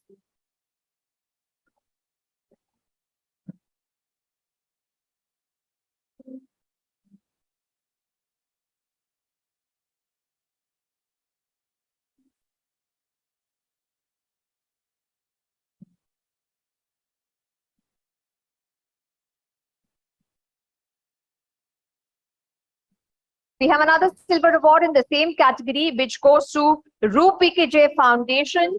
And this is for skilling to empower women and girls in Meerut, Haryana, domestic water drinking plants.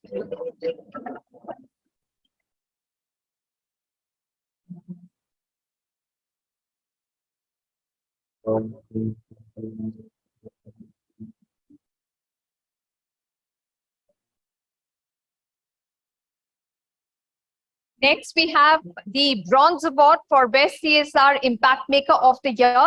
And the award goes to Servier India Private Limited. And this is for their Stride initiative.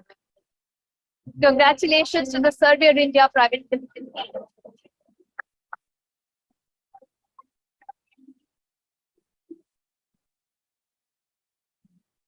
Next, we have the Most Innovative CSR Project of the Year.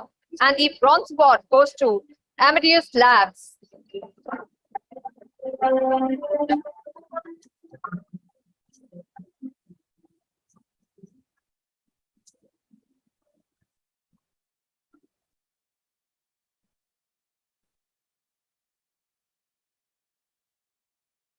Congratulations to the Amadeus Labs team.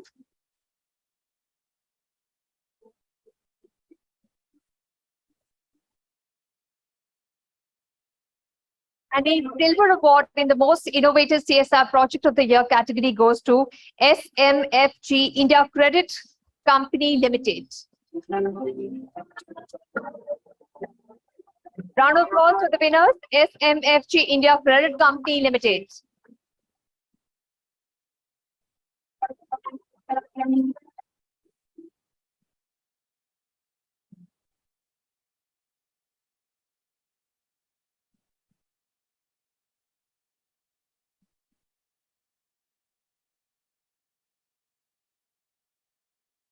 Category is Social Impact Business of the Year, And the bronze award goes to Magellans Healthcare.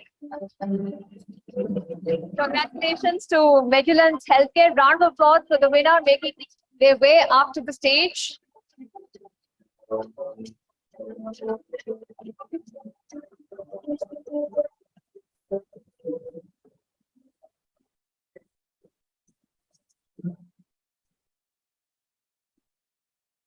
The bronze winner for Social Impact Business of the Year goes to Coro Health.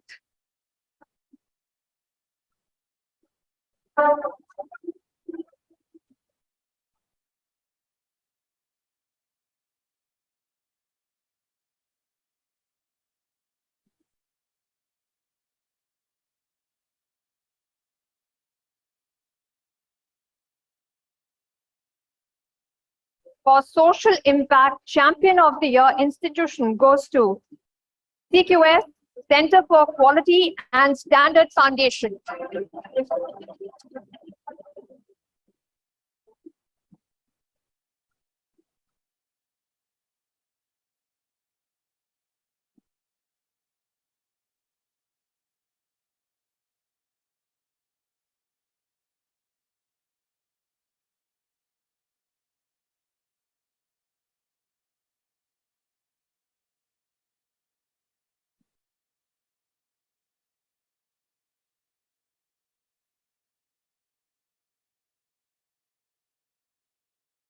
Our next award is for Social Impact Champion of the Year individual, and this goes to Dr. C.S. Hiramat.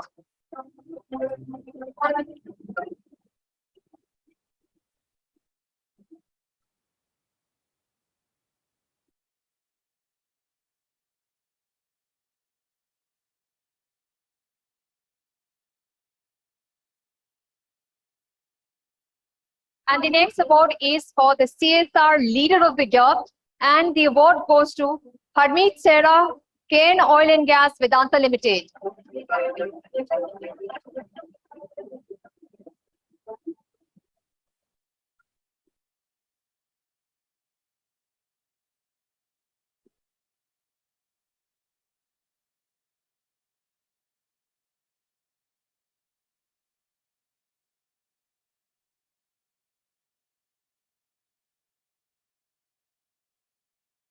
We have the bronze award for CSR Health Project Large Corporate, which goes to Apollo Telemedicine Networking Foundation.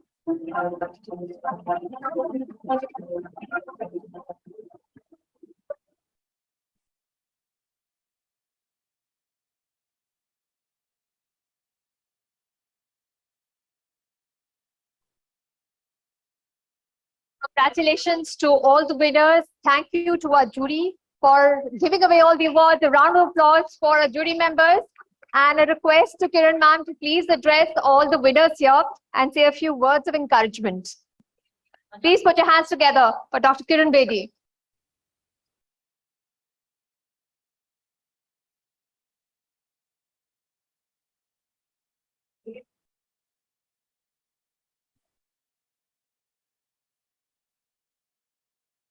I want you all to clap for yourself.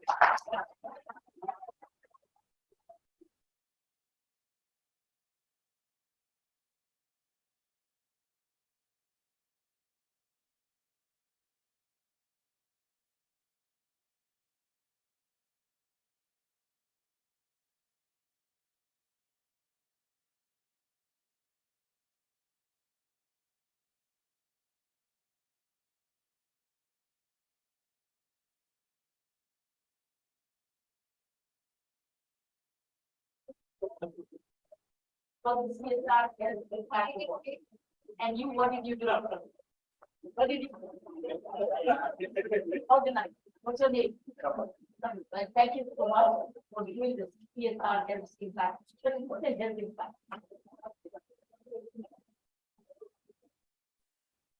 Thank you very much. बहुत मजा आया, बहुत अच्छा लगा, बहुत खुशी मिल रही। अब पता चल रहा है देश बदल क्यों रहा है, पता चल रहा, सामने नजर आ रहा है क्यों देश बदल रहा है।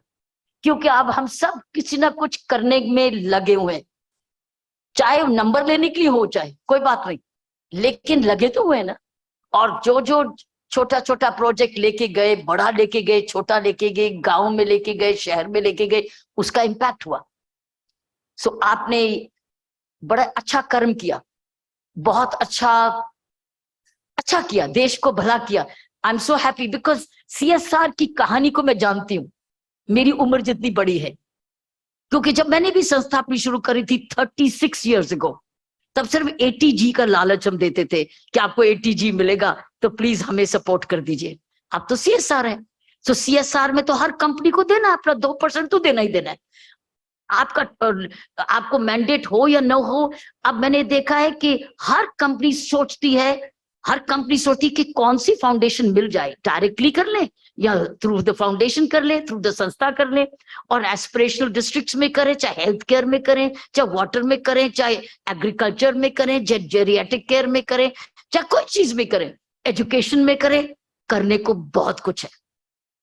मुझे सिर्फ एक ही बात कह के जाना है, वो ये कि अब ये नया दौर ये चला है कि आपने शुरू तो कर दिया, लेकिन इसको चलाएगा कौन?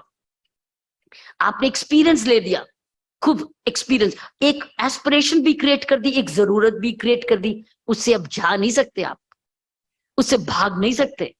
आपको हैंड होल्डिंग करते ही रहना है, उसको सींचते ही रहना है जब तक वो अपने पांव पे खड़ा न हो जाए।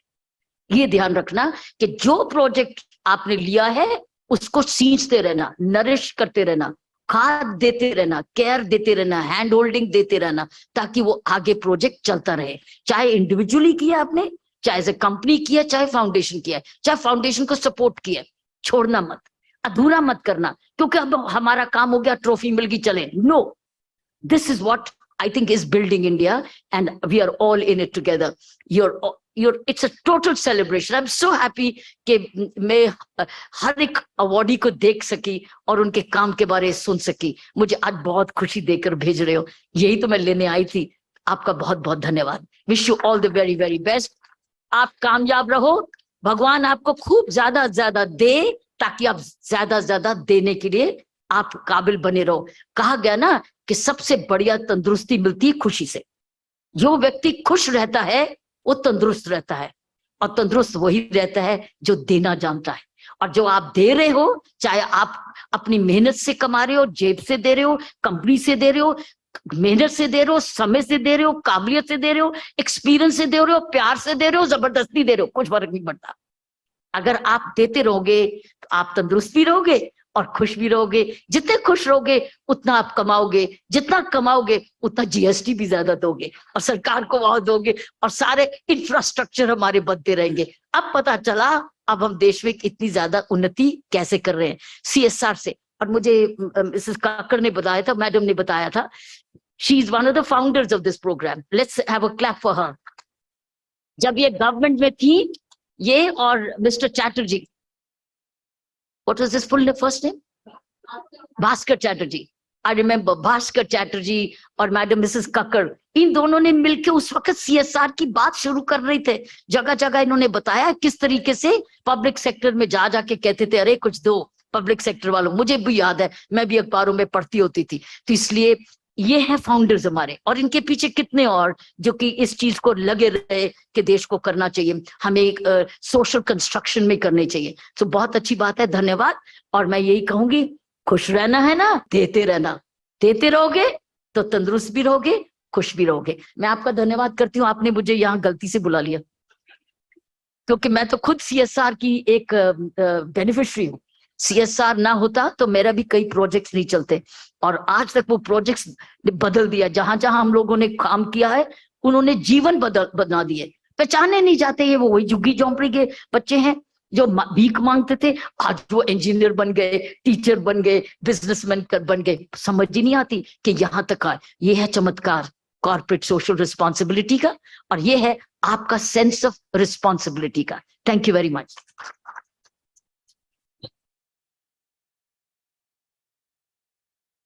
I would request IHW Council CEO Kamal Narayan to please come on stage, and Nikki Gupta, Teamwork Communications, please come on stage to present the memento to Dr. Kiran Bedi, thank you so much, ma'am, for coming here. And thank you so much for encouraging all the winners here. Round of applause for our guest of honor, Dr. Kiran Bedi.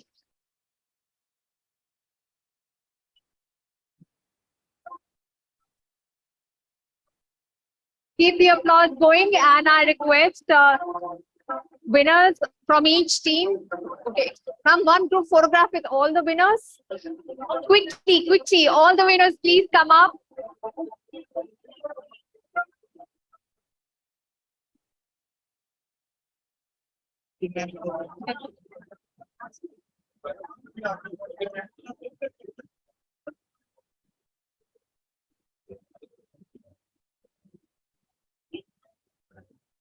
I hope there are some in the audience who will be giving applause to the winners on stage, done by them through their projects for the betterment of the health and well-being of their stakeholders and their communities.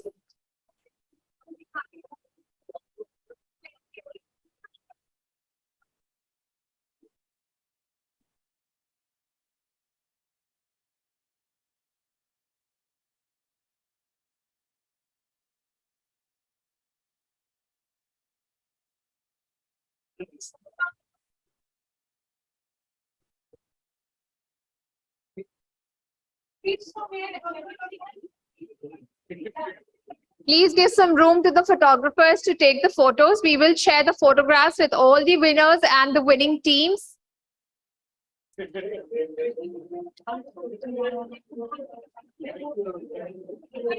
Congratulations. Thank you, ma'am, for coming here and encouraging all the award winners. Please make way for ma'am to exit the hall. All award winners can collect their certificates from the registration desk.